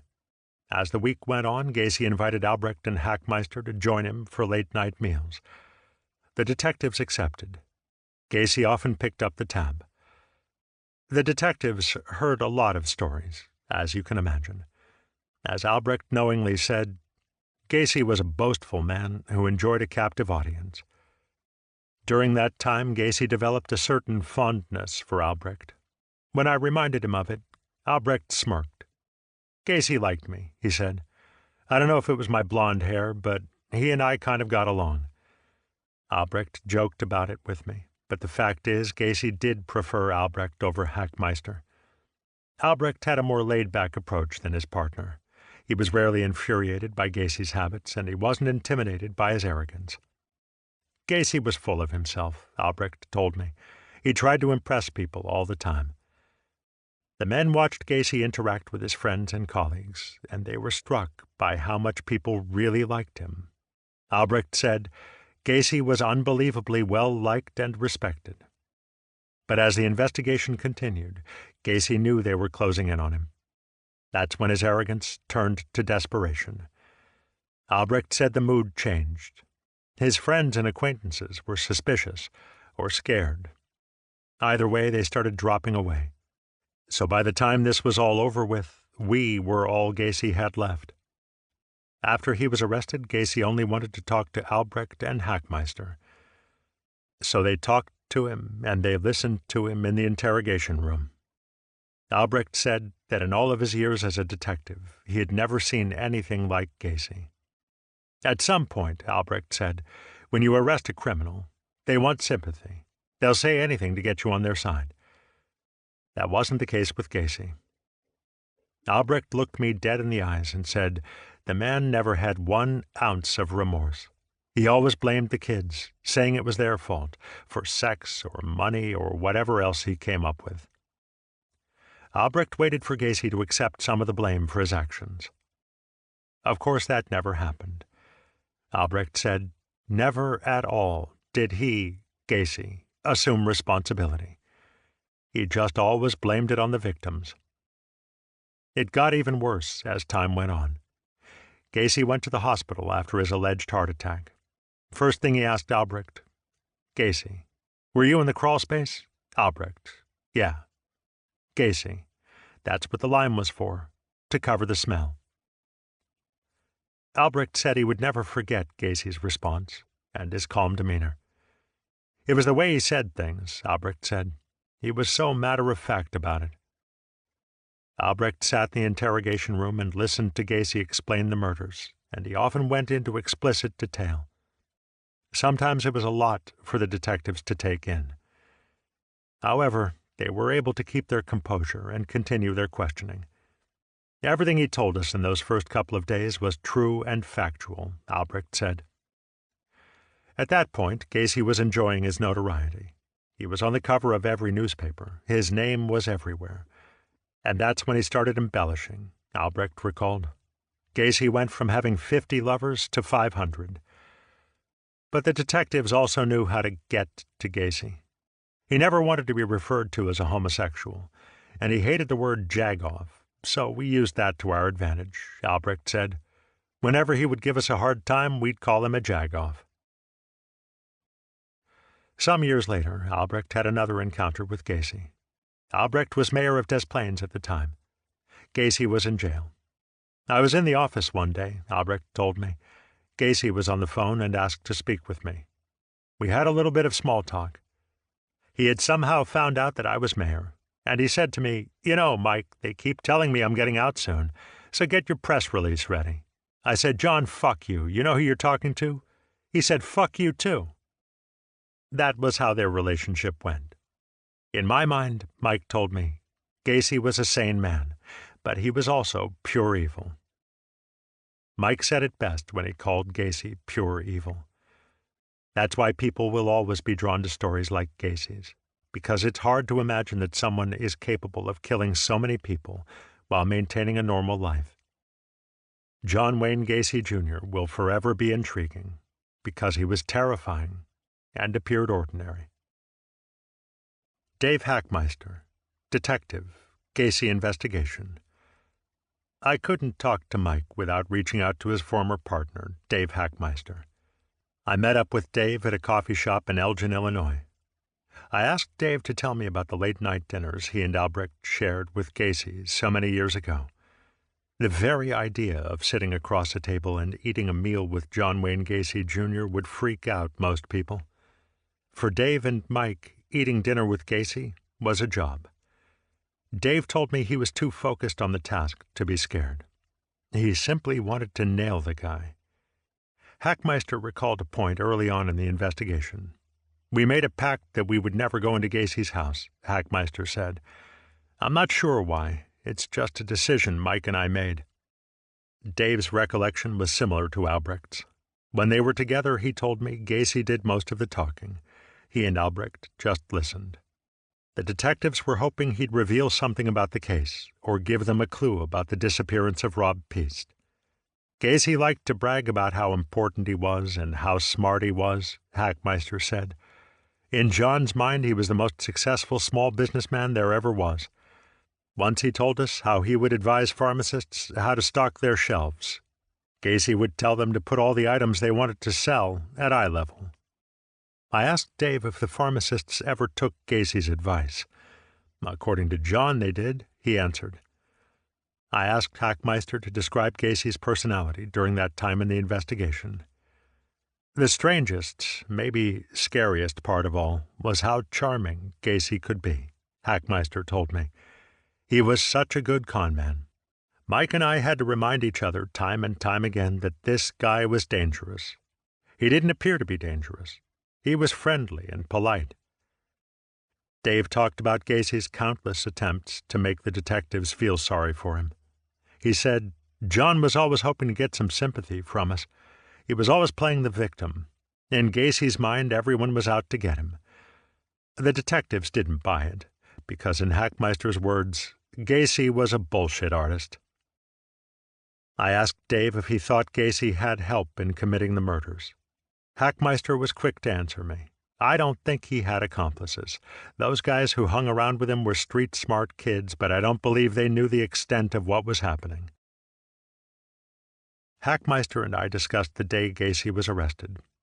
That's when he shared the story with me.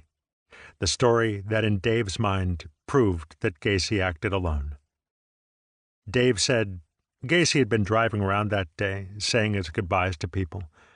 His last stop was a restaurant on Milwaukee and Oakton. Once inside, he confessed to his friend David Cram. A few minutes later, Cram came running out to us and said, "Hey, Gacy just told me he killed 33 kids." Hackmeister told me Cram was genuinely freaked out and terrified at that moment. Dave said, if Cram had been involved with the actual murders, why would he come and tell us that? We were as dumbfounded as Cram was. But it was also a relief to us at that point.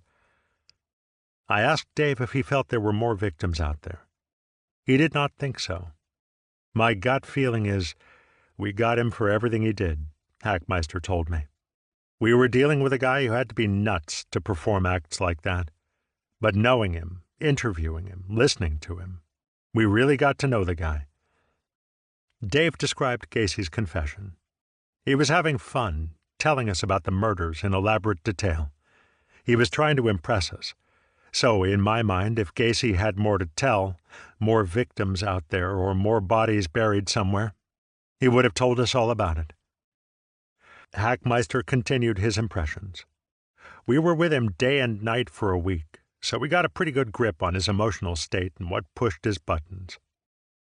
Dave told me that once Gacy started talking about the murders, he did not stop. When Gacy was confessing, Hackmeister said, he had us where he wanted us. In his mind, he was calling the shots. We were aware of that, and we played into that. We wanted to keep him going. Hackmeister was 33 years old at the time of the Gacy investigation. He told me, at that time I'd been on the job for 6 years. What did I know? Hackmeister continued. I was a rookie. There was no supervision because everyone was at the crime scene. Gacy wanted to talk. About a half hour into his confession, I reminded him of his Miranda, because I knew it would bolster our case. I would not have done that had I believed for 1 second that he would stop talking, because I knew he wouldn't stop. He was loving it. Dave told me there wasn't time to process what Gacy was telling them about the murders because they were so focused on doing their job properly. Dave wasn't wrong. None of us wanted to screw up. We had to double and triple check our work. We made sure to do everything by the book because screwing up was not an option. At certain points, Hackmeister had to hold in his emotions, he stated, especially when Gacy started talking about Rob Peast. I never knew Peast personally, Hackmeister said, but especially during the investigation, I felt like the kid was a part of my family. I asked Hackmeister if the Gacy case affected his personal life. I don't feel haunted by Gacy. It was a job. I had to kind of divorce myself from reality. Nowadays, you see something bad, they want to send you to a psychologist, and they're worried about you. On an emotional level, it has not affected me at all. Don't get me wrong, I feel horrible for the families. But it was my job. I had to do it by the numbers, Hackmeister told me. I asked Dave to share some of his personal thoughts on John Wayne Gacy, Jr. I think the guy was street smart, but nothing exceptional. I think he was an evil guy who had evil thoughts that he couldn't control. What he had going for him was some half-assed drugs or alcohol or a job offer for these kids. He had things that would draw the kids to him, and he knew how to take advantage of that. During our time together, Hackmeister also shared his theory about Gacy. In my mind, Gacy really wanted to be like his friend Ron Rohde, a fellow contractor. Rohde was a man's man, a rough, tough construction guy. And really, I believe that's what Gacy wanted to be. And he had these thoughts of homosexuality that prevented him from really being that guy's guy. Dave continued with his theory. Gacy's thoughts haunted him so bad that when he found himself in a situation with male prostitutes, he blamed them. He never blamed himself. He never took responsibility. He told us early on that when he picked up a male prostitute, that they actually sold themselves to him. So once he had them, he could do whatever he wanted with them. I think Gacy had a real guilt trip surrounding the way he lived his life. I asked Dave if at any time during the investigation did he ever think Gacy wanted to kill himself. Hackmeister shook his head. No way. Gacy was a wimp. Despite his guilt, he was too much of a wimp to ever kill himself. Dave shared a few more thoughts with me. I am proud, he said. Even though we were working as small, different teams, we were able to come together as a whole. Just like any other organization, we communicated with each other, which was kind of unheard of at that time. We had a loyalty. We were all focused on the right thing. It's amazing. It took a certain group of people in the right time and the right moment. In the end, it was total teamwork. All the pieces of the puzzle came together. A lot of it was fate. A lot of it was hard work. It was that loyalty, that integrity, that I respected most about Dave Hackmeister. It's what I respected most about our entire team. Larry Finder, Assistant State's Attorney, Gacy case. Over the years, most of our team stayed in the Illinois area. Larry Finder moved to Houston, Texas, to work as an attorney. I wanted to check in with the Kid. We called Larry the Kid because he was the youngest in our group. He was 26 years old and Assistant State's Attorney at the time. We knew there was a chance that Gacy would respond to Larry because of Finder's age. We were banking on Gacy's fondness for young men. We didn't tell Larry that, but his youth worked in our favor. As Larry remembered it, Gacy was in a room behind the glass. I walked past and he beckoned me inside. I started to read him his Miranda. He took the yellow card out of my hand and finished reading it himself. Then he started confessing. At some point, Sam Amoranti, Gacy's attorney, walked in the room, but he didn't stay very long. Gacy confidently told Finder, "These lawyers work for me. I don't work for them." After Amoranti walked out of the room, Larry continued his dialogue with Gacy. If the Kid was scared, he didn't tell us. I asked Larry how he handled the initial confession. Larry said, "I wrote everything down. I wrote so much I got writer's cramp."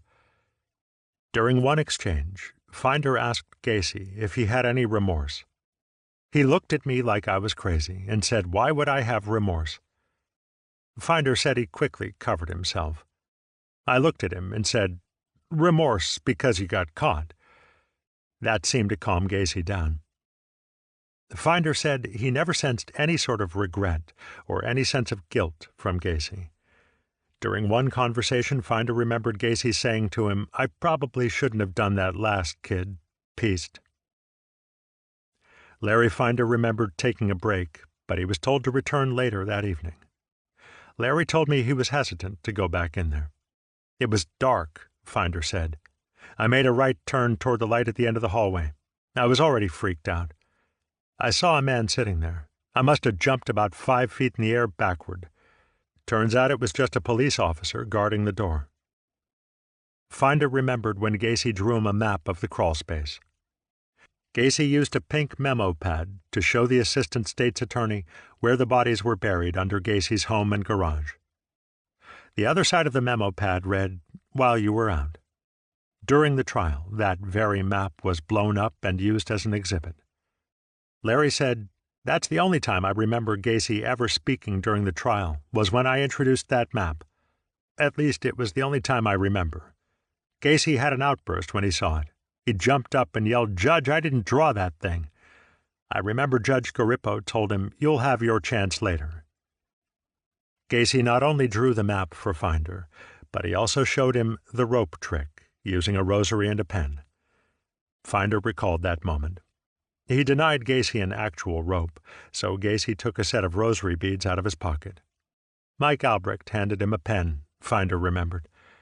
Gacy then demonstrated the trick on a detective's wrists, using the rosary beads, while Finder sat there watching. As it turns out, Finder kept that rosary for a long time. He held onto it for years because he didn't know what to do with it. He told me how he eventually got rid of it. "I became friendly with a bishop after I moved to Texas," Finder explained. "I showed him the rosary. I told him who it came from and the story of the rope trick. I tried to give it to him since I'm not Catholic. I'm Jewish.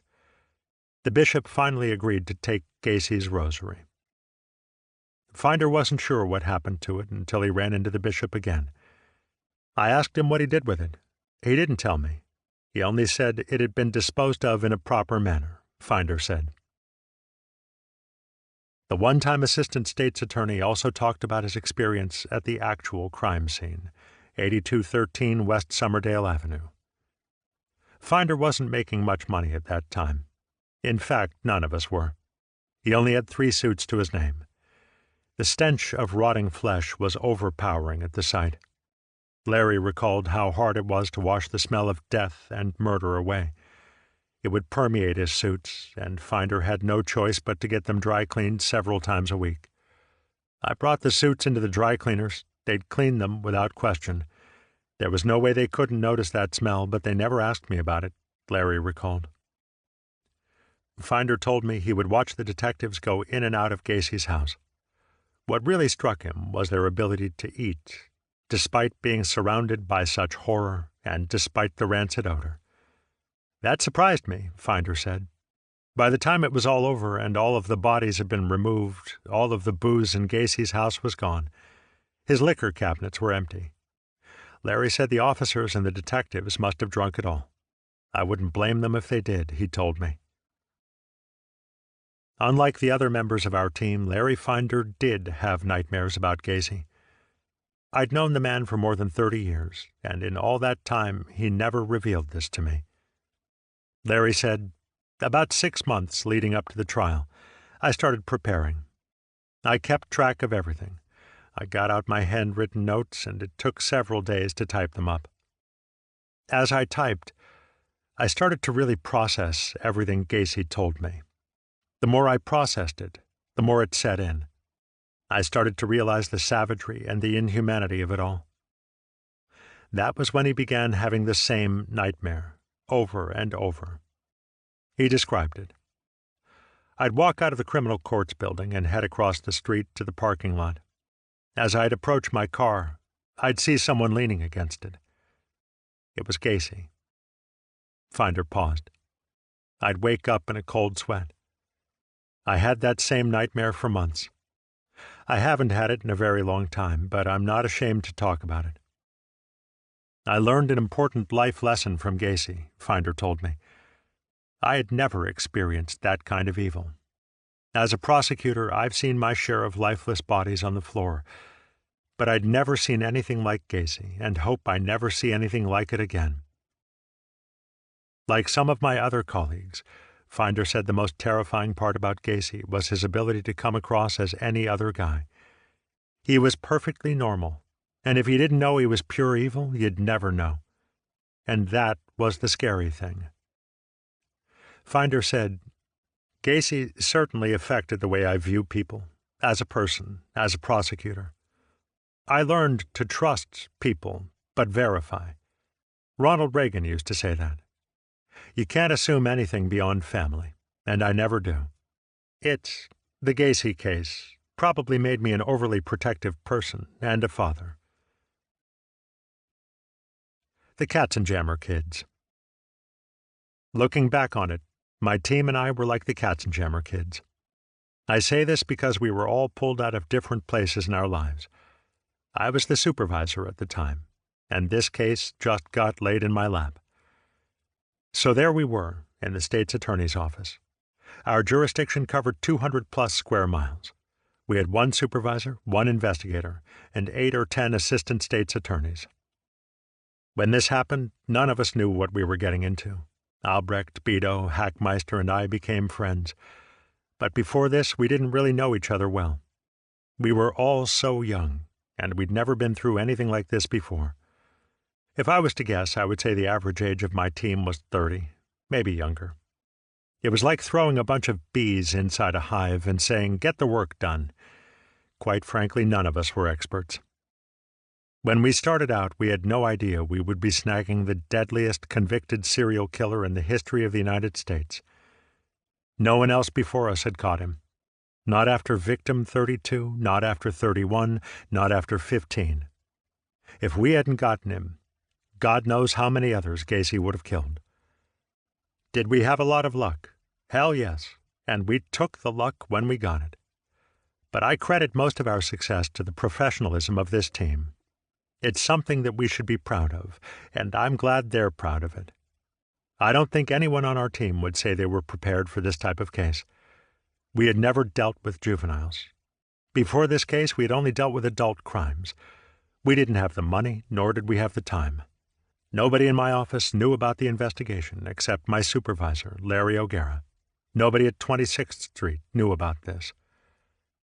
During the Gacy investigation, we got new information every day. Today, it's easier to share files and information in just seconds. Back then, there were files at every police district in suburban Cook County. Those files had to be physically picked up. There was information on so-called runaways that was kept on little 4x6 index cards in a card catalog. We had to visit all these different places and find out what they knew. We had to pull police reports from all those different jurisdictions. Nothing was instantaneous. I continue to be amazed that we were able to bring Gacy down in 10 days, starting from virtually nothing. New developments in the Gacy case. Long after his death, there continues to be suspicion surrounding John Wayne Gacy, Jr. There is talk of another dig of the property on the 6100 block of West Miami Avenue.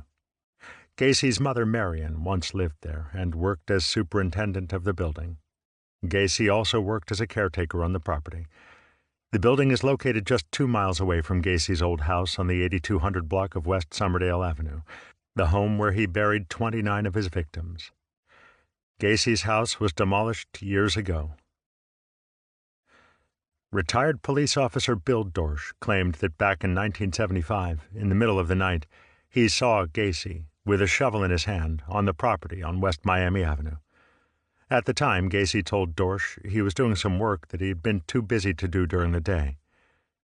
Years later, when Gacy was arrested, Dorsch claimed he called sheriff's officials to tell them what he had seen that night. Another neighbor said she saw Gacy dig a number of larger trenches around the property. Fresh plants were later planted in the area. The property on West Miami Avenue was not investigated until November 1998. That dig turned up a glass marble and an old saucepan, but no bodies. I was there for the initial dig. In March 2012, Cook County Sheriff's officials submitted a request to excavate the grounds once again. The Cook County State's Attorney denied this request, citing there was lack of probable cause. In July 2012, Sheriff Thomas "Tom" Dart announced once again that he still wanted a search warrant for the property and that he was putting a supplemental request together. Dart believed he had probable cause based on witnesses who claimed to have seen Gacy digging in that area or acting suspiciously. As we go to press, this issue remains unresolved. Personally, I am all for digging again. I believe there is probable cause. I also think equipment is far more sophisticated now and could make for a quicker, more efficient process. In my heart of hearts, do I think there's something down there that's related to Gacy? I don't know, but it's worth exploring. Gacy was asked about the property in Miami Avenue. He claimed nothing was down there. But he lied to us before. Therefore, I have no reason to take his word for it. My colleague Mike Albrecht said if there was anything down there, Gacy would have told us about it. In Albrecht's mind, Gacy would have said anything to prolong his time here on this earth. If he had other bodies to tell us about, he would have told us, because that would have bought him more time. But let's look at the facts. The fact is, you have witnesses claiming they saw Gacy digging trenches in that area, and we know those trenches were not for any legitimate gardening purpose. This tells me it's worth checking out. The excavation team would have their work cut out for them, and it wouldn't be convenient for residents in the area. If there's nothing down there, at least we'll know for sure. The sheriff's office noted that a radar survey conducted in 1998 detected a total of 14 areas of interest within the property grounds. Yet only 2 of those 14 anomalies were excavated. These results tell me that there are more areas to investigate. Until they are, this story remains both incomplete and unresolved.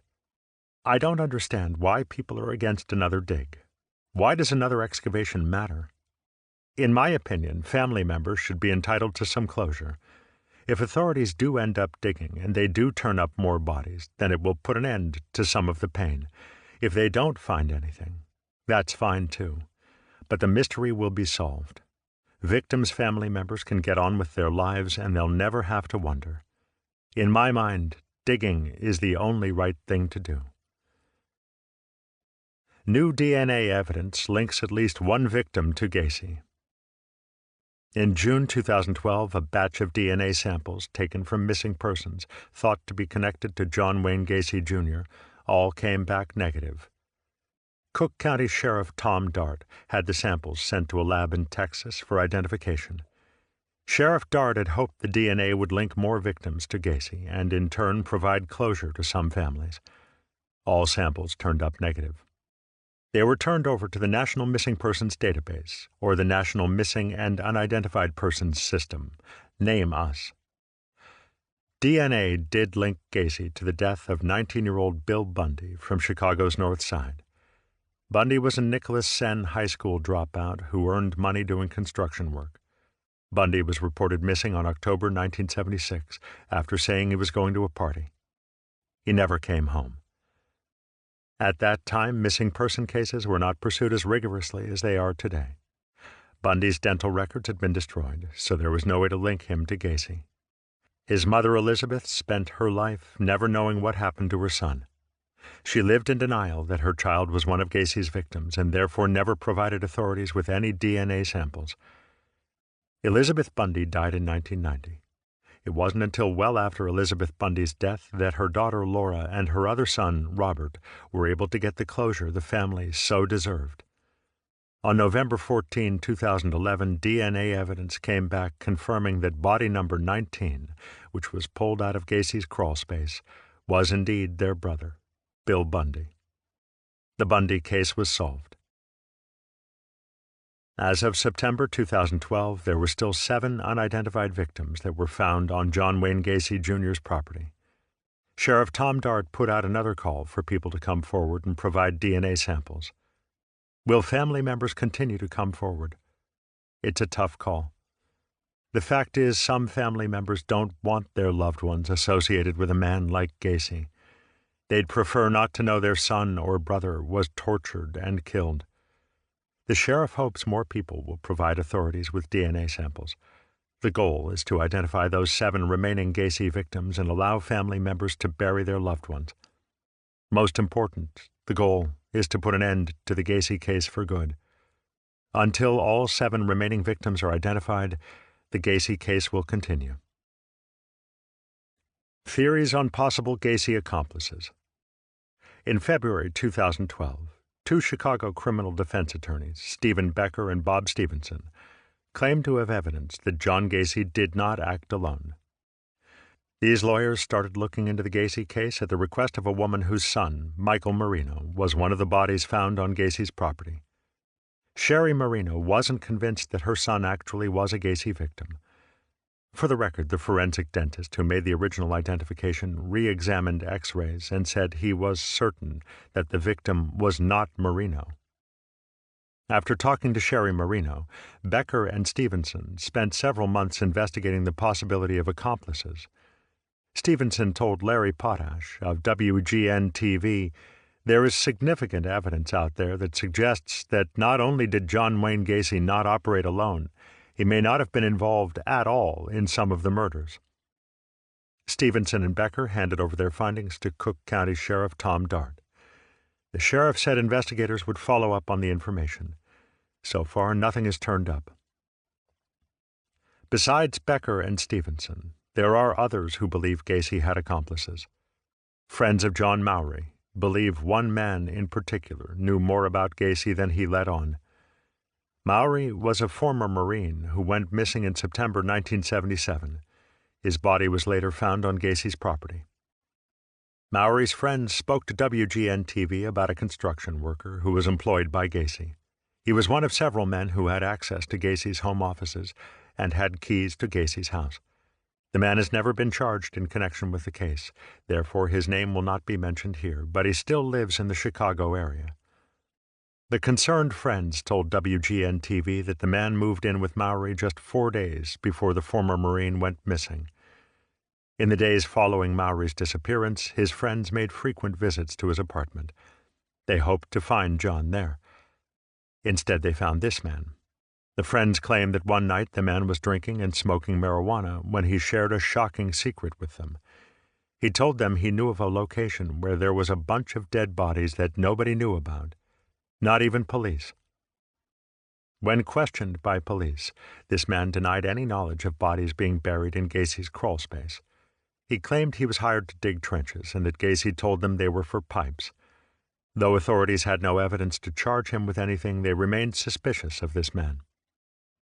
While in prison, Gacy painted a picture of his home and gave it to a friend. In the picture, a man can be seen peeking around the corner. Gacy's friend told WGN-TV it's the same man who helped dig the trenches. Could this man have been involved in the actual murders? We may never know. There was also the story of Jeff Rignall. Rignall was the man who survived Gacy's attack.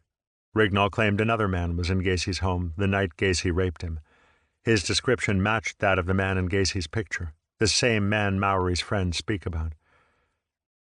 Gacy was arrested after Jeff Rignall was chloroformed and attacked, but he was never prosecuted for that rape and assault. Gacy went on to murder 4 more young men after that incident. Did any of these claims prove that Gacy did not kill John Mowry? No. Mike Albrecht told me he believes Gacy acted alone. At the time, Gacy had 2 men working for him, Albrecht said. I am sure they had sexual relationships, and that's what they were trying to protect. In 1978, there was more of a stigma attached to homosexuality than there is now. Albrecht continued, Gacy's employees were paid very good money to dig trenches in the crawl spaces, so they might have suspected something suspicious was going on. But I don't believe they had anything to do with the murders, other than digging those trenches. When the crawl space started to fill up, Gacy went to the rivers. My colleagues believed Gacy liked control too much to involve anyone else. In Mike's words, Gacy had a good thing going. He got away with it for 6 years. Why would he jeopardize that by involving anyone else? I agree with my friend. I don't believe Gacy had accomplices. As a prosecutor, I have no evidence that Gacy had helped committing the murders. To me, accomplice is a legal term. There is no doubt in my mind that several men helped Gacy dig those trenches, but I don't believe those men had anything to do with the murders. Do I believe there are people who unwittingly helped him? Sure. Were there people who matched him up with a boy somewhere or introduced him to a guy? Yes. However, I don't think they fit into the role of accomplice. To this day, nothing suggests to me that Gacy didn't do everything on his own. John Wayne Gacy was a good criminal. I say good criminal because he got away with his crimes for so long. He continued to get away with murder, despite the fact that there were so many times when he was actually this close to being arrested. He continued to kill, even after police visited him or when law enforcement didn't believe his stories. Gacy knew better than to involve anyone else in the murders. There's an old piece of wisdom from back when I was in the state's attorney's office. If you're going to commit murder, do it by yourself. If you hire someone else to commit a murder for you, or if you involve someone else in that crime, you have a better chance of being caught. Quite frankly, if you do it yourself, murder is the toughest crime to prove. Scary, isn't it? Scary, but true. Reflections on grief. One of the biggest lessons I learned from the John Wayne Gacy Jr. case is that everyone's grief is different. As a prosecutor, I've spent years watching family members grieve over lost loved ones. Not every case was like Gacy's. What that man did when he murdered those 33 young men and boys extended far beyond the immediate families. It's something I always thought about, and I have never figured out. Because you can't. How many lives did Gacy affect? He killed 33 kids. Those kids had parents, brothers and sisters, aunts, uncles, cousins, best buddies, girlfriends, and fiancés. If I had to guess, I'd say Gacy's actions affected at least 100 people for every victim.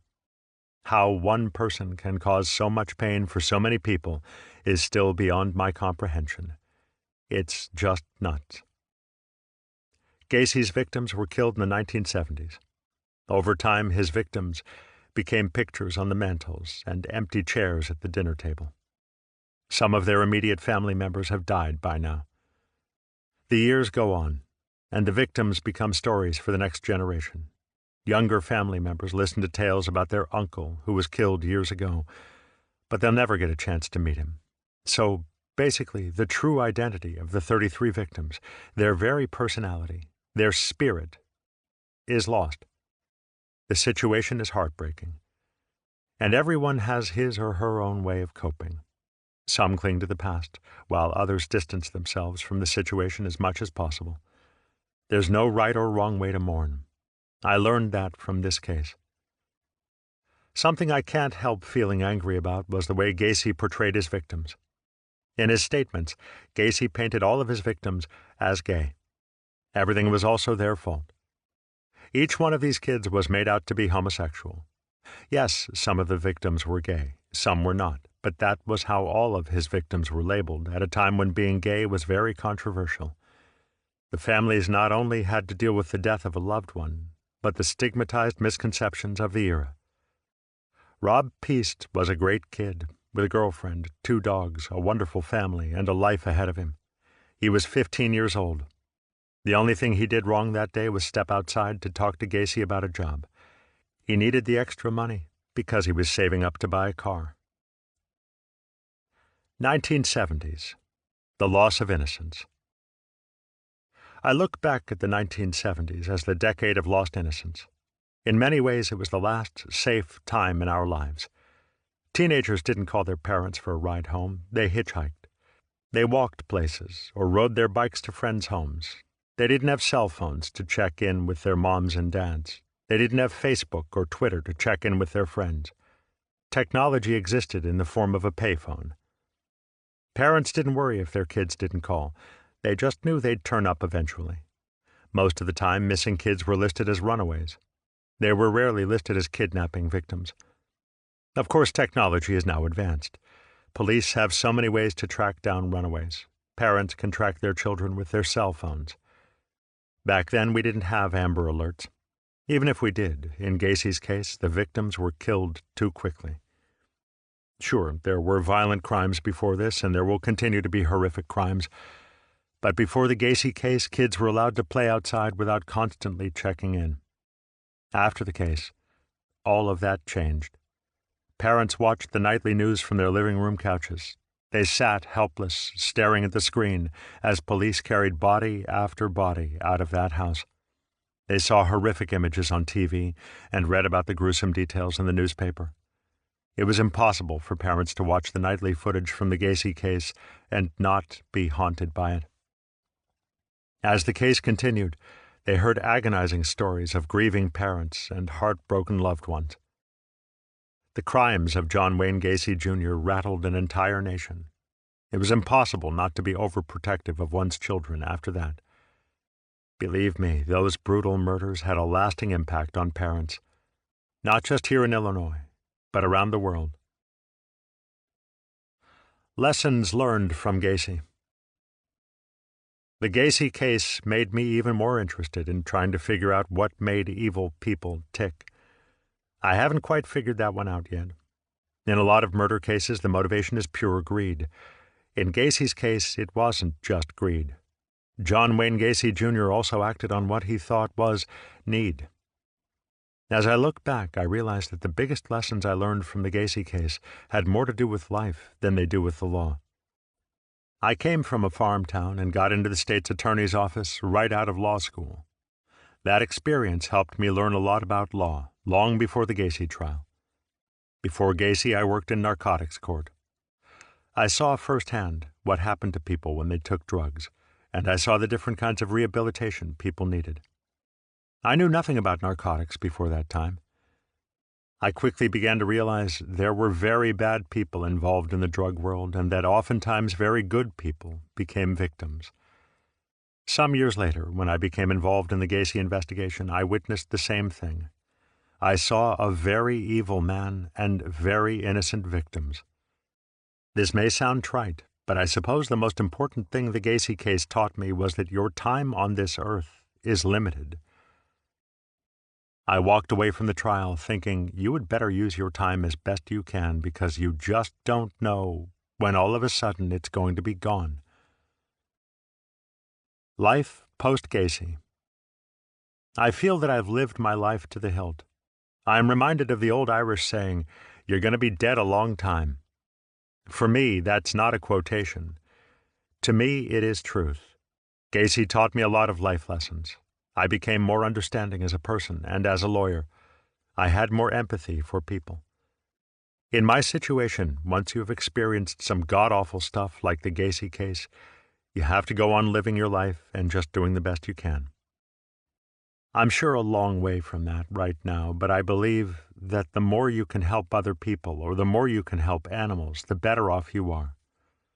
The Gacy case helped me understand that there are a lot of people out there who deserve credit for their good deeds and helping others, and others that need to be taken care of. I guess that's why I've spent a lot of time over the years doing charity work. On a local level, I've worked with the Maryville Academy. The organization works with children and families in need. They provide care for abused and abandoned children. They also help children with severe mental illness, substance abuse issues, and medical complexities. Over the years, I have also worked with Misericordia, which provides a network of services for people with developmental disabilities. I continue to work with these organizations. I have no children of my own. I was fortunate enough to be a big brother to a wonderful little boy named Brett. He and I remain in touch until this day. He lives in Pennsylvania now and is doing well. I first got involved with Brett when he was a little kid. He lived in Chicago's uptown neighborhood. He had an alcoholic mother and didn't know who his father was. I spent a lot of time with Brett. We went to games together and played pee-wee golf. When Brett got older and became a teenager, I let him drive my car. I would like to think he learned a lot from me. I believe we learned a lot from each other. Perhaps my biggest passion is for animals. From the time I was a little boy, I've always loved animals. Over the years, that love has only increased. I've been involved with several no-kill shelters because I don't like to see any animals abused or killed. The Buddy Foundation is something I strongly believe in. It's a no-kill shelter for abandoned dogs and cats in Arlington Heights, Illinois. They do great work. Some years back, I had a girlfriend who liked to visit local shelters and adopt cats. I would go with her, but I'd never go inside. I felt that once I did, I'd have to take them all, and that wasn't possible. As I write this, I hope I have lots and lots of years left, because I'd like to do more to help animals and continue supporting pet adoption. Faith and God after the Gacy case. I remain perplexed as to why God put so many good people and some truly evil people here on earth at the same time. I am still unsure of this. I have no idea what's in God's plan. My faith in God did change after the John Wayne Gacy Jr. case. I found, and continue to find, lots of comfort in God, and certainly in the Catholic Church. I go to Mass. Sometimes we go more often when we need the Supreme Being, as opposed to when we don't. During those times we tend to slough off whoever our God is. I look to my faith a lot more to pray for Gacy's victims and other victims, and to get answers. I don't have those answers yet. I'm not sure I will ever get them while I am still on this earth. There is another side of the coin, though. As we continue to advance in technology and science, I believe we will get closer to understanding what makes people like Gacy tick. That's what is so sad about Gacy. He was in the clutches of law enforcement so many times and got away. It's a sad little bit of solace knowing that we got Gacy off the streets and kept God knows how many others from being abducted or killed. That's just because we were in that certain place, in that certain time. Thoughts on technology and social media in criminal cases. I follow technology a lot. In every issue of the Legal Beagle, my monthly newsletter, I include something about the law and technology. Oftentimes the law has to catch up and keep up with the advancements. The fact is there is so much technology now that it potentially slows law enforcement down in some ways because the criminals can be faster. However, it does allow the sharing of information, which is so important. The frustration we had in the 1970s waiting for someone to return with a file from another suburb wouldn't exist today. Another example is the shooting at the Sikh temple in Wisconsin. On August 5, 2012, Wade Michael Page walked into a temple, killing 6 people and wounding 4 others. Law enforcement learned a lot about Page in a very short time. They uncovered his ties to white supremacy and neo-Nazi groups. But they learned a lot about Page after the fact. If law enforcement can get some of these people on their digital radar sooner, we might have a better chance of getting some of these guys quicker. Maybe even tracking them better before they commit their crime. John Wayne Gacy didn't live in a time of Facebook or YouTube, but if he had, some of the kids who got involved with Gacy might have texted other people or posted something about him. They might have texted their buddies saying, "I'm going to see this guy about a job." In that case, other people would have known Gacy's name. Perhaps Gacy would have been apprehended faster because his name would have been out there more quickly.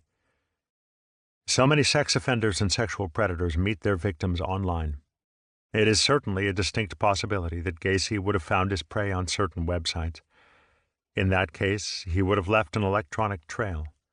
Gacy, therefore, would have been much easier to track down. It would have made it much more simple for our team to link him to the murders. If you think about it, certain websites certainly would have allowed Gacy more immediate access to potential victims. Maybe he would have killed more people before he was finally caught. Maybe the lawmen would have caught up with him sooner because they'd have more access to him. That's something we will never know the answer to. It's also a very sobering thought. Hiding in plain sight. Thoughts on the Jerry Sandusky case. I don't know that Jerry Sandusky can be compared to John Wayne Gacy Jr. He didn't kill anybody. Not that what Sandusky is convicted of isn't extremely serious, but like Gacy, he did prey on young boys, and he did hide out for a very long time in plain sight. There are lots of child predators out there.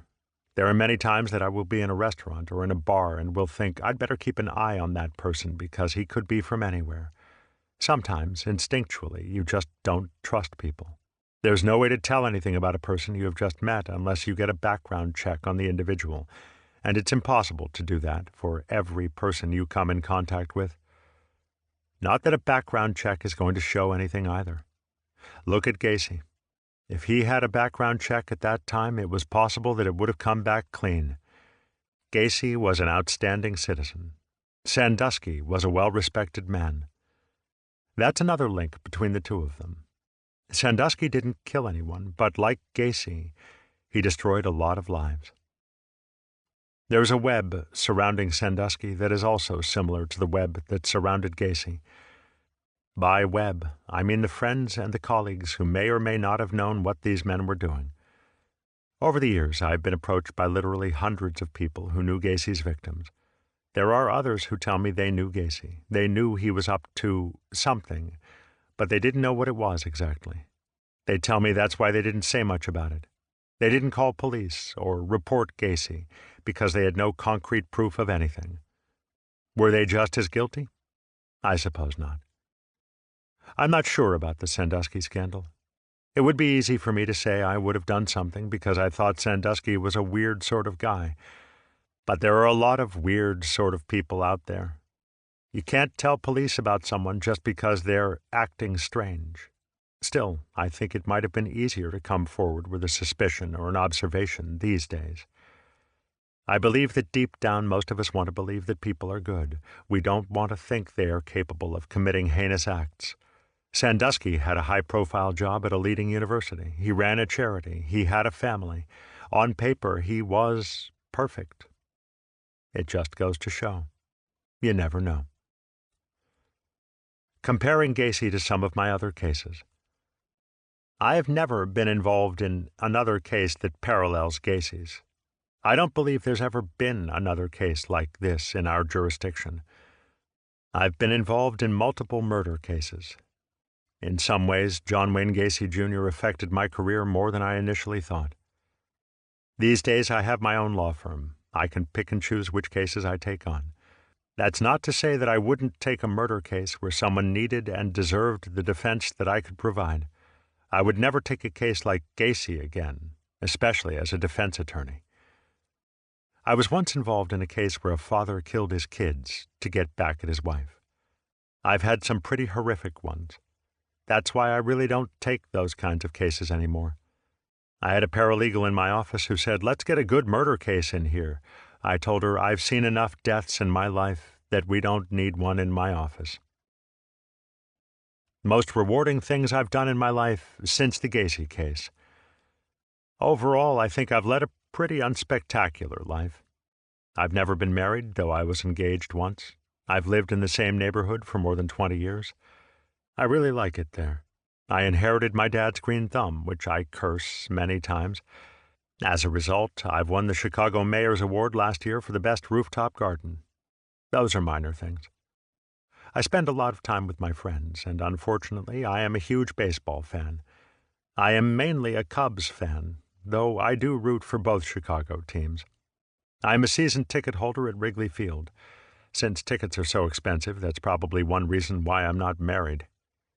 These days, I really do enjoy the little things. Every once in a while at a Cubs game, I visit my usual beer stand at Wrigley. Across the way, there's a lady who runs the kids' stand. I walk over to her, and she hands me an actual Major League Baseball. I peel off the plastic, and I carry it around with me. I wait until I see some little kid who has a glove in his or her hand. The Cubs are often losing. The child hasn't caught a foul ball, but he or she is still happy to be there. That's when I walk up to the kid and I put that ball in the glove. You should see the smiles on the children's faces when they get that ball from me. The other day I gave a kid one of those balls. His face lit up. He said to his father, "Daddy, this is the best day of my life." Sometimes the parents or the kids send me a thank you letter or an email. It's very rewarding. If you can do something like that for a little kid, it's worth it. Kids are pure. If all they care about are baseball and dogs, I think we're in pretty good shape. Keeping that innocence is all the more important to me. These days, I get a lot of cases involving minors. Their parents come to me because their kids have screwed up in some way. It's my job to look past the kids' way of thinking. They believe they're going to go to jail. My real job, of course, is to keep them out of jail. My goal is to find something in the judicial system that's going to keep these kids from getting criminal records for the rest of their lives. That's the most rewarding part about having my own practice. In any case that I take, communication is key. It's especially important when dealing with minors. Whether it's going before the judge or going to the prosecutor's office and working out a deal, I try to find common ground. I look for something in the law that allows my clients to walk away with supervision or rehabilitation programs. In most of these cases, I can safely say I've kept about 95% of these kids from getting a criminal record. Parents walk into my office and I tell them about tough love. This is easy for me to say because I am not a parent. Oftentimes, parents ask me to represent their children, but they also want to teach them a lesson. It's my goal for the parents to take control at home while I control things in court. The parents want their kids to take responsibility for their actions, but also don't want to see their child's future permanently affected. Changing laws. In recent years, I've been asked for suggestions in changing some of the laws in Illinois. I see many things that could be changed in the legal system. One of the first steps is to make the law simpler for people to understand. Most recently, we've been examining sexting charges. I represented a kid who was charged with sexting. Usually, a person charged with sexting must report as a sex offender. That can remain on a teenager's record well into his or her 20s, and it doesn't seem fair to me. The laws have been slowly changing. Right now, statistics show that more than 30% of kids send sexual texts to each other. That statistic is scary to a lot of people, but you can't ruin teenagers' whole lives because of it. Technology is so readily available to them. I always tell people to be careful what you put in a text message because it can come back to haunt you. Life as a media liaison. I have worked as a pro bono media liaison for several high-profile cases in Illinois. This includes the R. Kelly case and the William Balfour murder trial. On May 11, 2012, Balfour was convicted of murdering Jennifer Hudson's mother, brother, and young nephew. In a case like this, you have an Academy Award-winning actress and singer in court every day as they discuss the gruesome murders of her family. Reporters are everywhere, and they want information. A case like this can become a circus. My job is to provide the media with information they need about the trial while keeping the decorum of the court. The Gacy case trained me for a position like this. Initially, I didn't like anything about the job. It has taken an awful lot out of my little law practice. But the fact that a judge or chief judge has this amount of confidence in me means a lot. It has been a very worthwhile experience for me. Legal analyst, WGN-TV. I've been a legal analyst for WGN since the O.J. Simpson case. I remember the first time I had to read from a monitor. I didn't like it. Even with a college degree and a law school education, I screwed that up royally. A news director finally told me, "Just talk, Terry, and not worry about reading." Since that time, I do all of my television segments without a script. This works better. It's been quite an experience. It's a lot of work, but it's a lot of fun. I feel that it's improvised. In the early days when I did it, I would go into the WGN TV studios and they would give me a few questions, which the anchors would ask me. Over the past few years, however, that's all changed. I have no idea what the anchors are going to ask me now. It's a lot more fun being on the spot and then, hopefully, knowing what I'm talking about. The WGN TV anchors go wherever they want to go. It's a challenge. It keeps me on my toes. I've known many of the anchors for years now, and there is a certain level of comfort that we have together. Many times on my way into the station, I'll call and ask lawyer friends or judge friends what they think about something, and I gather opinions from a lot of people. Every so often, somebody calls me a legal expert. To me, that's just putting a pin in my ear. I am a legal analyst. Anyone can call themselves a legal expert. Final thoughts on the Gacy case. I am proud of the work we accomplished on the Gacy case, but in all honesty, I don't think about it on a daily basis. People continue to ask me whether I am haunted by the experience. The surprising answer is that I am not. I don't have nightmares about it. Never did. And I dream a lot. When we first started to question John Wayne Gacy Jr., we never imagined what was on the other side. We were trying to connect him to the disappearance of Rob Piest. We were hoping to God that Rob was being held against his will and was not dead. Once we realized who and what we were dealing with, we were too deep into the investigation to be horrified by anything. We were like horses with blinders on, with one common goal: to bring Gacy down. During that year and a half of our lives, we were all consumed, as you can imagine. I remember, as we were preparing for the case, looking out the windows at 26th Street. At the time, they were sealed. I didn't even know what season it was. We knew we were on a job. We knew we had a lot of work to do. Gacy's defense team, led by Sam Amoranti, planned on using the insanity defense. We knew at that time that there had never been anybody like Gacy. We also knew there was a good chance that a lot of people, including jurors, would think he was crazy.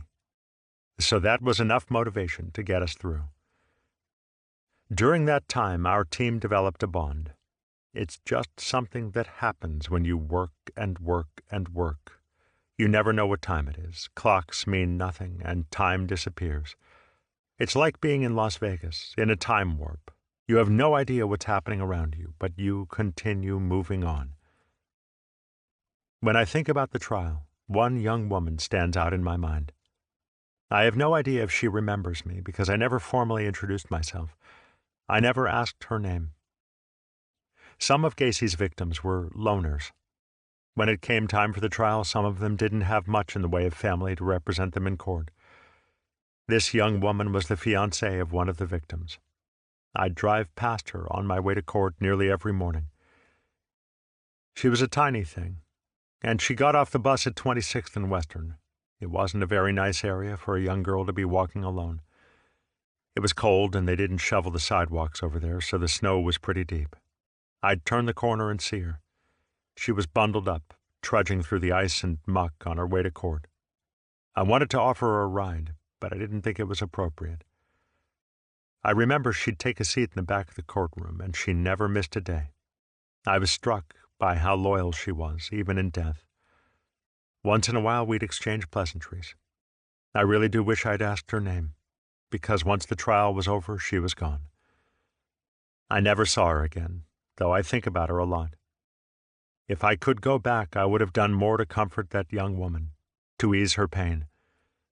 I know that wasn't my job at the time, because I was focused on the case.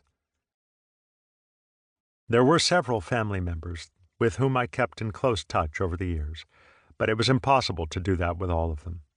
I also realized that some of the family members didn't want comfort. All these years later, what bothers me the most is that I continue to worry about the victims' families. I want to take care of them somehow.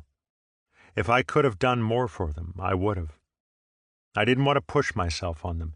Even now, I would still like to know if there's anything more I could do for them. I was the one who gave them the terrible realization that they had just lost a loved one. I was the one who dragged them into the criminal courts building to sit through the trial. In some cases, I was the one who called on them to testify. Do I feel guilty about that? I don't know. I feel guilty about not having contact with as many people as I would have liked. The reason I didn't reach out to them was because I respected their privacy. I respected their grief. If they had wanted to get in touch with me, they would have by now. If they had wanted to talk to me, they could have easily found me. I continue to believe that I was a reminder of the most horrific time in their lives. For many of the victims' families, I think if they saw my face once more, they would relive it all over again. Some people consider it heroic to be involved in the conviction of a serial killer such as John Wayne Gacy, Jr. I don't think so. That's not a hero. I am not a hero. I did what needed to be done. Our team did what needed to be done. We helped prosecute John Wayne Gacy, Jr. We did what was right. Epilogue 2023. The dark legacy continues.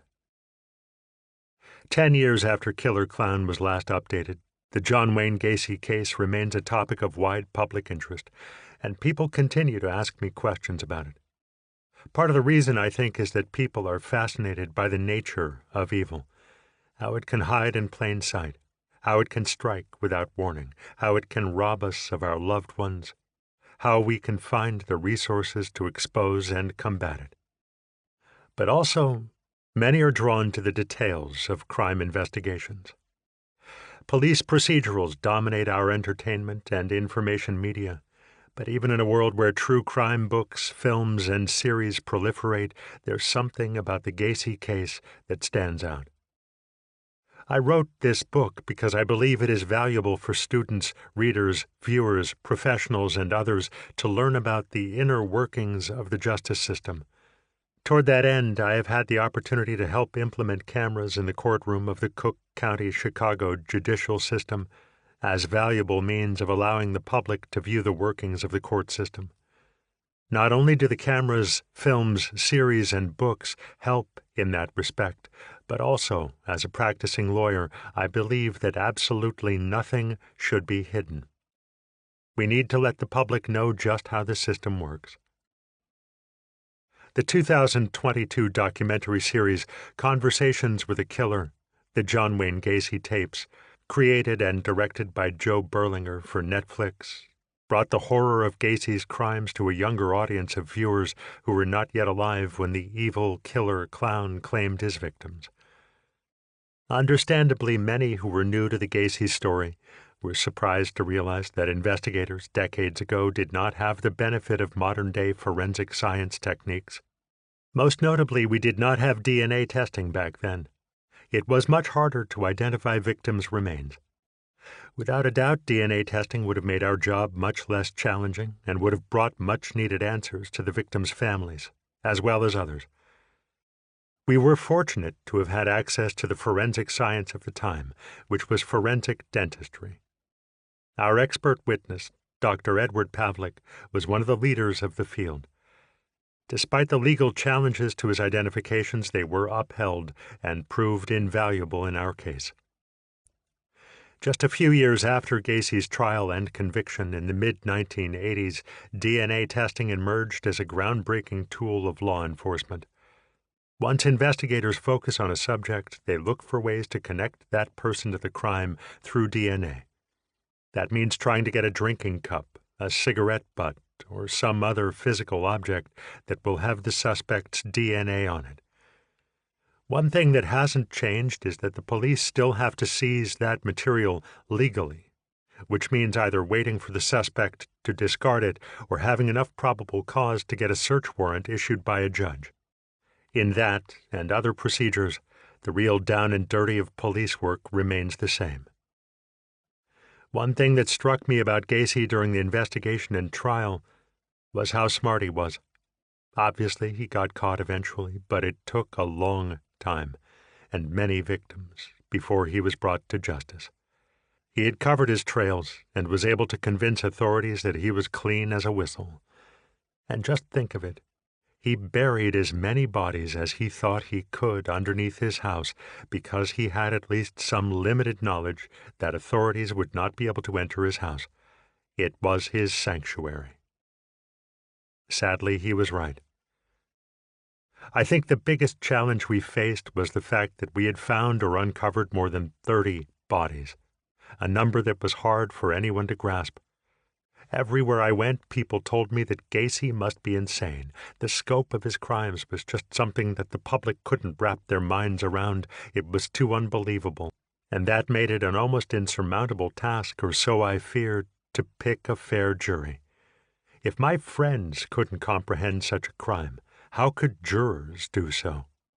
Even when you're dealing with a national case, you're still dealing with regular people who are doing their jobs and serving their roles in society. Yes, we are just human beings, and I think that this book shows how people involved in a high-profile case have actual lives to live, just as our listeners do. And we have to use our human brains and experience in order to try to solve even the most heinous major crimes. I believe that John Wayne Gacy was one of a kind, because no two killers are the same. Nevertheless, as I have said many times, I believe others similar to him are out there, and we need to be vigilant in looking for them. I also believe there may still be more victims of Gacy. In our investigations, we determined that Gacy had traveled many miles to various states. While we sometimes had contact with officials in other jurisdictions, I don't think anything was ever done in relation to further investigations. It's sad to think how many families will never learn the ultimate fates of their missing loved ones. Still, I am reluctant to use the word closure in relation to the victims' families. In my experience, families and friends of victims, when notified of the finding of their loved ones' remains, are usually not relieved or satisfied. Many of the individuals who I've dealt with have not really wanted to know that their loved ones were confirmed to be deceased. I sympathize with their feelings, but I must also point out that when people do not come forward and would rather believe that their lost loved one may show up one day, they inadvertently make it harder for law enforcement to uncover the facts. Even today, advances in forensic science are being used in an attempt to identify Gacy's few remaining unnamed victims. We can only rely on the facts that are available to us. In closing, I'll offer a few words of advice. If you should ever come into contact with someone you believe to be like Gacy, stay away. Gacy, and others like him, are clever. They cover their tracks well and can elude law enforcement's attention for many years. Always be alert. Listen to your hunches. And if you observe something that looks illegal, report it to the authorities. Never put yourself in a vulnerable position where something terrible may happen. Take care and stay well. Terry Sullivan, September 2022. This concludes Killer Clown by Terry Sullivan with Peter T. Macon. Narrated by Sean Rennett. Copyright 1983, 2013 by Terry Sullivan with Peter Macon. This unabridged audiobook is published by arrangement with Kensington Publishing Corporation and was produced in the year 2017 by Tantor Media Incorporated, a division of Recorded Books, which holds the copyright thereto. Please visit Tantor.com for more information on our growing library of unabridged audiobooks and to take advantage of special offers.